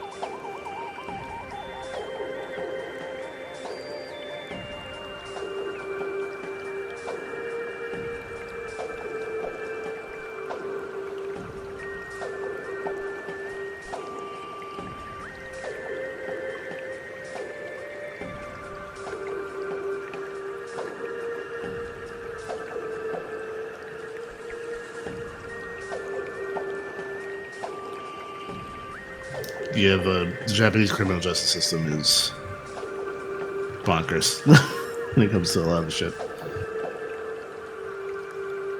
An extremely high conviction rate.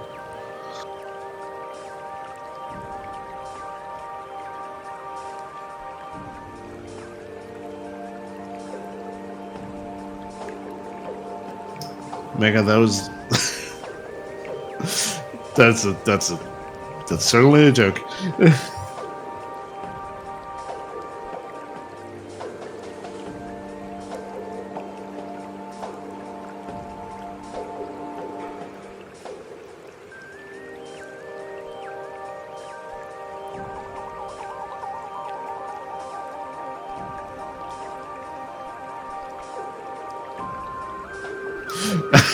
I said the joke you made was certainly a joke.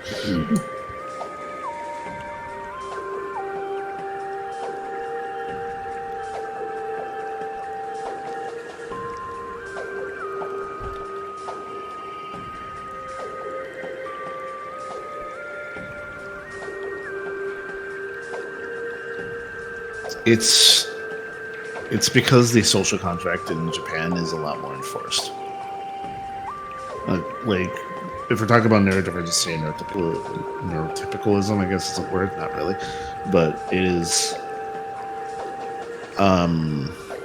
the expectations of things that you're meant to know in terms of interpersonal communication is a lot higher of a standard than America.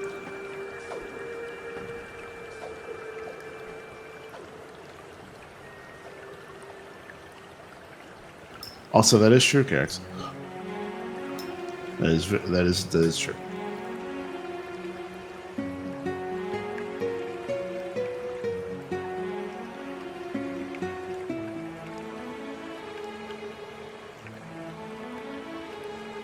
Hi, Dragon! Thank you so much!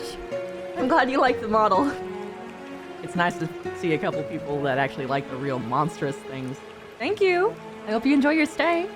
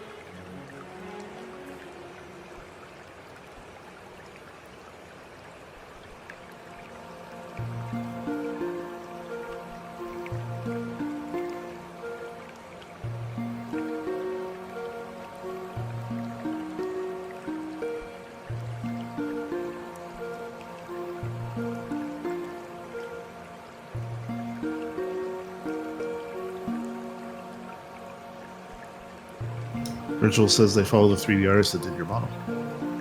Oh, yeah? Strexus is great.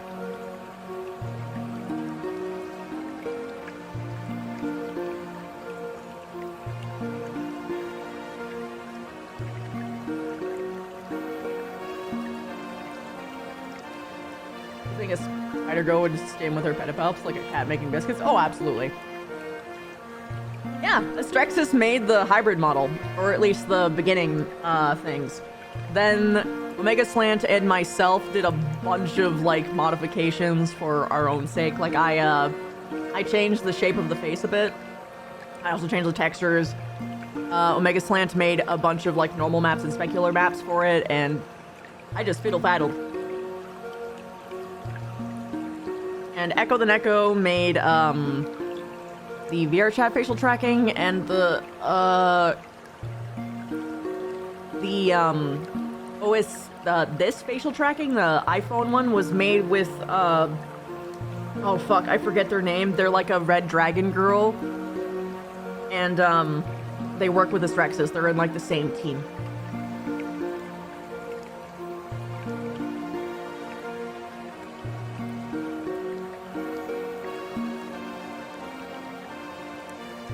Makes you wonder why she never changed a Monster Girl-esque model for her RP and VRChat. Wait, which she are we talking about?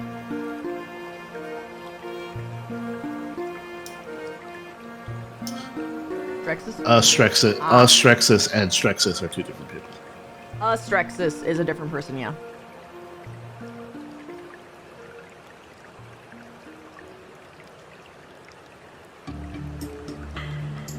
Yeah, very different. Like, there's an A in front, and they're like, they're in, I'll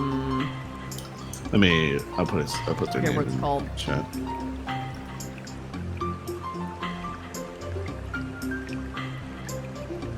This is their name.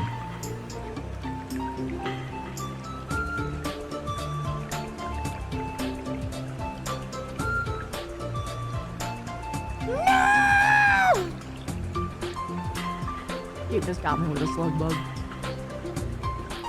It's a slug bug. You know what a slug bug is? Punch bug? No. No. Oh my god.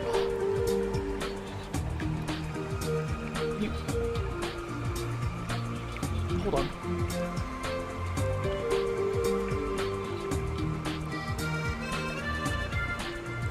I love whenever Christy figures out that me and her have very different cultural upbringings. This car. Oh yeah, I've seen that car before. It's a slug bug. If you see one, you have to punch someone and say, color slug bug. Like, green slug bug, no slug bug back. That's the rule. You're speaking gibberish to me. Oh my gosh. Those are called buggies, by the way. A punch buggy, yeah. Or a slug bug. Is the car part of the bird folklore? When They're all without really the into great this game car. of punch buggy, oh my god, merfolk swim with cars! Comfy Like Doge, welcome, whales. welcome. Thank you for the first time chat. Also, I need to go eat dinner, so be back. Bye.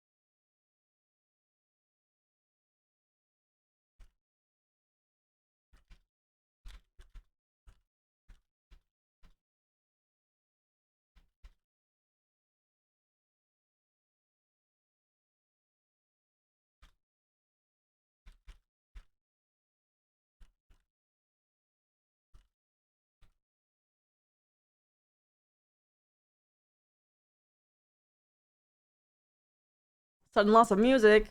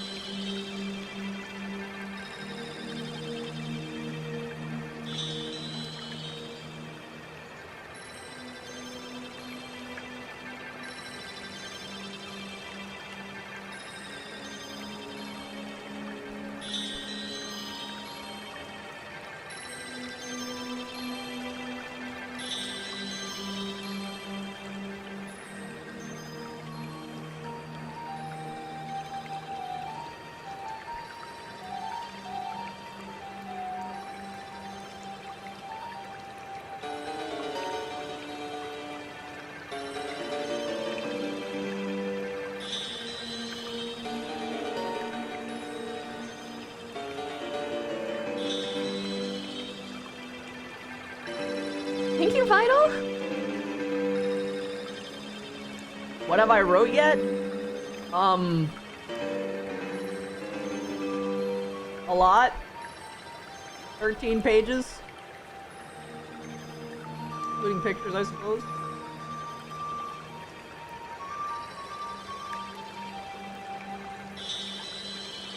Yeah, we really like rambling. Please ramble.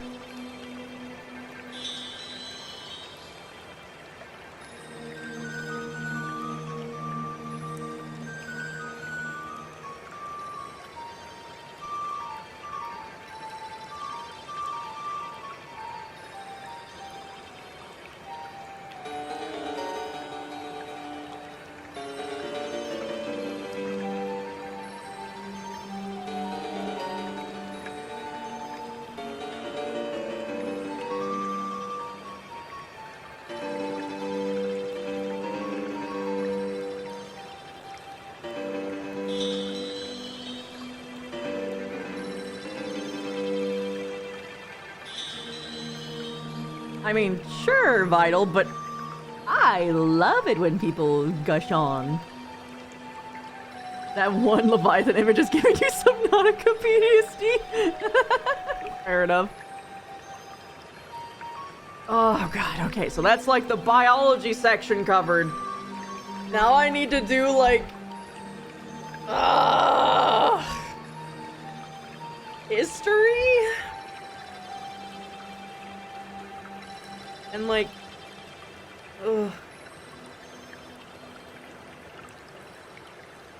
there's a lot to do.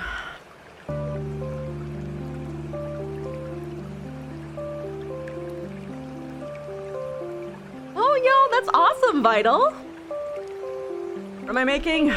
Lore. For my tabletop game. I've got the general overview. I've got the, like, types of merfolk done.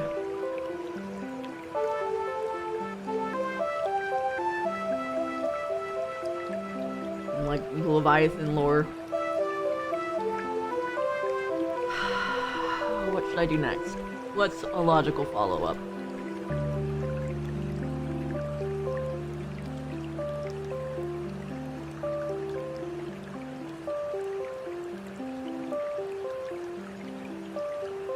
Your favorite RCP is the legit giant sea leviathan. Fair enough.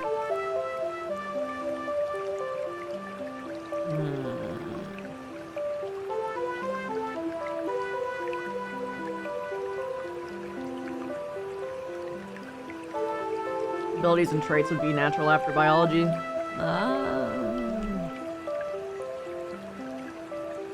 I mean, their abilities and traits are more or less covered in the keywords section.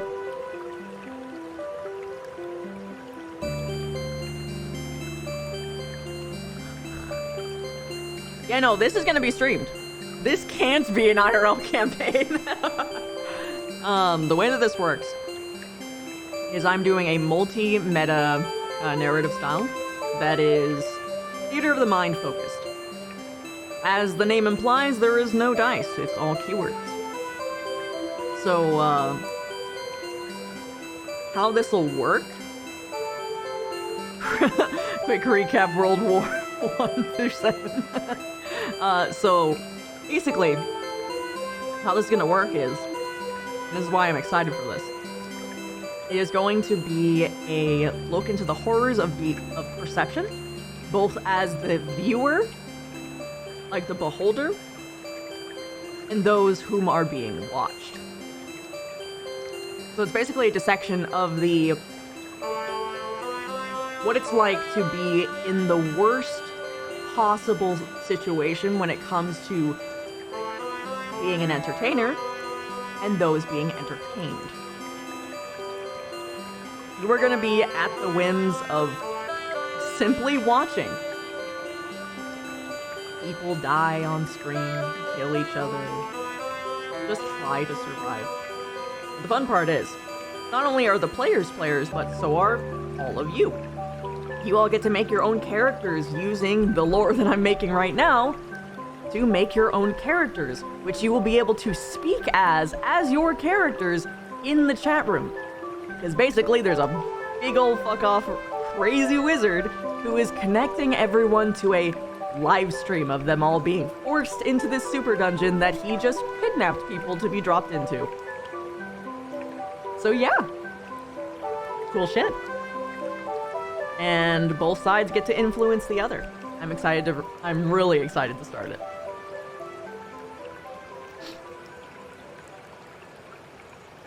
Can't wait to hyperfix it on this and make a 3D model of your own OC viewer.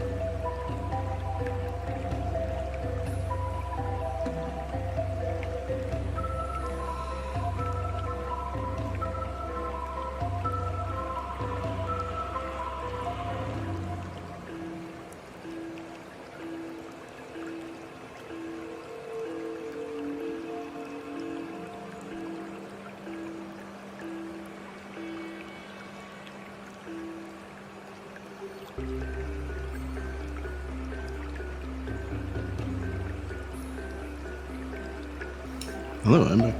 Hi. Hi.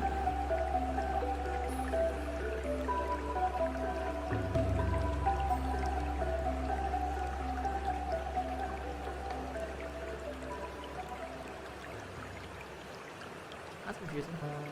There we go.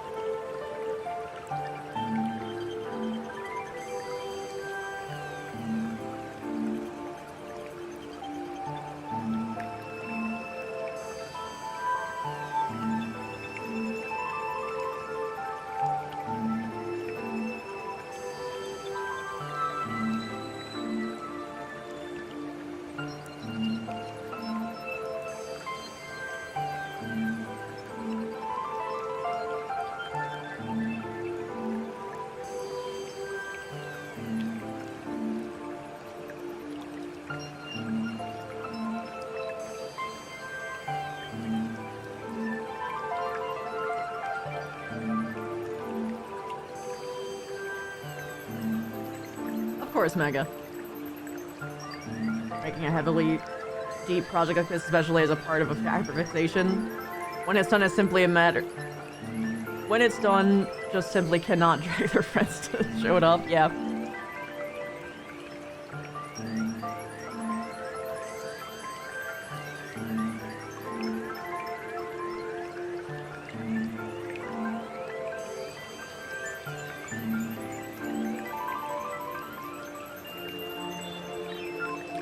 I did the mage quest, by the way, that you have to swim and pick up the ring of burden thing.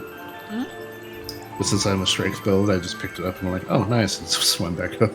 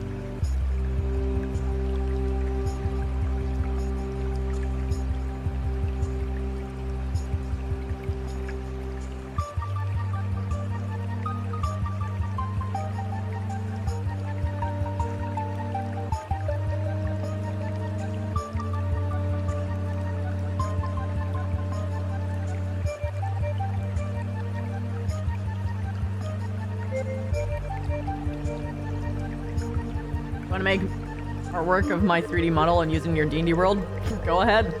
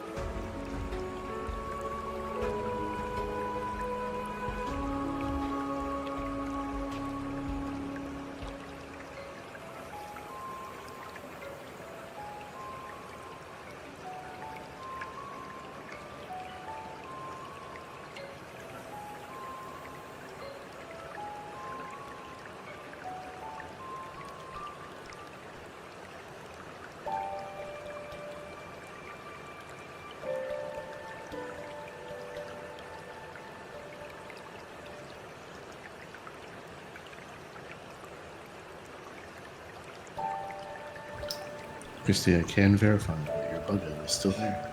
What? Digistory, your bug.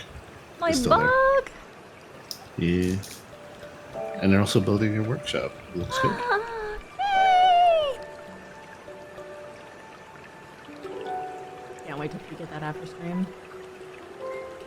Yeah. Slowly looking like an actual fucking town. Very slowly.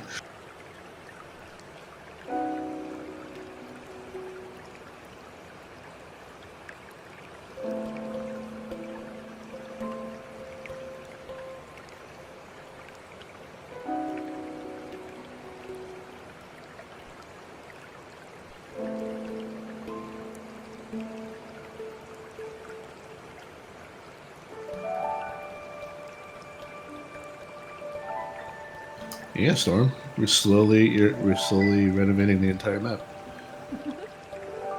It was a desert, now it has trees.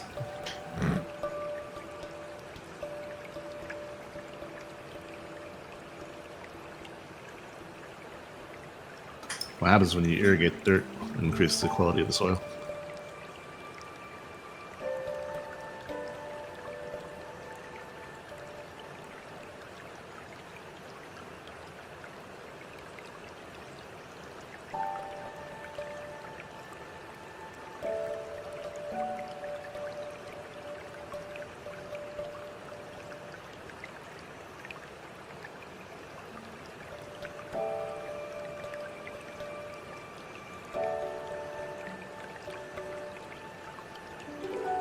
Yeah, it's okay, Mega. There's always more time.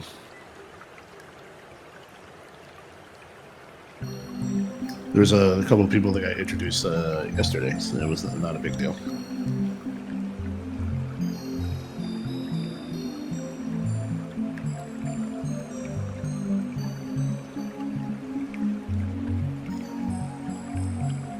This is probably a really fucking fun one.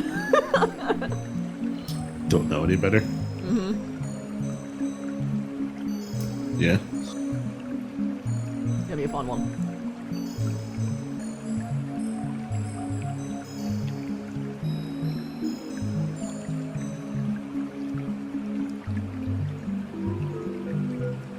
Rough, Mega.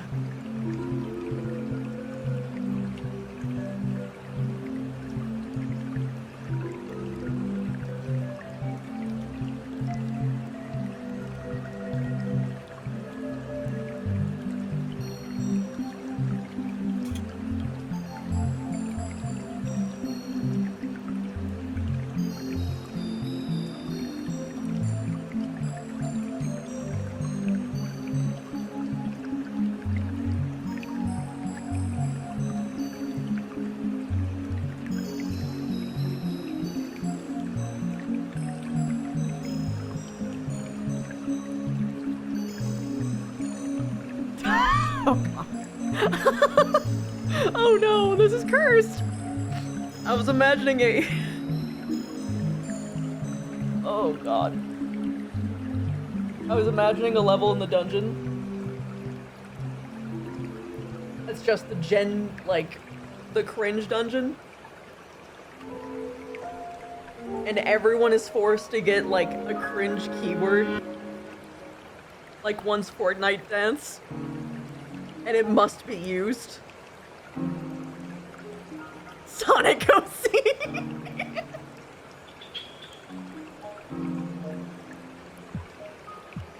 Oh my god.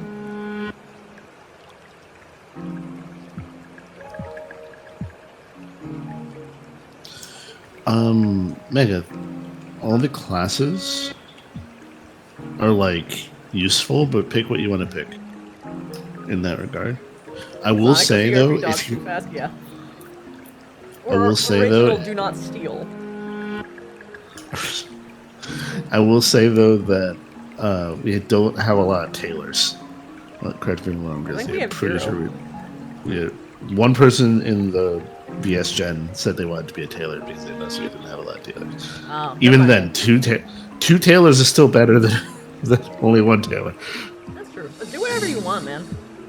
Yeah. That was one of the three you were looking at? That's good. At least.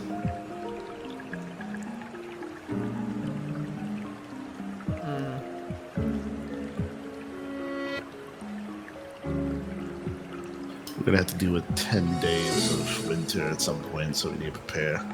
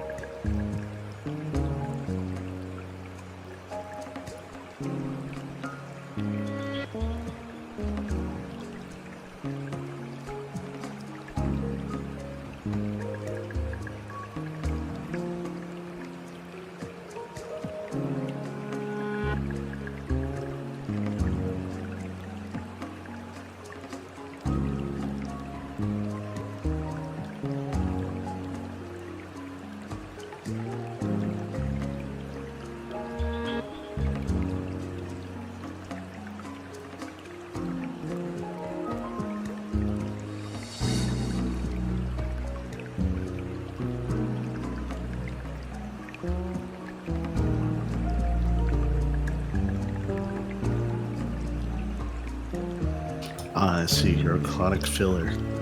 Mega.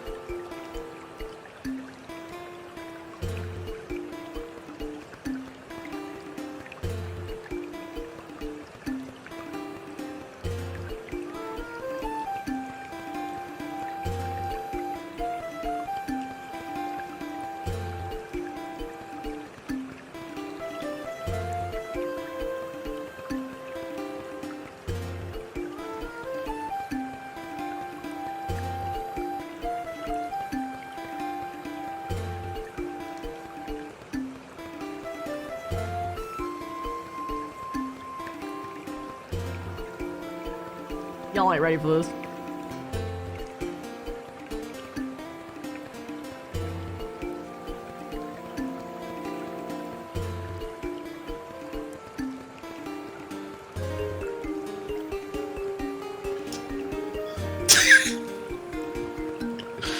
Didn't that bubble, like, freaking go run amok and cause mayhem? Yeah. Became sentient?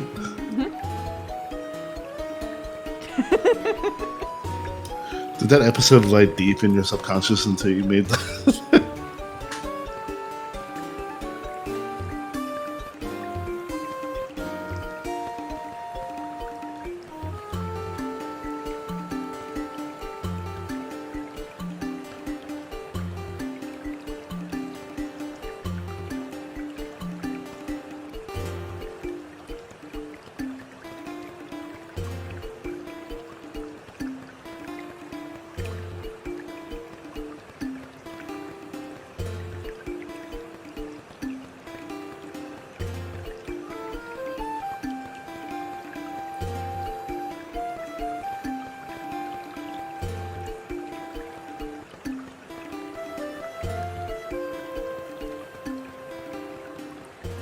I don't like the white flash on that.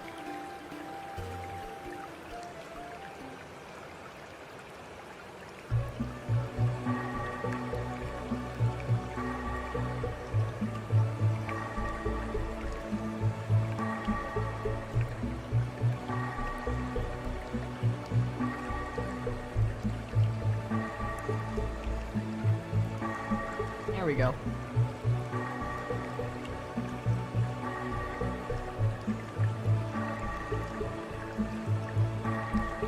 Bubble buddy.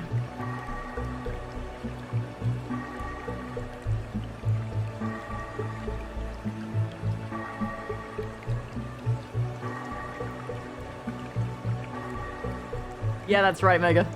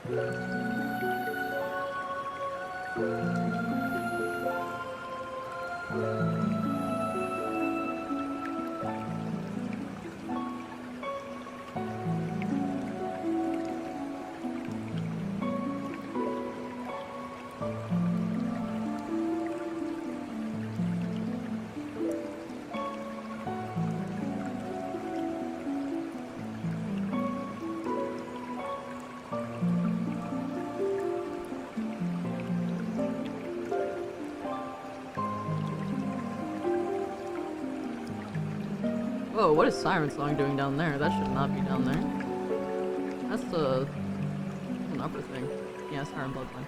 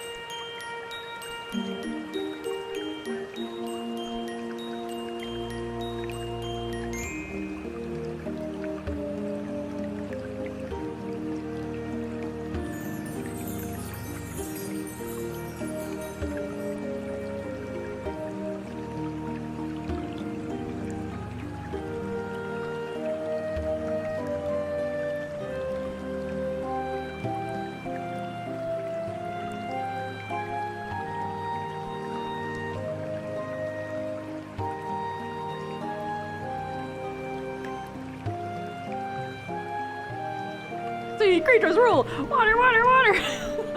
Hi, Crystal. Were you here the whole time, or did you just show up? So I want to show you the race section if you want.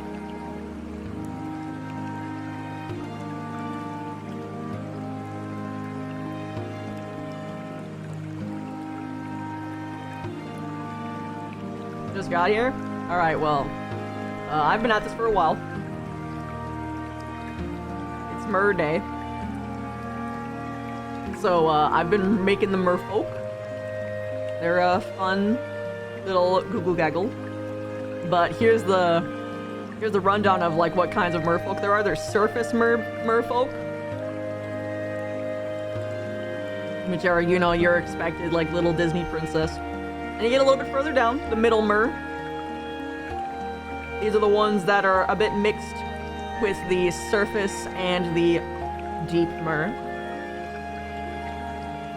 And here's the deep mer. A lot more monstrous, have 4 arms, notably. And then, of course, they can, I'm sorry, Dean, Rock's thing stunlocked me. If they have something called Leviathan blood, they become things like this.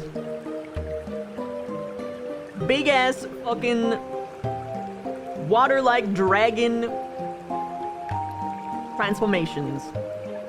And they can look like anything from like a cute little guy like this to, or just like a straight up fucking monster. Yeah. Then these are true Leviathans, which are like Leviathans. They're sapient, old as dirt, way older than you. A very important leftover of a particular sect for the gods. But they can look anything from like this to this. The king thing is that they don't have arms. Do they speak via telepathy? No. They sing. They can hear each other across the entire ocean.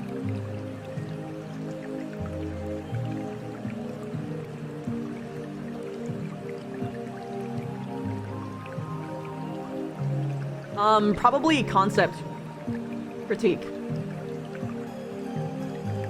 For Rock. Yeah. This is like keywords, aka the like special words that they can choose to power themselves up based on their race. But now I'm at the magic section and they have a special unique magic. Motherfucking bubbles, bro! They can make bubbles do crazy shit. Bubbles are actually crazy strong, it's just that land dwellers don't know how to fucking use them right. And break them because they're fucking clumsy.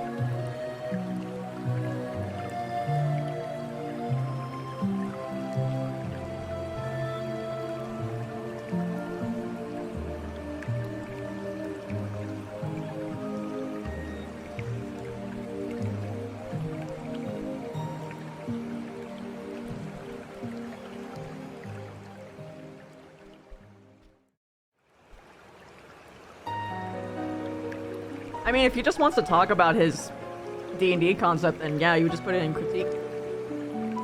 And if people like it, they just be like, wah! Typical air breathers.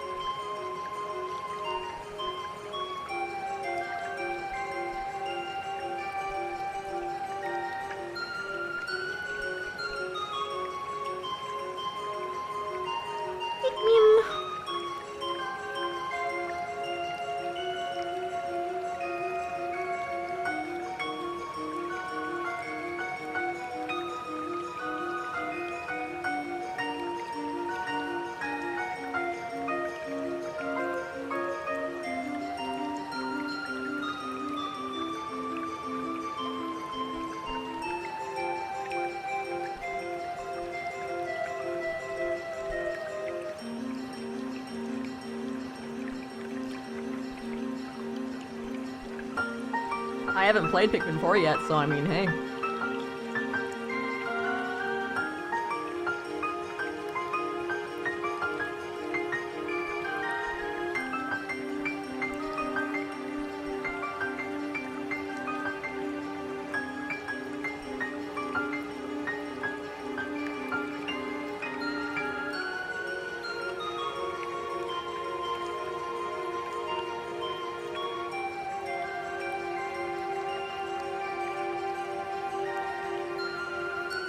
Biggest thing is how could we gift it to you? Oh, good question.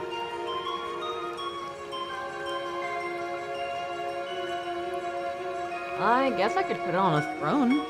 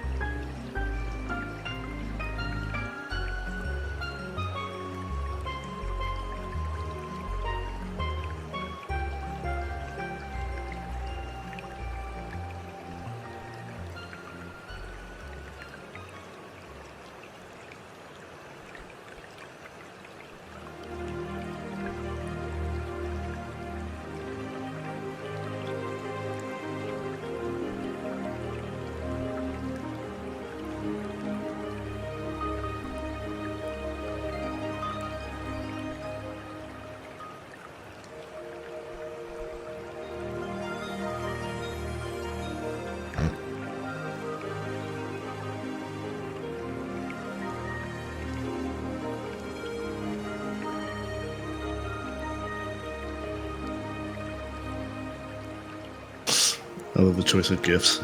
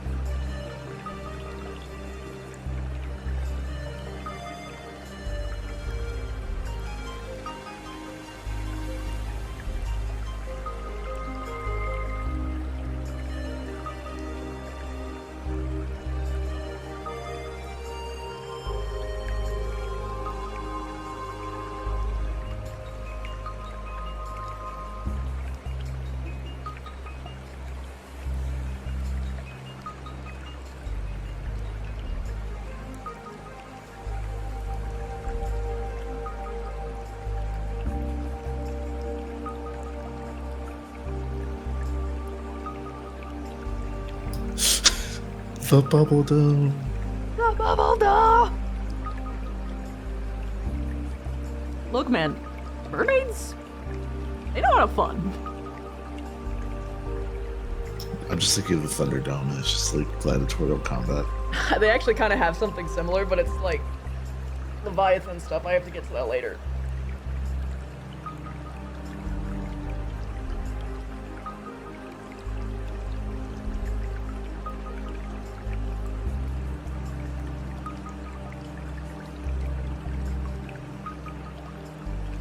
The bu-bu-bu-bu-bu.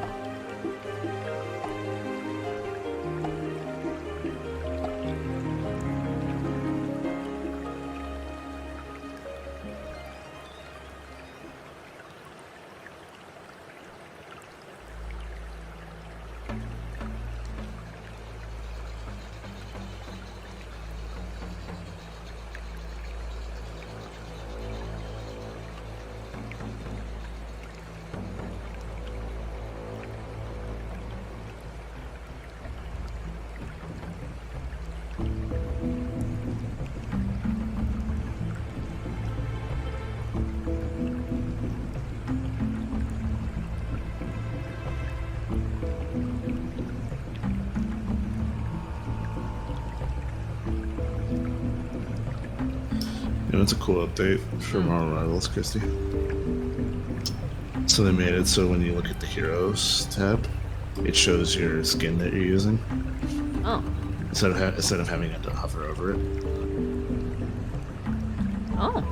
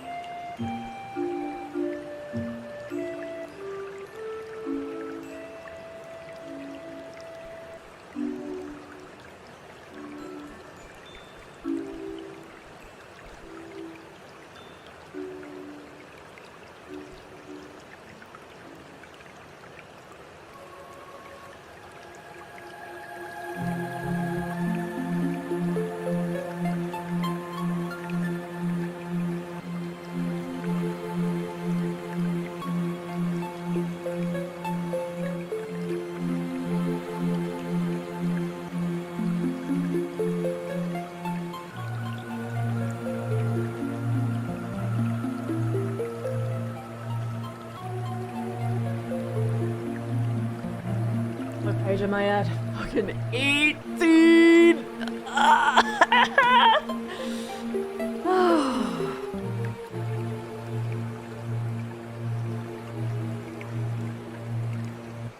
Mm.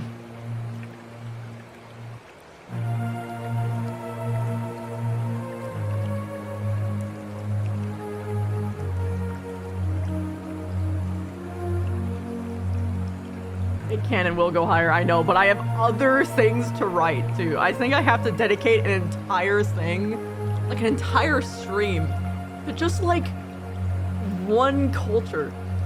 This is gonna be rough. You have a month. I have a month, I do. I can make it happen. Dang.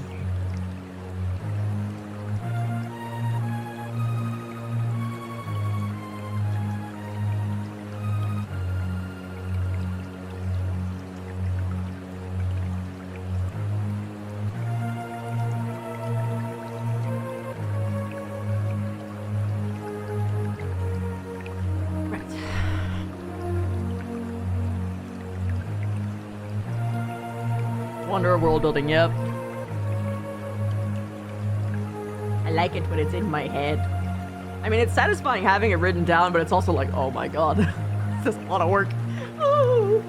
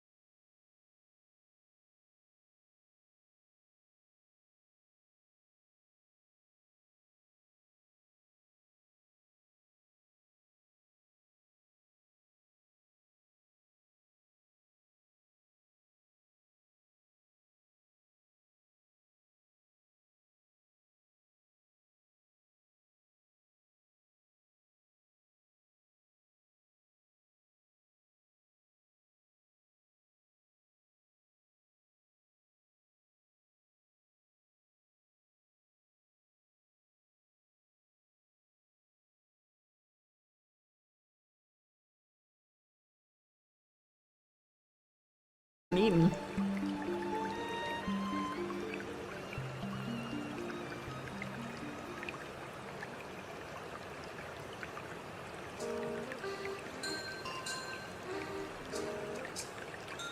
Making me want to change it. Damn it, Calista. What happened? Making me feel bad about my gift. When something scary. It's 4. Damn it.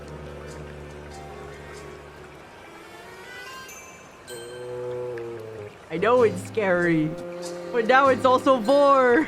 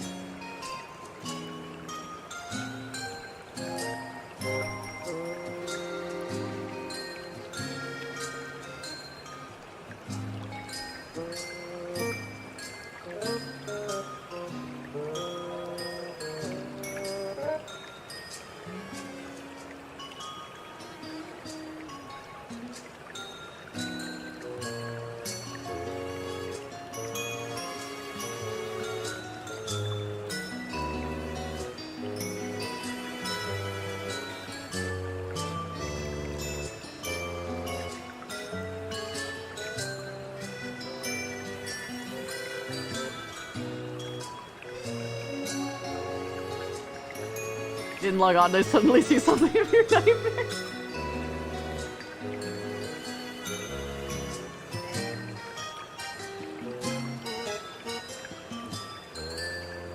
Oh, what's the sneeze?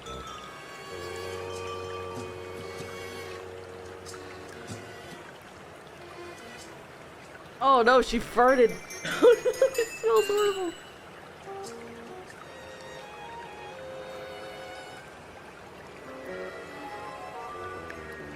I thought she hiccuped, but no, it was a fart.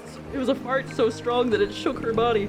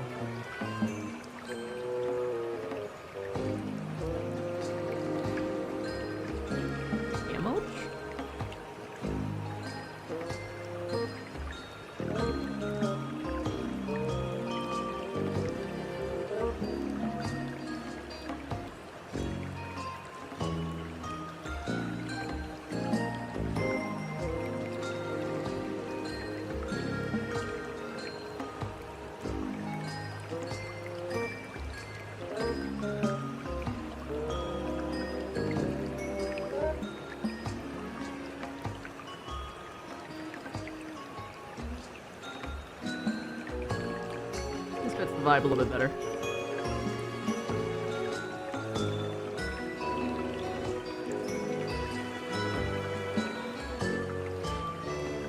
What's the substitute? Keywords. Theater of the mind existed far before we started using clicky clackies.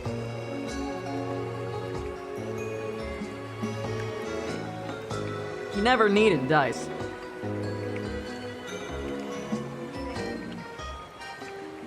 You just tell me what you are, I trust you and you trust me, and we make a story together.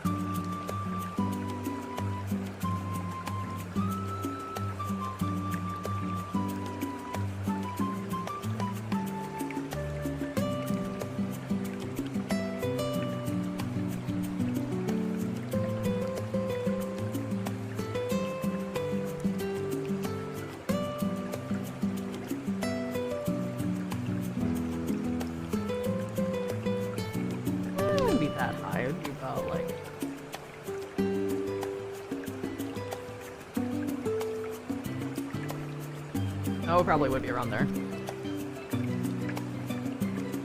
You could make it 69% for the memes. Nah.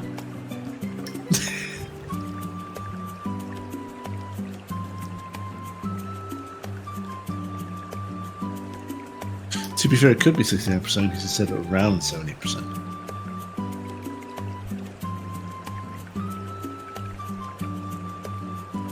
Oh yeah, no, that's how I work. Oh, yeah, no.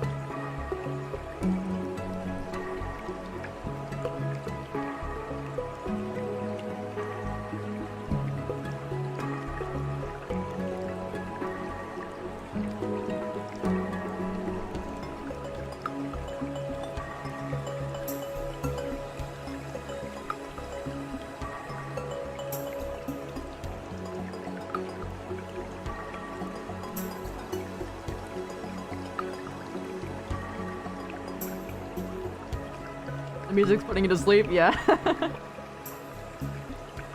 I just love this game. It's just like layering down like you wanna fucking try. Thank you, Miss Kitten Saint.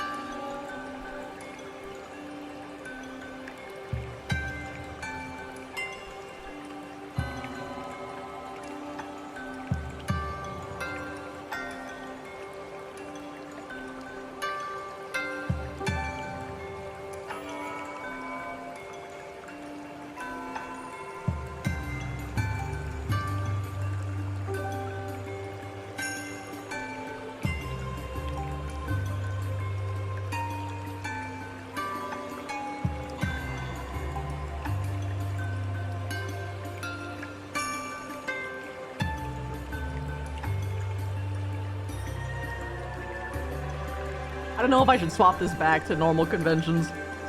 Cause like, merfolk hate the shame. Oh, they hate the shame. Or at least Deep Mer do.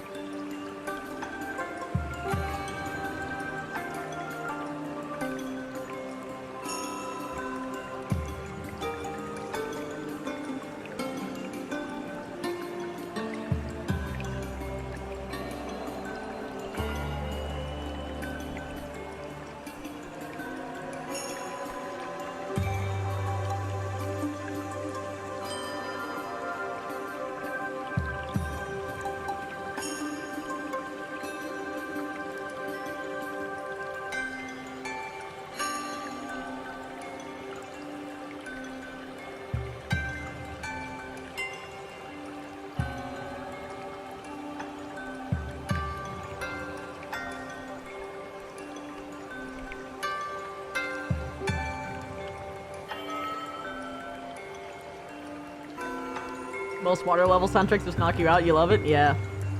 On an unrelated question and possibly something that's been answered before, how will gods work in your world? Also, how are you gonna make them from scratch? Oh, I already made them from scratch. All of this is from scratch, and they're already predefined. Like I said, this is a game that I have run for 9 years. It's the same universe.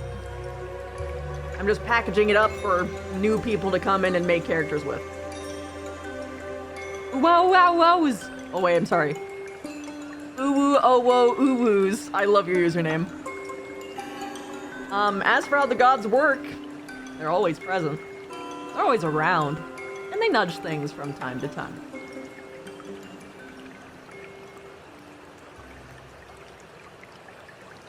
Like, this one mentions a lot of, like, Sachet and, Skelos Lynch. Sachet being a primordial god that was... just came with the oceans.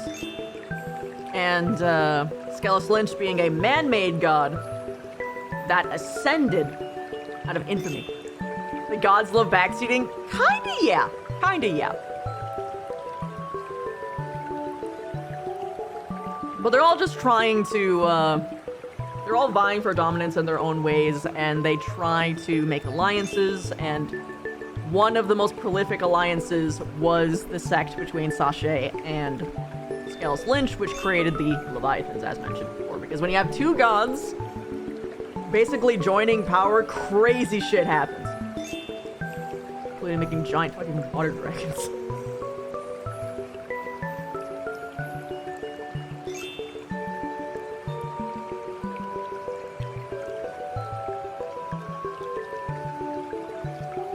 What last? Oh, right.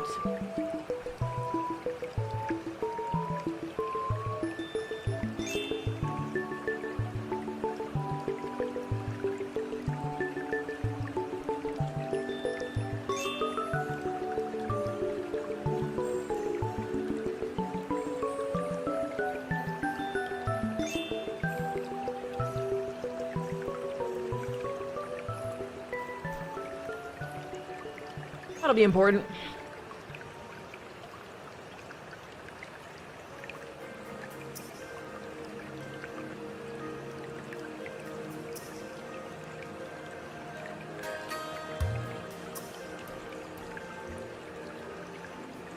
Alright, I'll take a sip. It's amazing their game in setting is my brain yard. Oh, god damn it, Elena. Ah, thank you. I'm sorry, the Hydrate Police. The Hydra Police is fucking great. I love your username. Thank you for the first time chat. Welcome, welcome. Natural spawn god mixing with the country bumpkin ascended god leads to some beautiful chaotic and destructive monstrosities. I love that you're framing him that way because you're so fucking right. He's like... he's like a wizard redneck. What if I took a truck and made a tree house out of it? But instead it's just monsters. What if I gave an eel legs?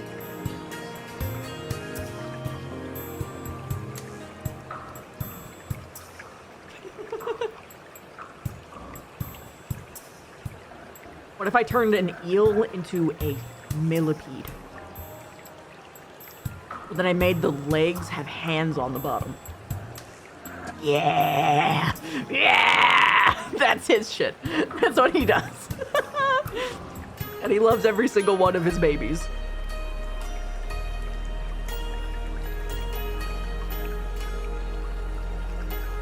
I love Skelis. It feels as if the gods went, hey, I got an idea. It's kind of dumb, but not all of them can create creatures, but Skelis is one of the few that can.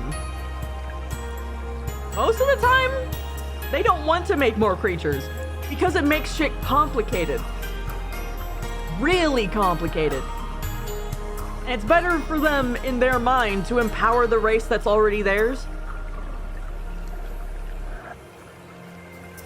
But Sasha and Skelis are like one of the few ones that are just like, aw yeah. Aw yeah, let's fill some shit with some weirder shit. Because Sasha has an entire ocean to take care of. Yes, she's the god of Myr, but she's also the god of the entire fucking ocean. Variation of fuck around and find out. Yeah, primordial gods are a little bit more careful about that shit. The ascended gods, though, anyone's guess. It really depends on the how they ascended, who they were when they ascended, etc. You made me side-eye my monitor and hoarder with the legged eel comment. Look, Skelis would love them and he would name them like Sweetie Pop, Sparkle Shine. I love the concept Put like of a bow them on naming them. of What? something so cute, and then once it gets to like different cultures, they just like monsterify it because they find him horrifying and scary. So it's just like Shwashapar or some weird bullshit. It becomes Sweetie Pie becomes Sweetie Pie. Sweetie Pie comes for you.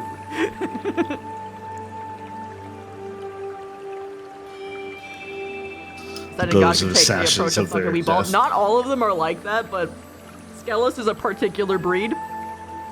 He ascended with the emotion of sheer fucking wrathful spite. And spite makes you do crazy shit. I'm doing this because fuck it, why not? Fuck you. Sweetie pie. Yeah, sweetie pie. I love that. Oh, muchy girl.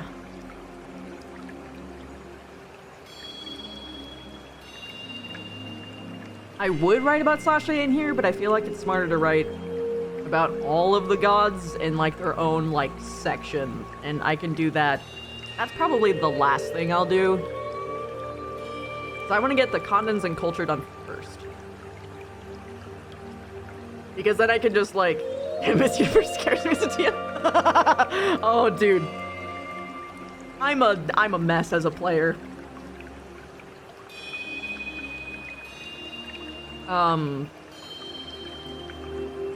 Is this something that you can take pride in with writing? It's mutilating normal words into something that sound more fantastical. Yeah, I love that. I love doing that with character names.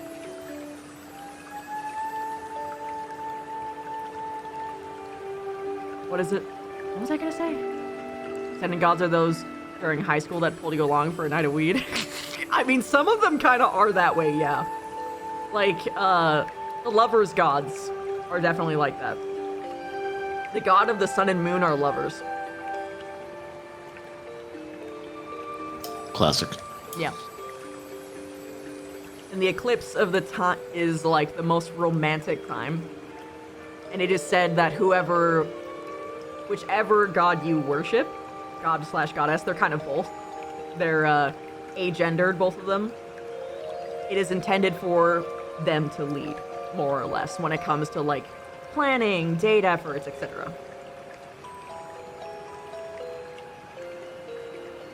The pigs are about to create their first generation. Let's go. Gotta write a word wall for you. You're gonna get a write out of? Alright.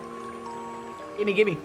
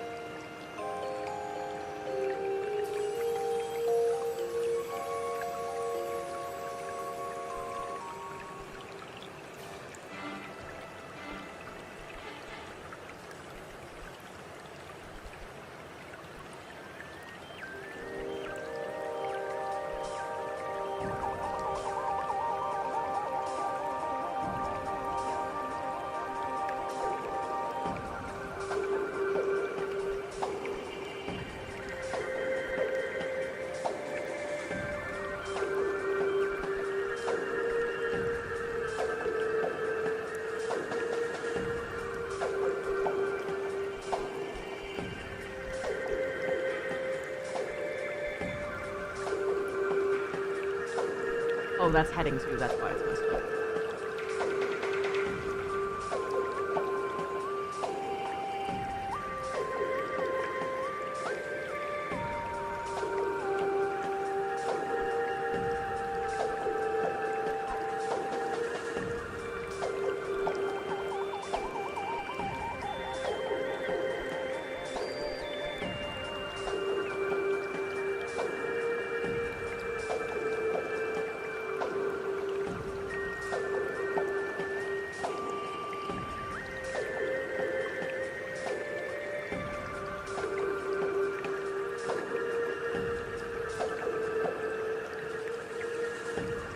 Oh, Mochi, thank you.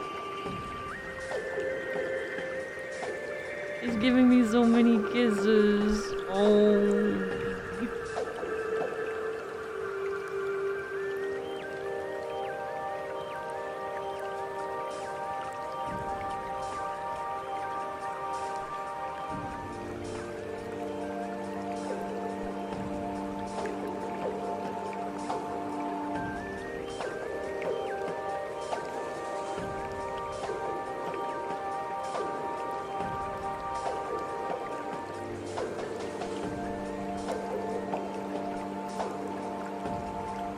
I do appreciate my cats. Oh, you miss yours? I'm sorry.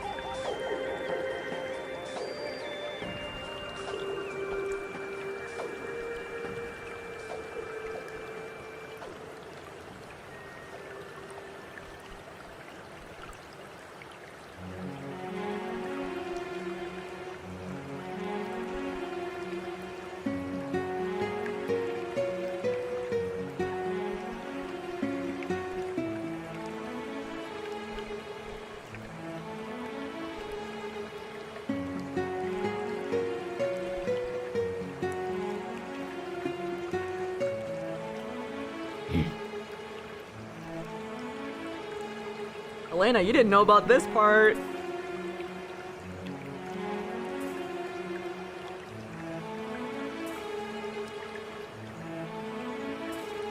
Of your current players of Brett's hardcore campaign, Tom Fox loves making screwy character names for his playthrough, and one such character of his was an Orc Druid for Baldur's Gate 3. Then he named Mordag the second half.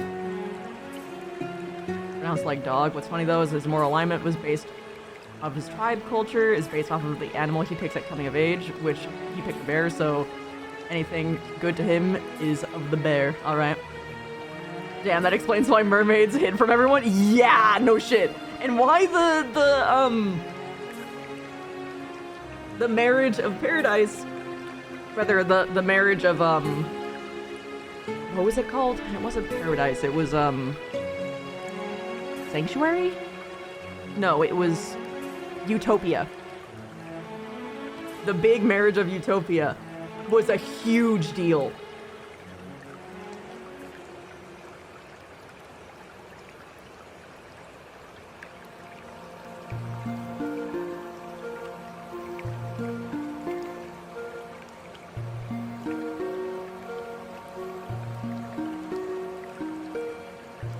Because what is a bear but more dog? Oh my god. That's adorable. Amazing. You did some fan art of a couple of Junie's characters in a few previous campaigns, some model/sculpt stuff? Fuck yeah. Megan, that's great. Hi, Chuck. Hey, Jack.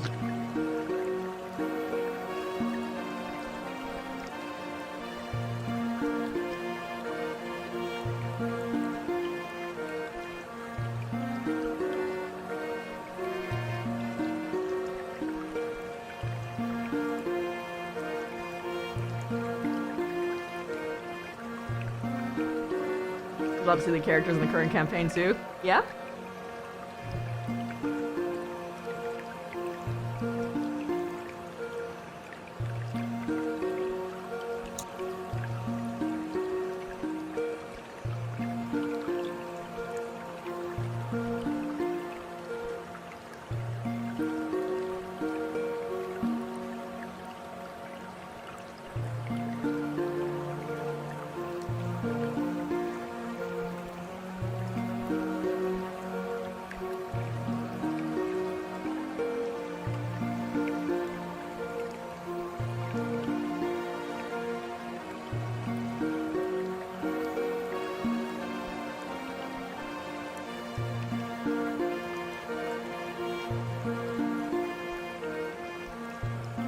You want to do speed sculpt of Poppy Junior's Fearbolg sometime? Fuck yeah.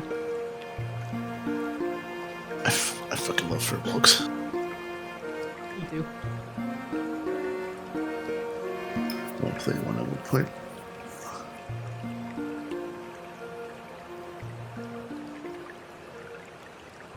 Shut the fuck up, Chuck. You don't need to perceive me.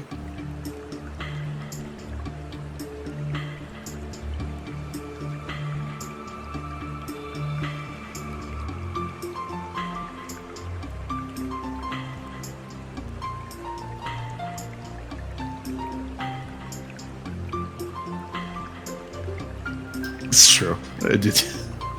I do that with all the people, all my friends. She did ask Mercy. Every time she shows a character, I'm like, yeah, that makes sense.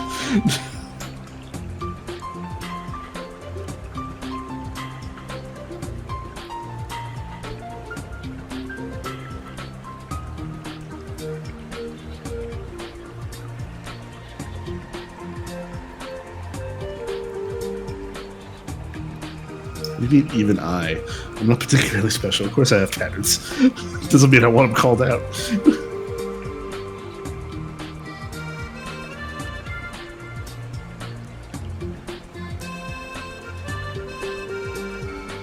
Yeah, imagine knowing people.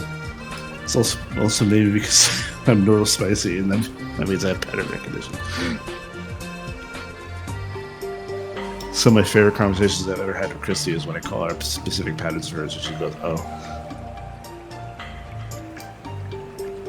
She's typing right now. She's not going to respond. I was saying some of my favorite. I was talking about pattern recognition for neurodivergent people, and I was saying some of my favorite conversations I've had with you is when I called out specific patterns that you had noticed about yourself. Oh god, yeah.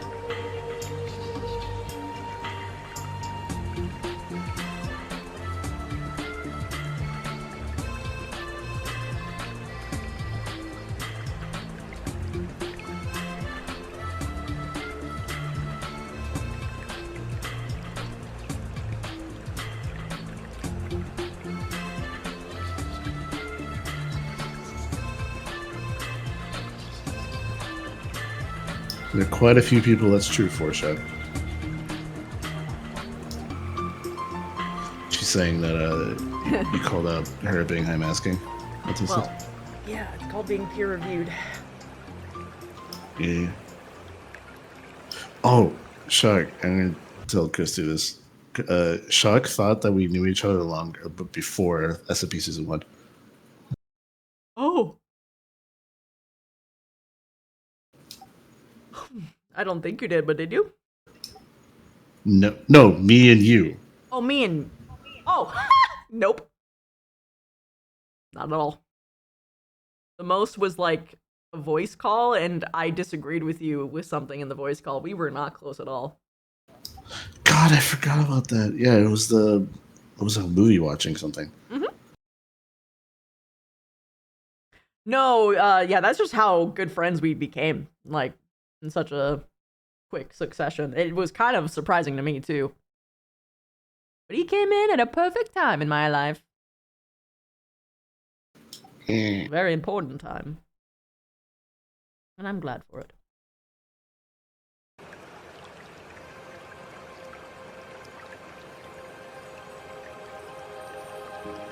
This is true, Chuck. We all technically I've known you as long as I've known Christy.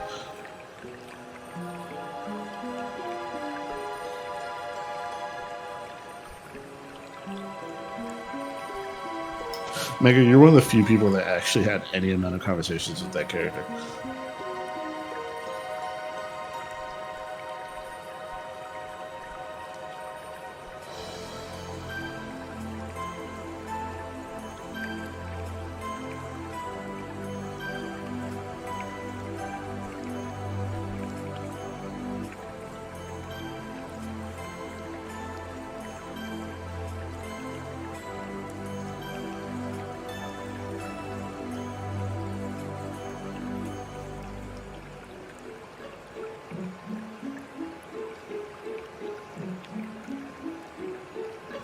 I don't know. I actually met you with Marigold. I didn't meet your first character.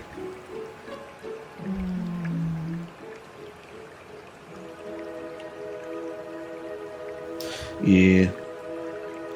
Life comes first, Mega. It is what it is.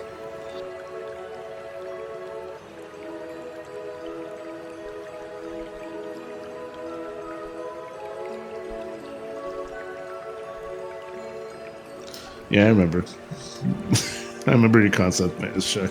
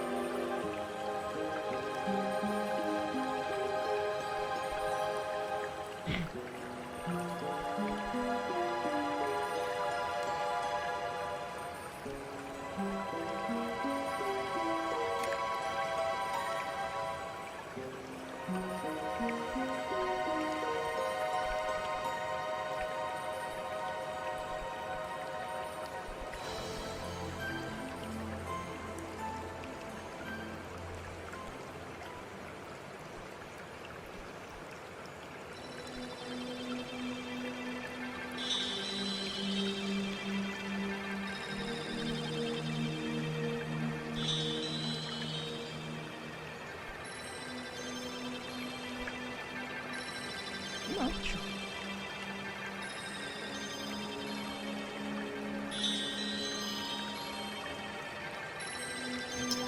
This is very fair, Mega.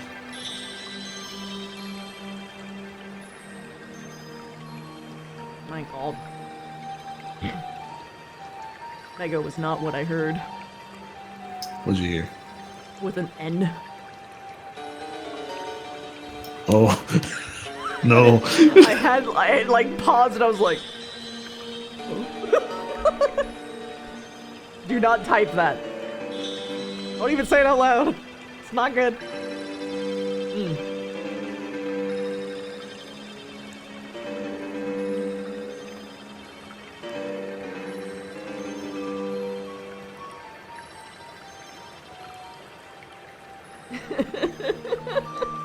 Oh no. I'm Oh, sorry. No.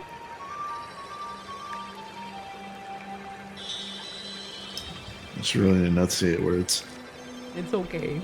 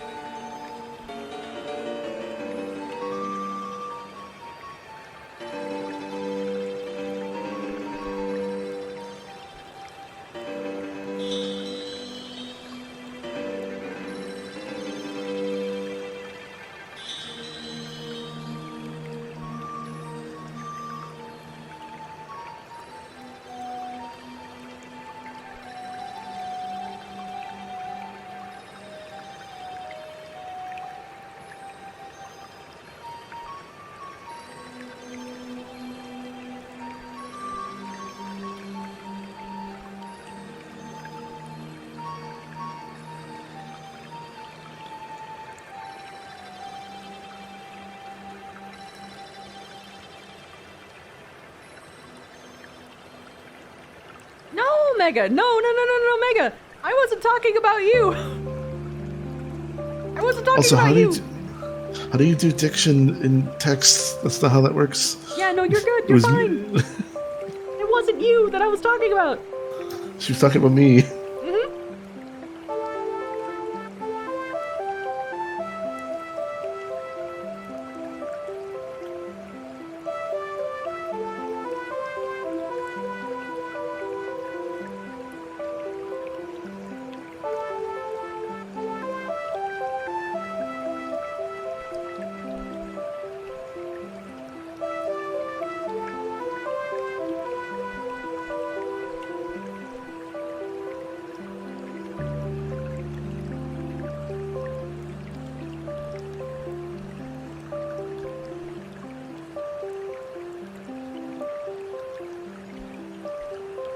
You're misconstruing what Yuan was referring to. Look, I'm the bad guy.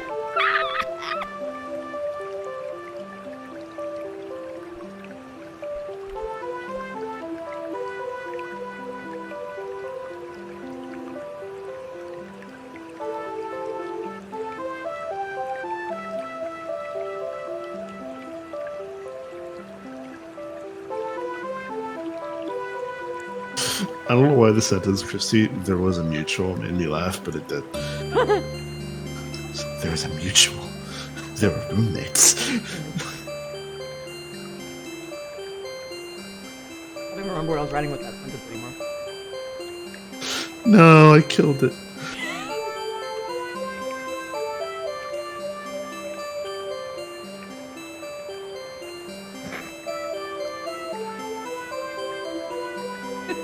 Sorry, Mega.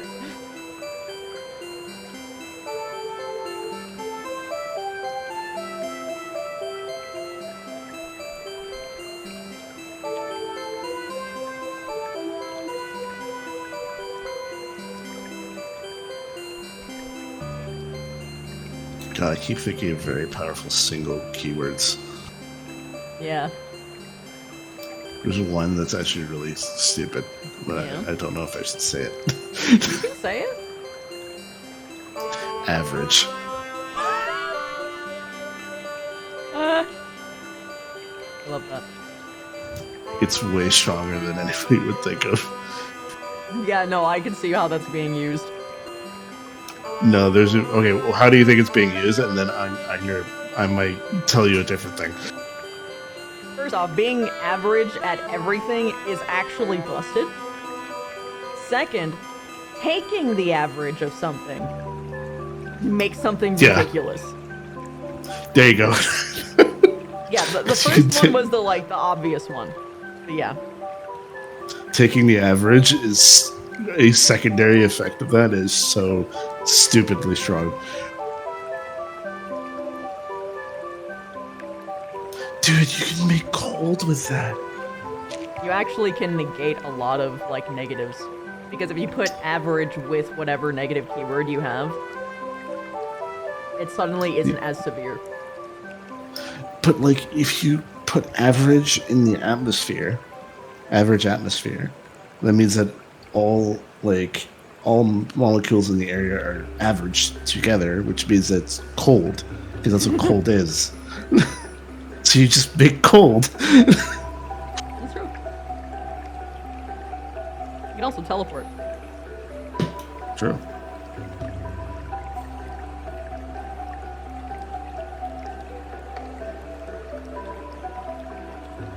You mentioned being yeah, I'm okay at everything. It's okay. It's I can pick this lock. I can do this nuclear equation.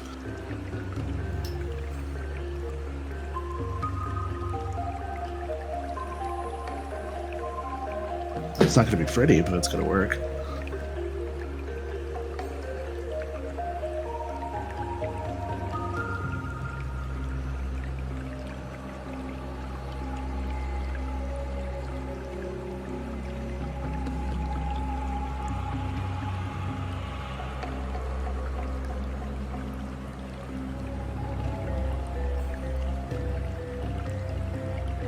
Yep, that's the trick, Chuck.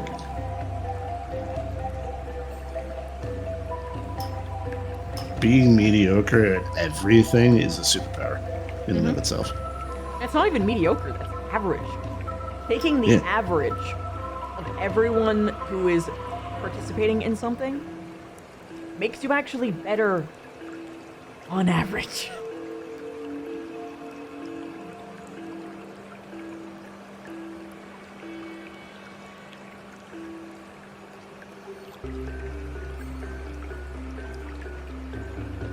Imagine being put in a room with a nuclear physicist.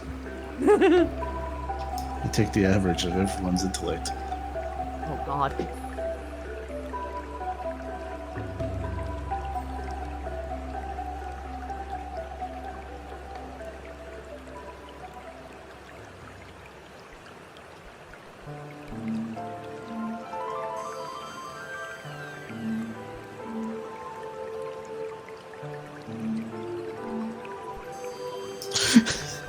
You know, Vince's Story is the type of game when I see someone write in all caps, "Thank you for the high quality soil." I'm gonna go eat pizza, but I'm so excited.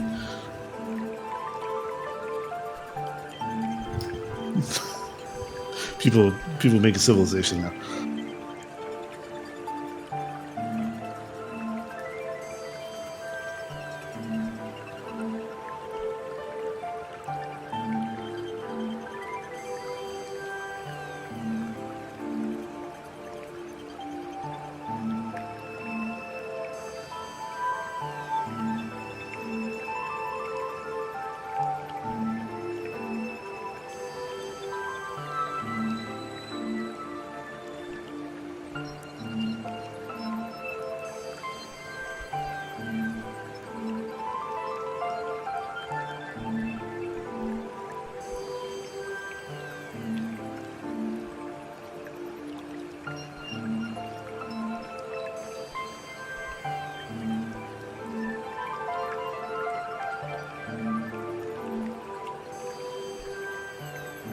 Anyway, Scales is the kind of, like, parents I wish I had.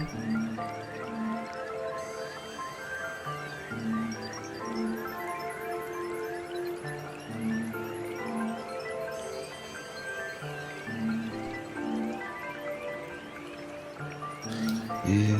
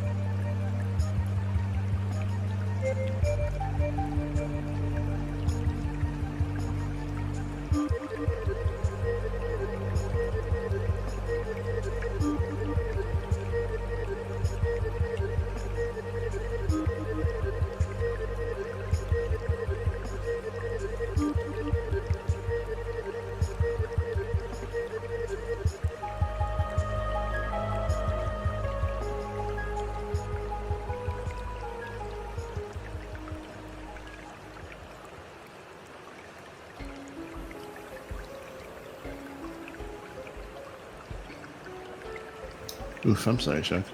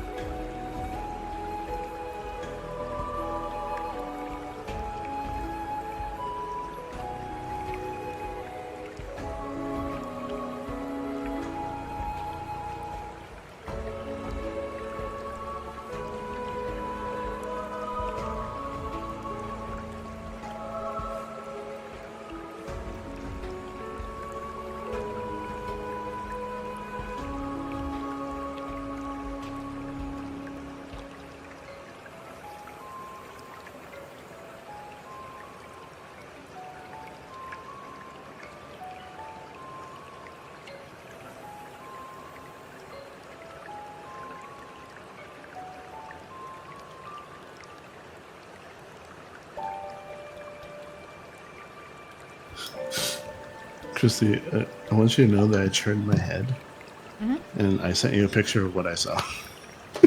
It's my dog. I need to look at your dog. I know. Oh, play with them right now.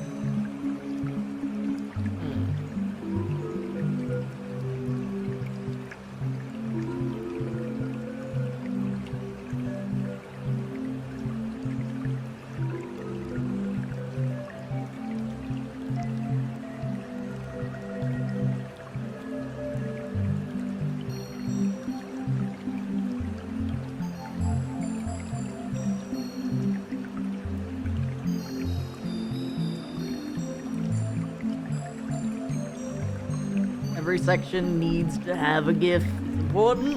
GIF or a picture.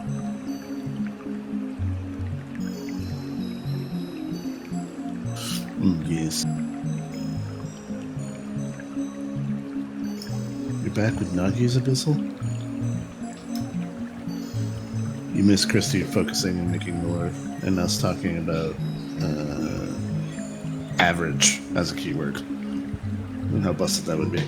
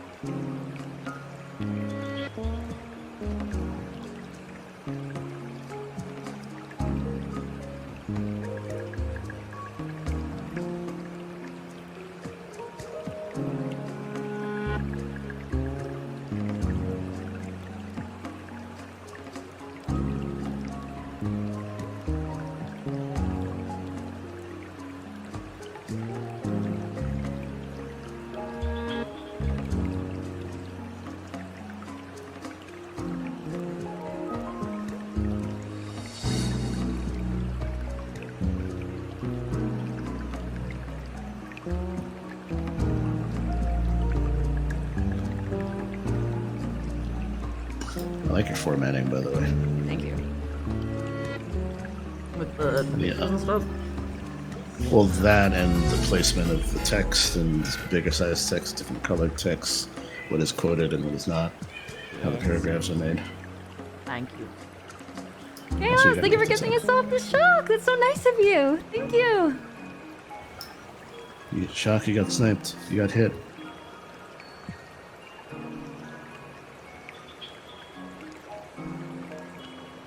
What?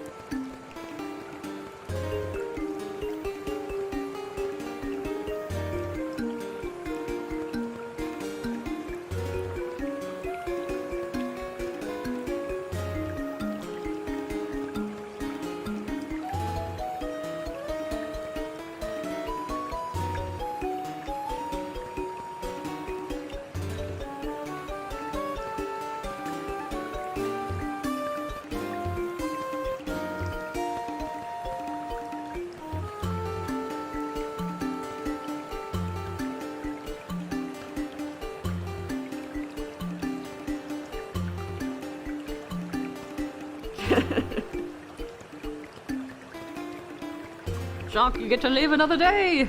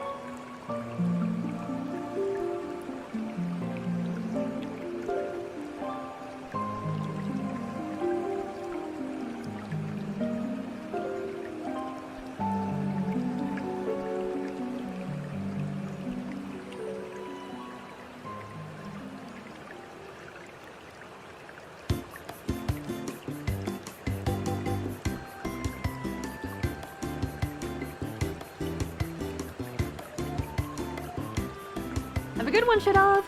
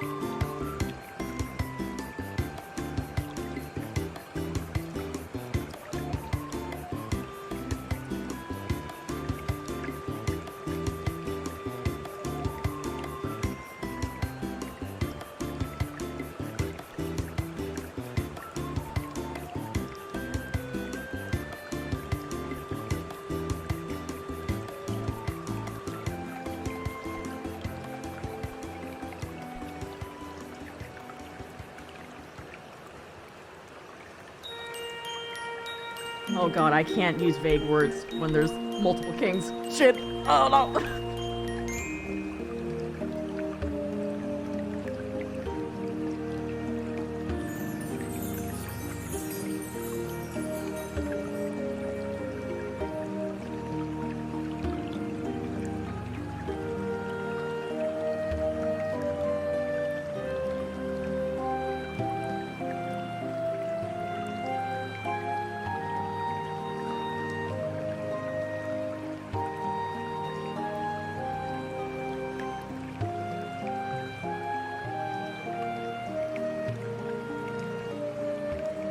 Make sure that I actually have their name right. That matters.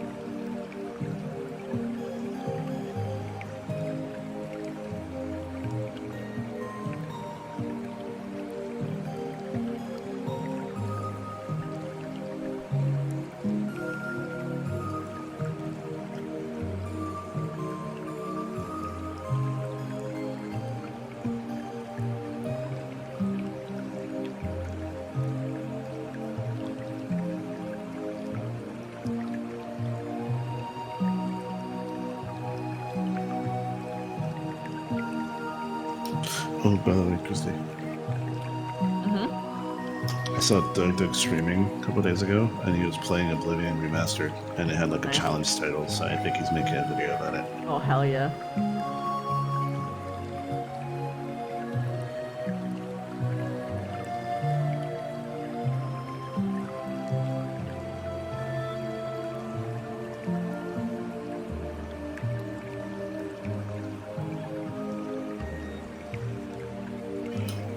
Shock, do you know Doug?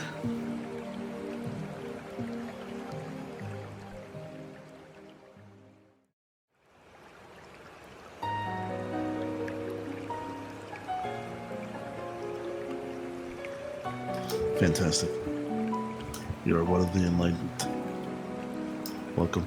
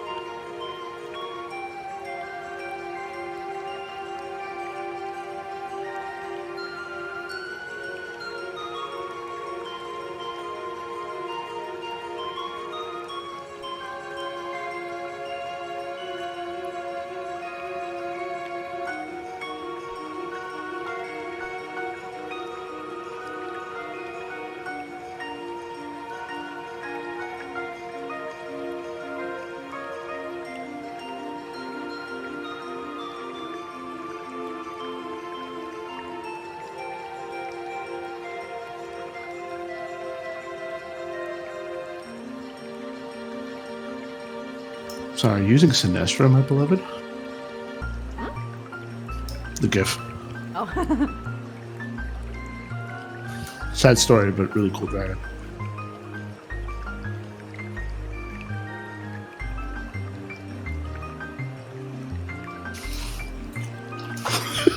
The two WoW fans. I didn't even see. Let's just comment. What the?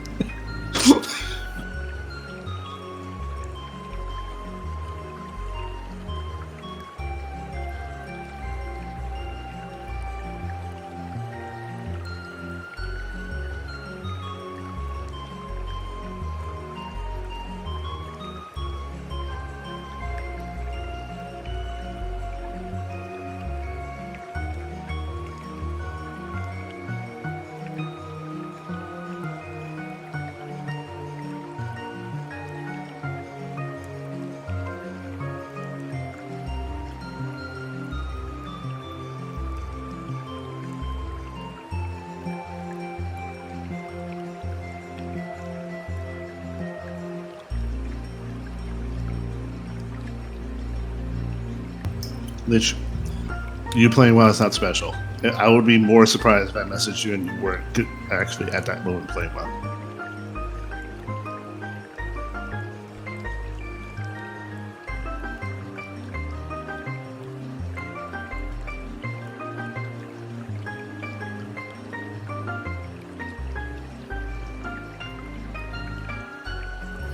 How dare. I speak only truth.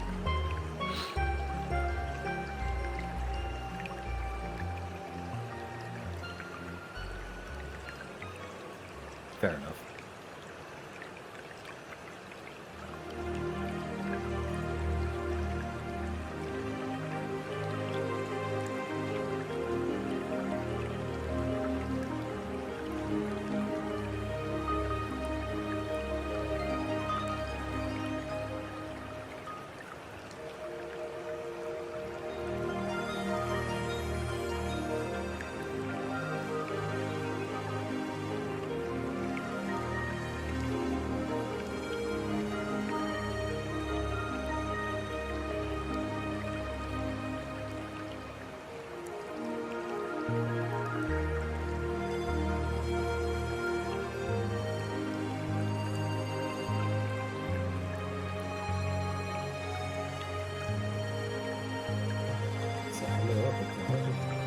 Alright.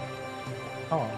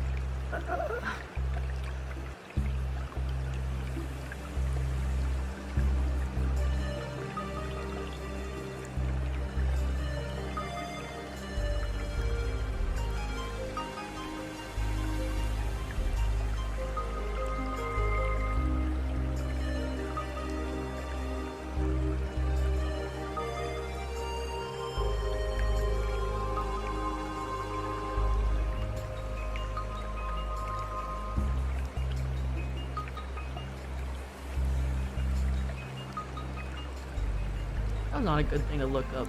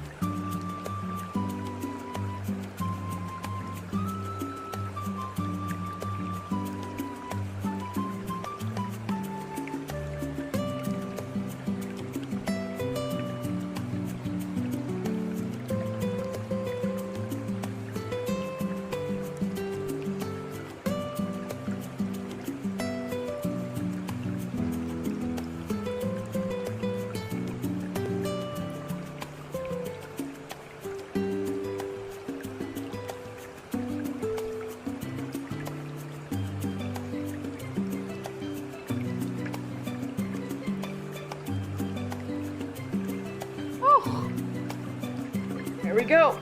Oh, my shoulders pop.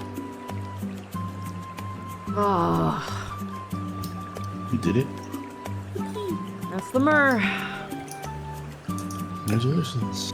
Total of 26 pages. Oh, yeah, that's about right. The Myrrh had a lot of pages. shit happen. You do a word count. You want What? A word count. Oh, See sure. how many words you wrote.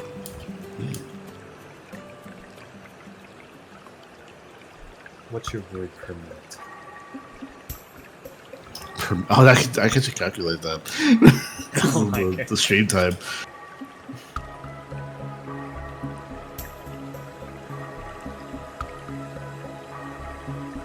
Hmm.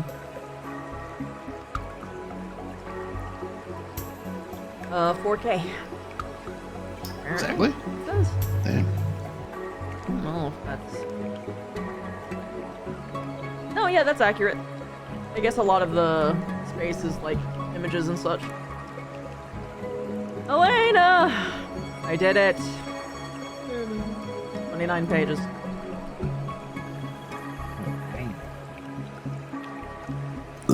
8.2 words a minute. 485 minutes. Yeah.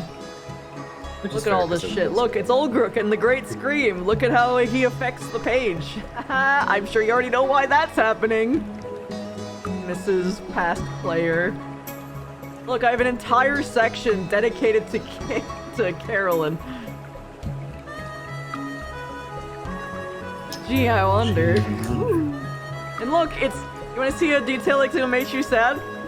Look at the colors.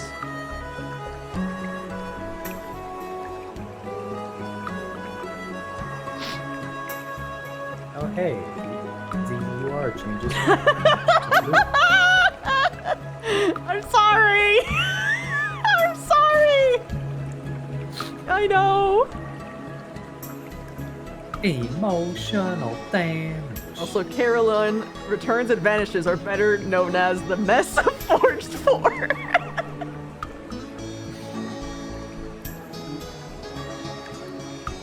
Silent's gonna read that and she's gonna fucking throw a pillow to me. Like, just projectile style. All the way from across the fucking US.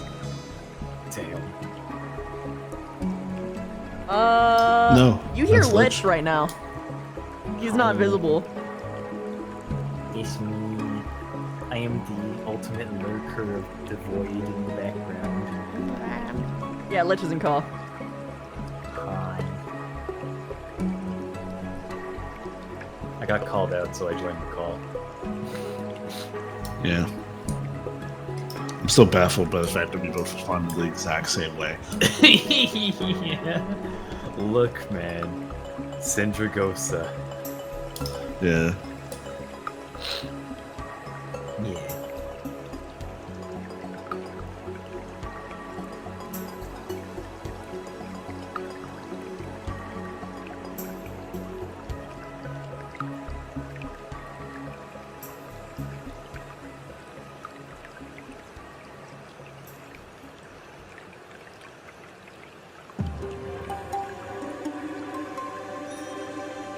When the audio will sound more like a background noise. Oh, am I quiet?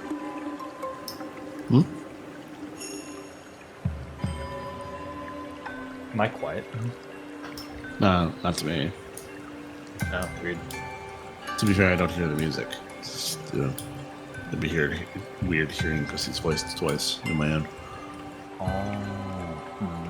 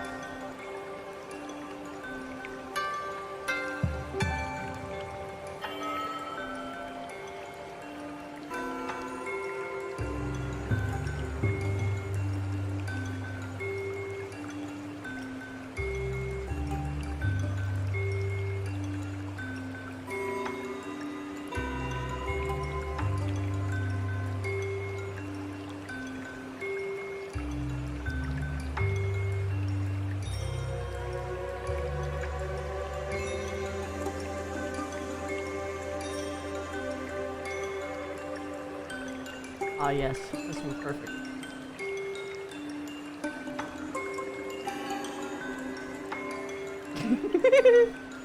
Why? What? What is? Huh?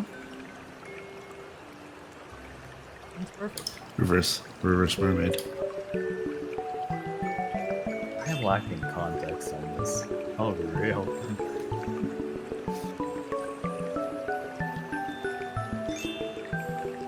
It's real though. This one.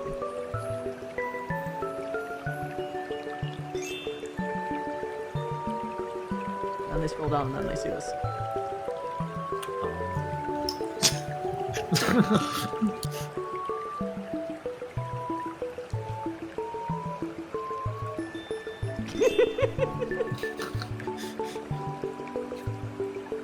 Beautiful. Fish.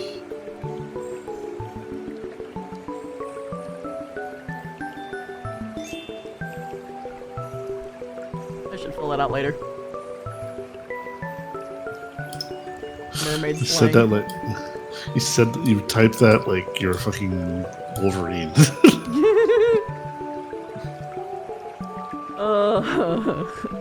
Hate to burst your bubble, bub. Hi, Tanner. Hi, Tanner. You came in just in time for me to end. I have been writing 8 hours. for 8 hours straight. My brain's tired. I'm gonna go flop and recover my brain. You all have a wonderful night. I hope I made your night as much as you have made mine. Look forward to more of this tomorrow as I pick another continent based on whatever vibe I just want to fill out that day. You all have a wonderful night. I had a lot of fun. Alright, Shock. Alright. I hear you. Have fun.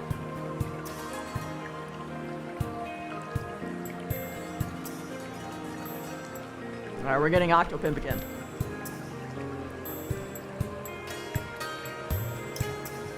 I love Octo, but every time I hear his name, I just think of like the pimp that is like for Seth Philpotts. Well, it's kind of his image. Alright, bye guys!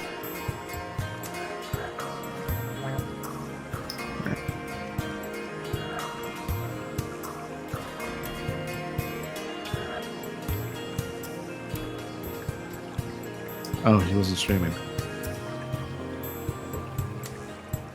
He's offline. I can't believe. He is, but he's also not. Did he just start or end? No, it's the weird, like, knock system. Oh.